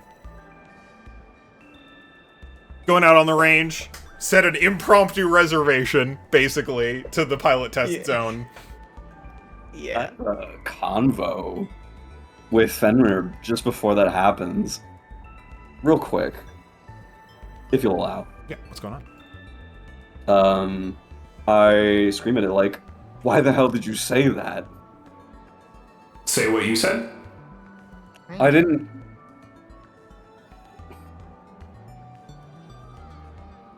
Did I misunderstand something?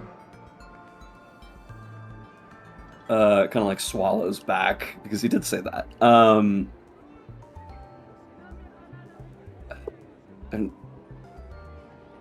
you shouldn't have said that because now I can't use them.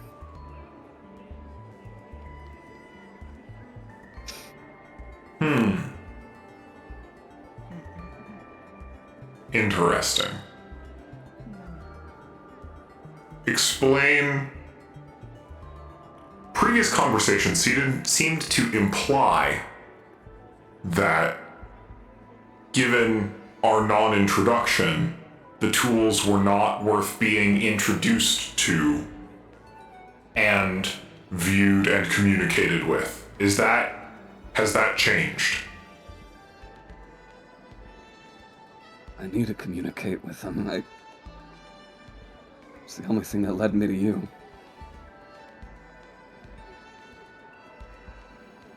I need to keep using them.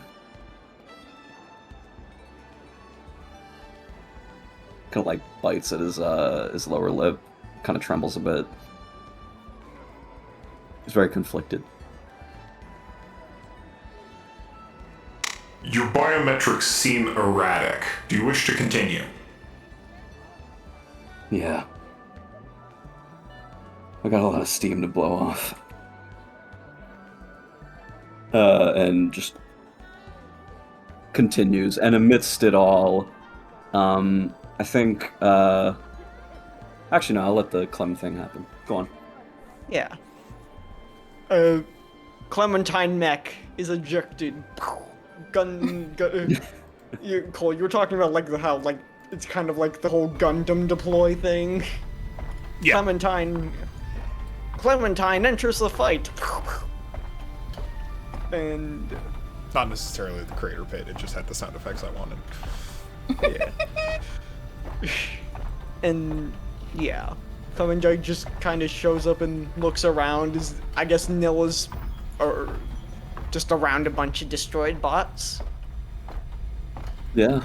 I don't know what the waste system for like destroyed like bots and training bots are like, but if they don't, not then- immediately. I mean, that's tons of literal weight, tons of metal that needs to be cleaned up. So it's certainly not quick. It is a veritable training dummy graveyard.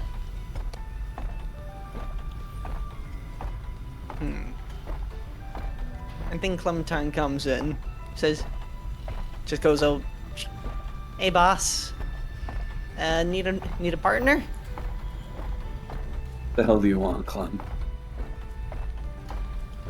Just want to come check up on you.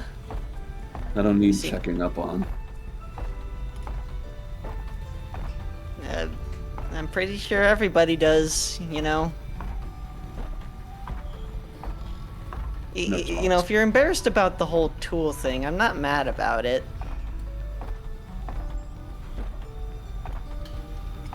Like, I mean, Isaac, come on, buddy. You're you. I know how you talk. I know. It's only been a couple weeks, but you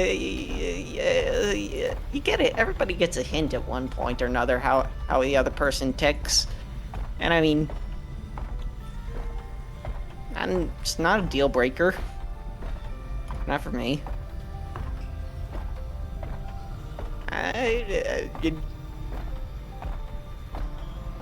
I'm happy. I mean, at the very least, you're trying to be nice at times.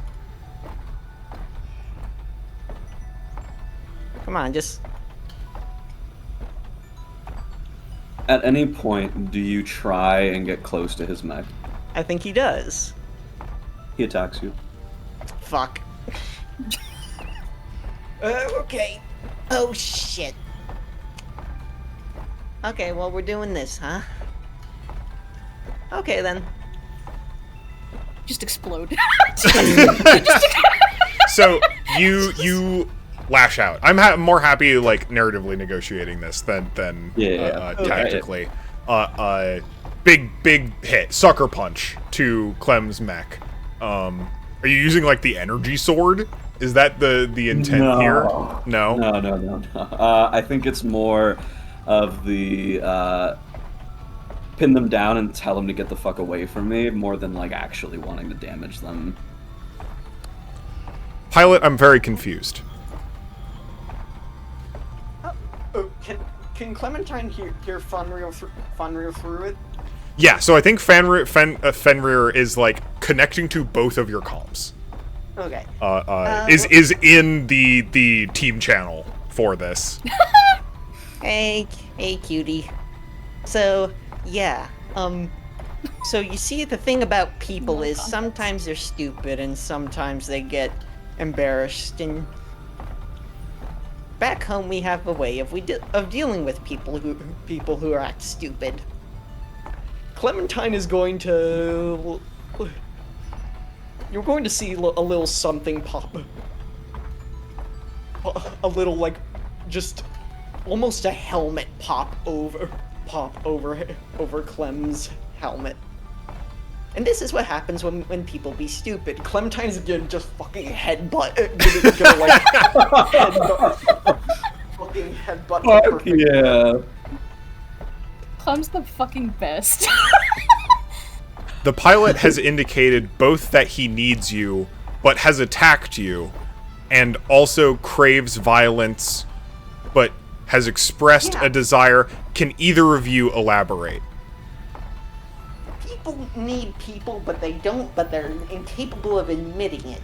And they get stupid. Clementine just punches the perfect gift again. And sometimes they need to be reminded, punch, that they don't, that some people don't care if they're assholes, punch. And that if they would just be themselves, punch, maybe people would stop being angry at them all the time. Punch. Maybe you just need to chill the fuck out a bit and punch and talk to people with some sincerity. Punch. Maybe you'd be a good fucking leader, Punch, if you could actually do that. Punch. Now it's just Clem unloading. And you really stink too. Okay, fuck. Maybe you just need to understand that people don't want to hate you, and that that you obviously want people to like you, and that maybe if you just start trying, people would actually like you. Because I really want to like you. You don't seem bad, Isaac. You don't seem bad at all. But you make it really hard sometimes.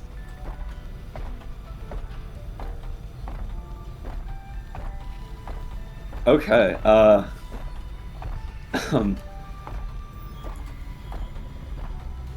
think you, in a weird twist, managed to get onto his mech and are just beating it into the ground. There's like a tremor marks where the impact of your punch came at his the cockpit. And all you hear is just silence from from his mic until he finally just says, "I'm sorry." Well, that's a start. That's a start. "I'm sorry, you're delusional." And then he pins your mech to the ground, and then now he is trying to actively destroy your mech. Oh, fuck. Man. Okay, I'm gonna make a roll. I'm gonna make a very interesting roll. Yeah, seeing if any faculty break this shit up because this Oh, house is I tearing need each to other make a apart. roll to see if Fenrir cascades. Ooh.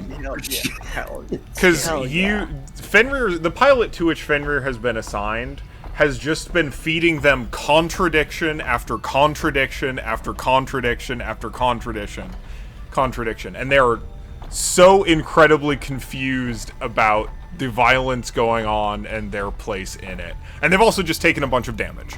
Let me... Oh boy.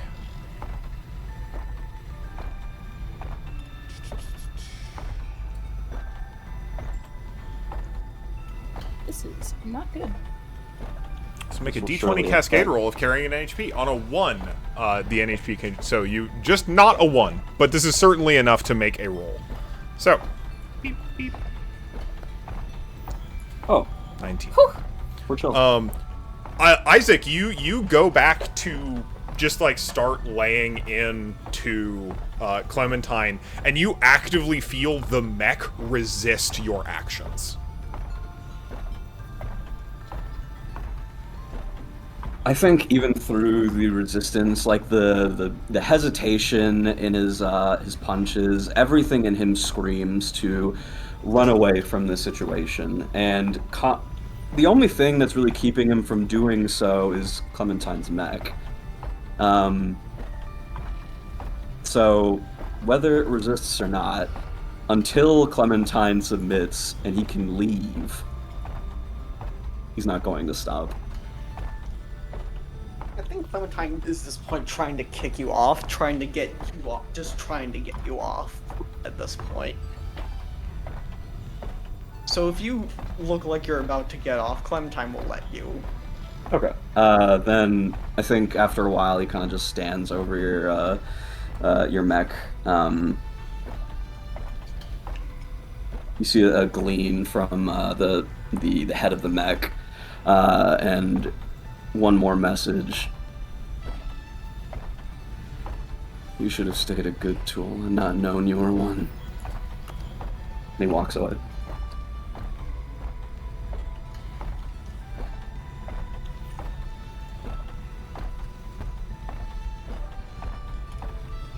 You know, Clementine's honestly... gonna...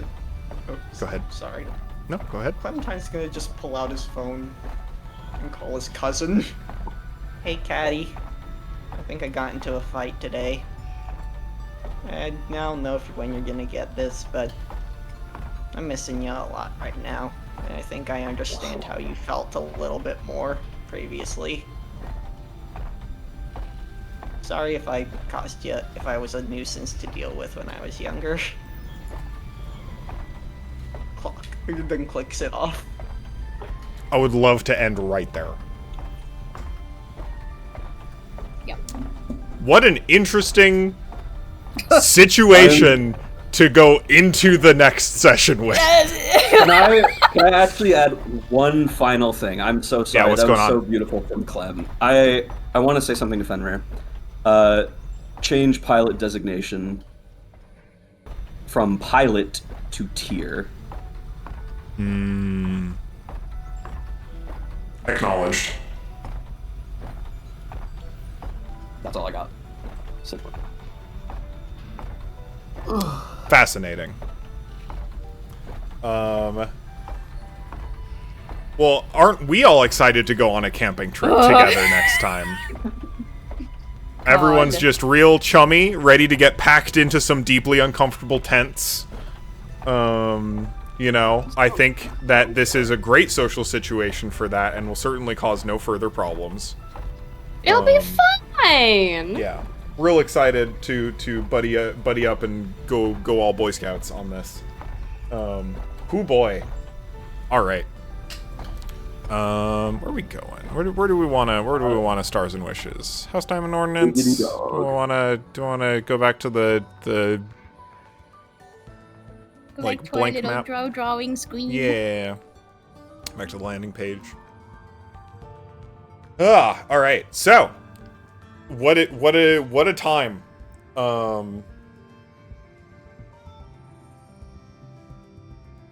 Yeah, sick. All right. Thank you all very much for playing. I'm looking forward to playing some more. Next time, things to look forward to. Given the social fallout, we're certainly not jumping right into it. But I think very shortly after we come back, y'all are about to get on a spaceship and be in cramped quarters for like a full day of travel before you get to this exercise, for sure. You'll have a little bit of time before that to prepare, but not like downtime actions amount of time. And it is about to, you're about to fucking toe-to-toe with House Titan, with Titan House. And see if you've got what it takes, especially given your strained interpersonal relationships. Sick. Really interesting to see how that goes.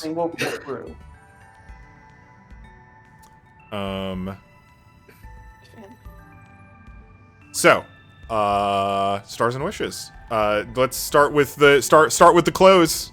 Eli. That was fun. And then we'll go from initiative order from there. I had a lot of fun playing Clementine today. It felt like it was Clementine, the one. Clementine is kind of a contradiction of wanting to get into trouble while also being averse and nervous around trouble. I don't know, but it was very fun to play around with Clem today, and also just so fun to play around everyone else. It was just good scene after good scene. I'm happy Nil is kind of question mark getting back on their feet, question mark. Even We'll see. It's unhealthy. Fucking I love Milo a lot. It is fun just to fucking watch him get flustered every single fucking time, and also be unable, like, being the level-headed one, but being unable to speak because everyone's just kind of making fun of him, almost. But no, Milo's fun to interact with a lot. Isaac, you're a bitch. Dude, the call you had at the end. Trying so hard, just trying so hard to be your friend. Mm-hmm.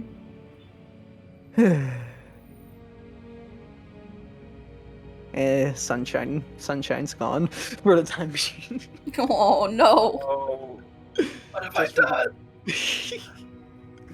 Just for a little bit. Clem's not gonna feel happy about this. Wishes. I hope it's awkward. It is gonna be incredibly awkward. But also, I also wishes can't wait for the fucking. I am really excited about this little little Rainbow Six Siege Counter Strike little thing, whatever the heck we're doing, because it just sounds incredibly fun. Mhm. Away message, or just this whole mission.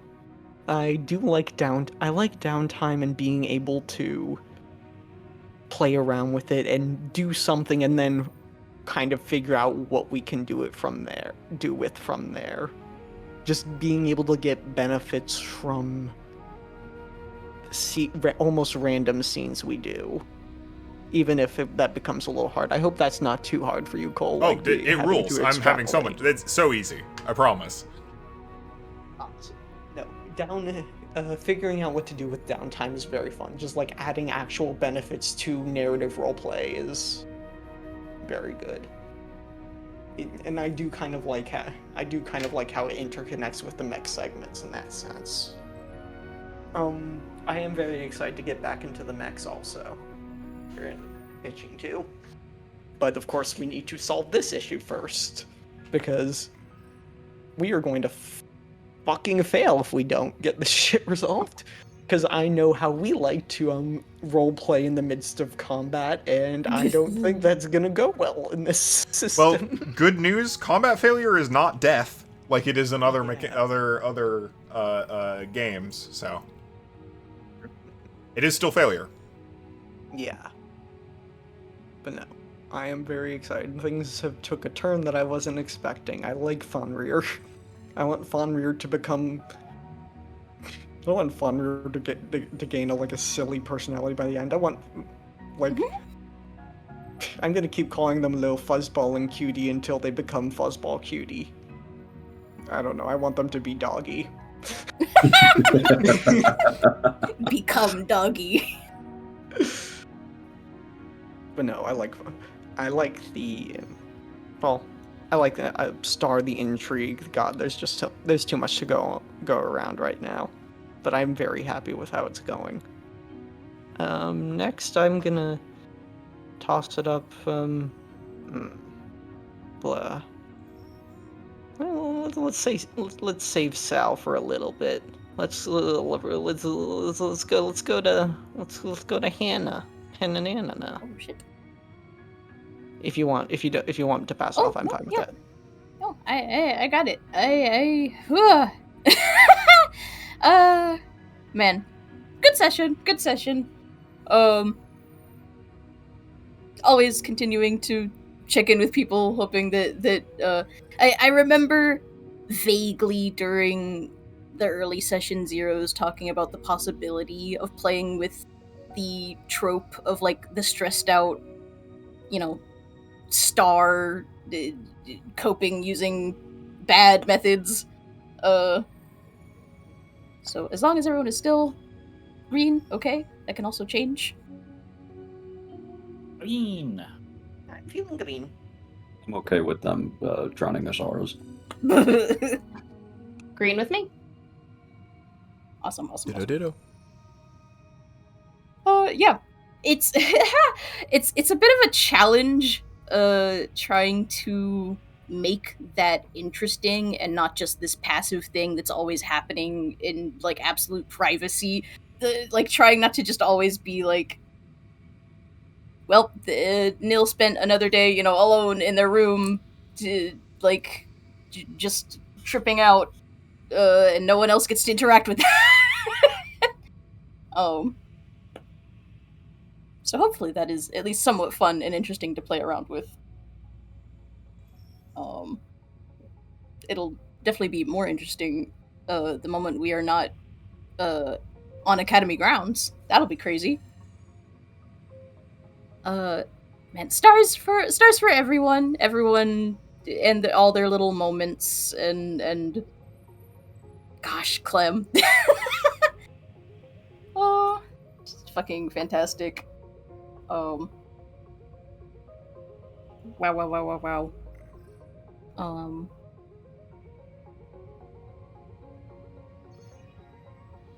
Gosh, I have things I want to say, but I don't want to, like, I have thoughts and feelings about things that happened this session, but I actually kind of want to hold on to it for the next one, because these are the thoughts and feelings Neil is having. It would be so much more interesting to reveal that as them. But needless to say, that was all very good. Holy shit, Fenrir.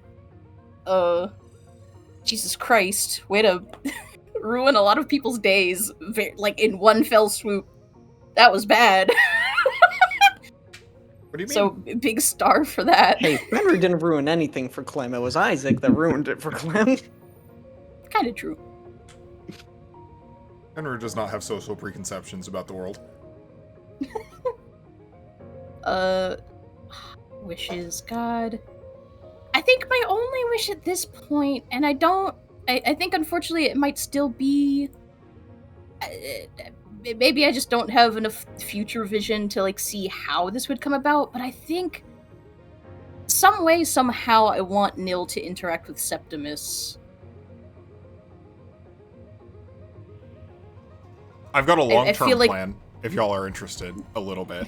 And this is only mostly tangentially related. But I'm happy to put this on the radar. Post this expedition, there is a Harrison Academy board members dinner coming up. Yeah. That Nil and Isaac's attendance is mandatory. Mandatory. So looking forward to that. At this point, I just feel like it would add a nice layer to, like, of context and, like, interaction with, especially with how volatile these emotions are right now. Having that extra perspective and, like, interference would go crazy. I do want to see just how. I am also just excited to see how, like, Septimus would interact with Nil, and I kind of hope and expect it to be like, hey babe, what's going on? Like, or something like that. Just like, Oh god, just very acting like nothing had. nonchalant. Yeah. Just Acting the same, basically. yeah. God. Ugh.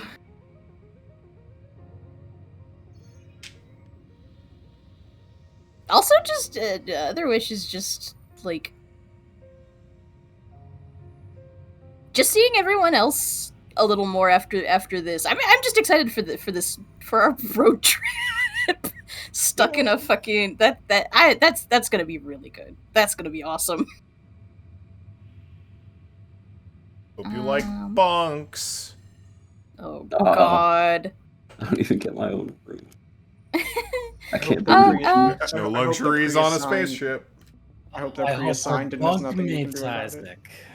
But what if there was only one bed? Oh, that would be so bad right now. Pretty awful. Oh. I mean, for all of you, obviously. In the battlefield, big you don't cuddle get to pile. choose who you sleep next to.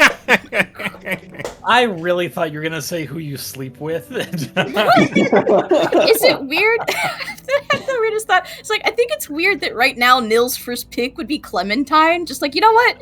You're fine. Everyone's Fuck first- the rest of you. I'm You're the same crazy. one. Fuck I've you! done nothing to you, but okay. Everyone else is, well, I mean, it just happens that Clem is a little less sus than everyone else. That's all it is. Clem is less sus? I think so. At least to Nil. Milo is offended. He's got a lot to be offended about today. Look, you all can have this conversation on the boat. And if you... Sorry, yeah. I was trying to give it to you, Matt. Oh, you're done? Yep. Okay. Oh my god. I mean, what a fun session. I would fucking Messy. I can't even think of words to say because all of it was so good. And I'm glad. I was afraid it was going to be like a couple hours, and I'm glad it went long because it was really a good time.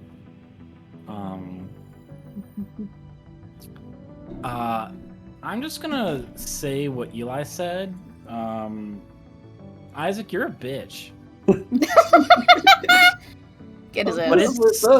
it's so much fun to have to deal with you. Like, I have to be a good person. I have to be Milo. So I can't just tell you off, but I can kick your shins. And that was...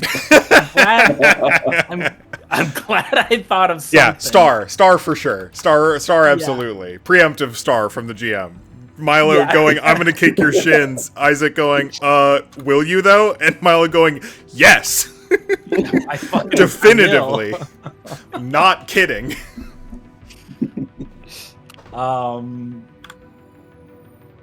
Yeah, and just like coming off of that and like how that was like kind of fun for the both of us. Both, I think, as players and as characters. I had a blast. And yeah, I mean, Jesus, what a great session. I'm just excited to keep playing with y'all and to have more fun and to get into more shit, interpersonally and with this weird organization that we're with. So I will pass the torch to the little bitch himself. God damn. All right, so good, you heard him. Fuck you mean? You all know. I mean, it is genuinely so fun to roleplay with you all. I can't tell you how much fun this is for me. Yay. I'm gonna say the same thing like every Stars and Wishes, that it is always so weird because I don't know if I'm ever being too much. Never. This session kind of felt like, okay, maybe you were a little much. I'm very glad that the general consensus was Isaac's a bitch, but he's a fun bitch. He's interesting, at least. He's a pro-social bitch, which is very funny. Not a reclusive bitch. Yeah. That's the thing I don't want. I don't want Isaac to just kind of be like... He's broody, but he's not like brood in the corner of the bar kind of broody. Yet. I think everyone did a fantastic job. Everyone had their fun little moments. So big star to everyone. You all did amazing. Cole included. NPCs were on point, as always. Oh my god, are you from Harrison Academy? God. Funny as hell. Have I I'm seen from you before? Oh my god. I want to highlight Dr. Voctor also. Dr. Voctor. I like your Dr. Voctor. Oh yeah, Dr. Wagner's very, very good. I also like Otto. I really like Otto. Yes. I mean, I cannot wait for next session. I always can't wait for next session, but I didn't go into this one expecting like a cinematic masterpiece, but that's what I got. The ending, Clem, baby girl. Oh my god, you're killing me. You broke him. You broke me. Like me, it's Jesus. I gotta let you know, I rolled for that last interaction to see how he'd react. It was evens or odds, and it ended up being a 3, and unfortunately, bitch Isaac took Evil. over. Evil Isaac.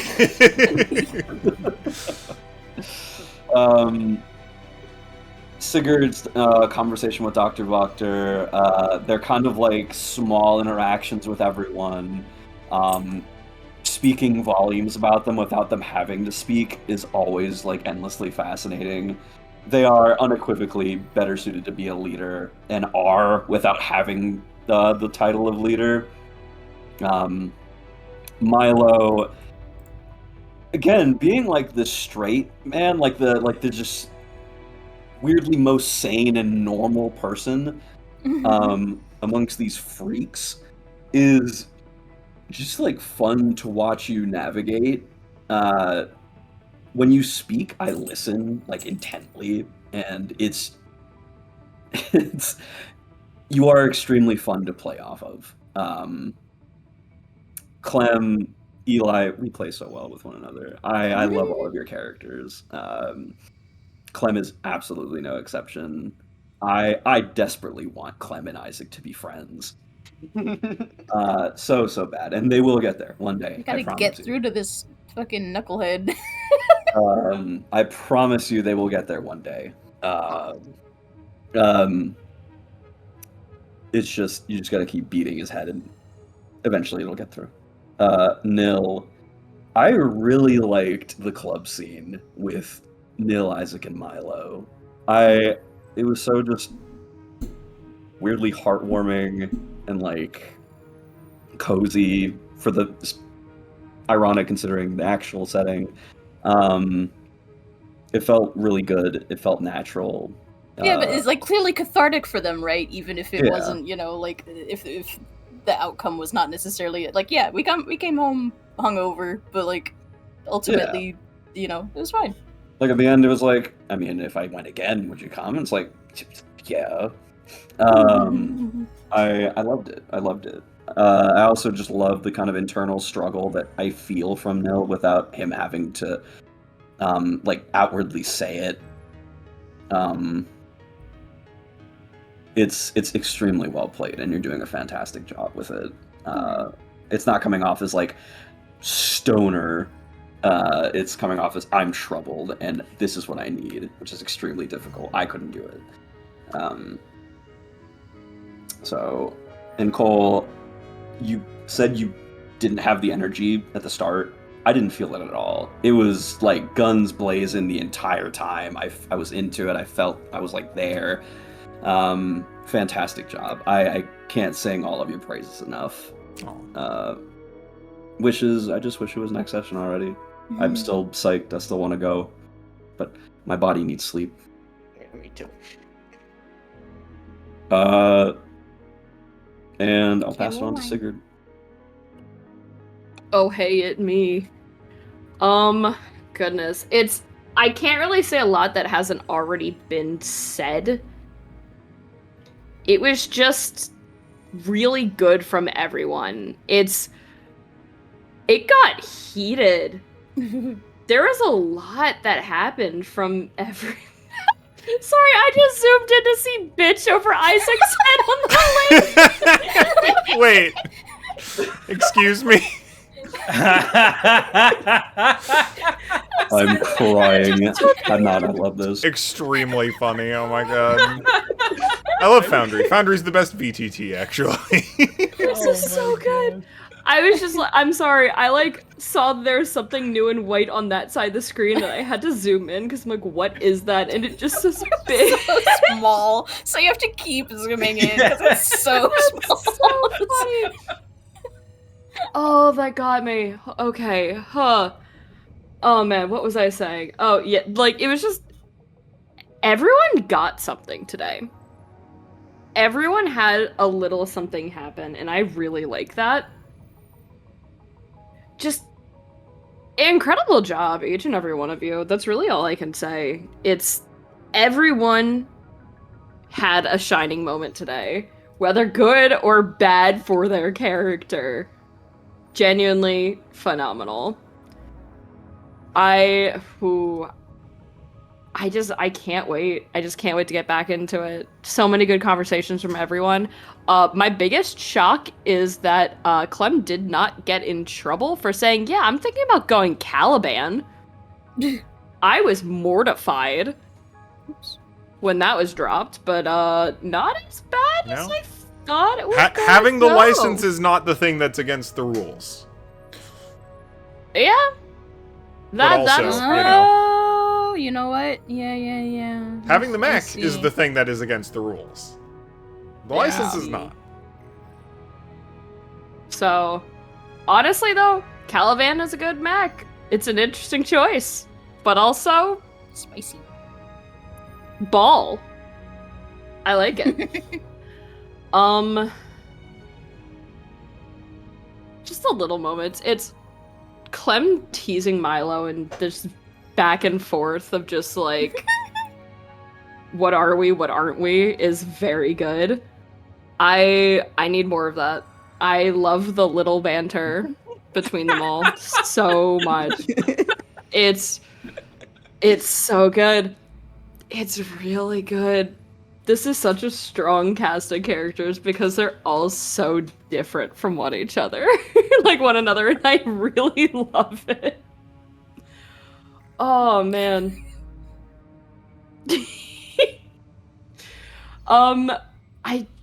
I could go on for stars, but everyone said everything already. The wishes, it's just I'm ready to get what is in text or voice. It's like this is a will they won't they that's been just entirely fabricated by just awkward I like phrasing. like, And the thing is, it absolutely Like is. the And I love it. OTP of the fandom, and it becomes see, it wouldn't canon. even be this bad. It was a you know, doth protest too much situation where it's just Yeah. like, well, It's More really you keep all it is. and I saying fucking it's love not it. a thing. or it seems like there might be a You're the one that keeps bringing it up. What an extremely early college thing to do. Yeah. Honest to God, though. I have been thinking that a lot over the course of this campaign, is every once in a while I'm just like, wow, these people are incredibly emotionally immature. And then I remember how I was at 19, 20, 21, and I was just like, you know Yeah. what? The experiences I have had in life lead me to believe that this is fine, actually. This is pretty reasonable. For sure. Yeah. So, that's just the funny haha that made me laugh today. Wishes, I'm just ready to get to it. I cannot wait. That spaceship ride is going to be fun. And it is either going to be the most everyone talks or the least everyone talks. And I am excited to see what it is. I'm also just excited for what we're going to do because this is the first time we're doing this. Yeah. And this is the first time Sigurd remembers being off this place. So I'm excited for that. New experiences. Oh, Star, the coffee counter. It's in there is a dedicated section of my Obsidian now that is keeping track of Sigurd's coffee preferences. This is And I perfect. love the idea that we roll them because Sigurd also doesn't know. He has no idea. It's There's just, so many things he's never tried it's before. so funny to me. I love this. It's so dumb, but I want this. I want to keep doing this. Just random D20 rolls just to figure out, does he like this food combination? Next time is vanilla ice cream and ketchup. We shall see. Ooh, you never We know. shall see. You never know. Give me some of the red stuff on there, you know? Actually, hold on. You rolling? That's Oh, pretty he good. likes it. That's pretty good. He likes it. What'd you get? 16. I got a roll 16. What's the time second interval for the happy So, face? I like the idea that there are some food rolls you are hoping are low because they're like weird bad foods, and it would be normal to dislike them and abnormal to like them. Yeah. Very funny. So, 3-second delay. Perfect.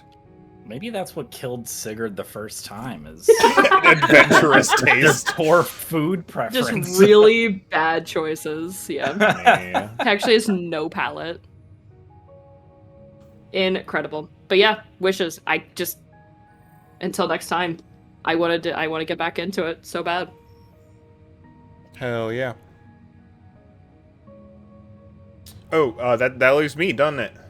Yeah. Stars, good. Wishes, more good. That the good continues. Thank you for being very kind about playing stuff. I certainly was feeling pretty bad, even like immediately before session, but getting into it, like I don't know, by like half an hour in, I was really feeling it again, and that was good. I love organically adding the fact that me being off my game, adding the world flavor that Betsy Georgia is awful on camera. I just think that that's very funny. That was incredibly cute. Funny. We love a whole scene of Dr. Voctor lying to your face. Yeah. That was awesome. Mostly.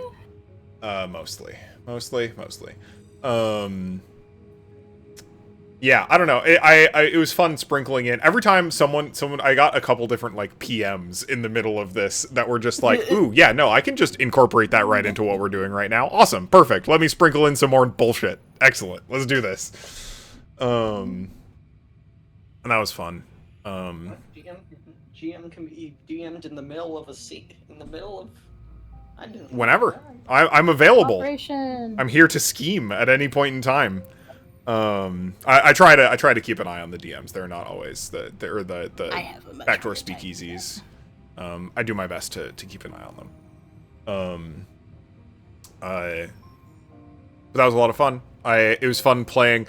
Boy, like, the funny thing is I kind of came into this with like, oh, okay, given the interactions they've had before, I understand the trajectory for Fenrir's personality. And then Isaac just keeps talking to Fenrir, and I'm just like, Fenrir no longer has a defined trajectory for their personality. They are confused.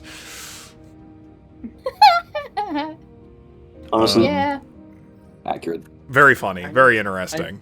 I'm interested Kind of to see mirrors what everyone else is going through. Finally getting the opportunity to just address everyone. Great, perfect. Enjoyed that. Yeah. Thoughts of just good fun, good and fun and good. I'm excited for more Titan House. Getting to see, you're about to see a lot more of them. And that'll be interesting, since y'all haven't had much interaction with them, but they're going to be the people you are playing off of for the next while here. I'm excited for a mechanical sequence that is, like, extended. Some things to note in that I'm really excited for is, like, hey, if your mechs blow up, like, if you fail, like, so it's going to be a series of, I want to say 3 encounters, I said, right? Over the course of 5 days. If, like, all your mechs get destroyed in the second encounter, like, that's it. You lose. You have failed the encounter handily. And I'm really excited to have that level of, like, persistent consequences on the table, especially in a game where, like, failure does not mean the end of the campaign, you know? Like, failure just means the consequences of failure. Is that going to affect house rank? Absolutely.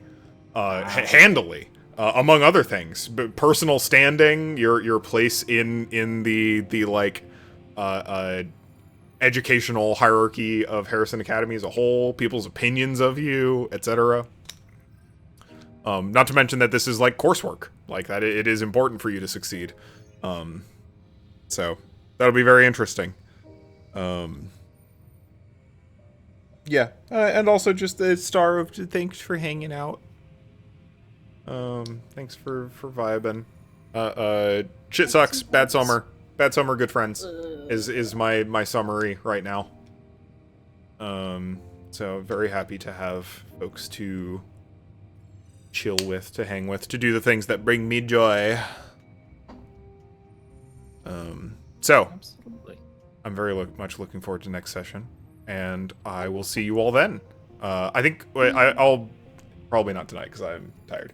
But I will make sure that we've got our session plans all rolled out. I think here, I'll stop the recording. Thank you for playing. I love spending time with everyone. Yeah.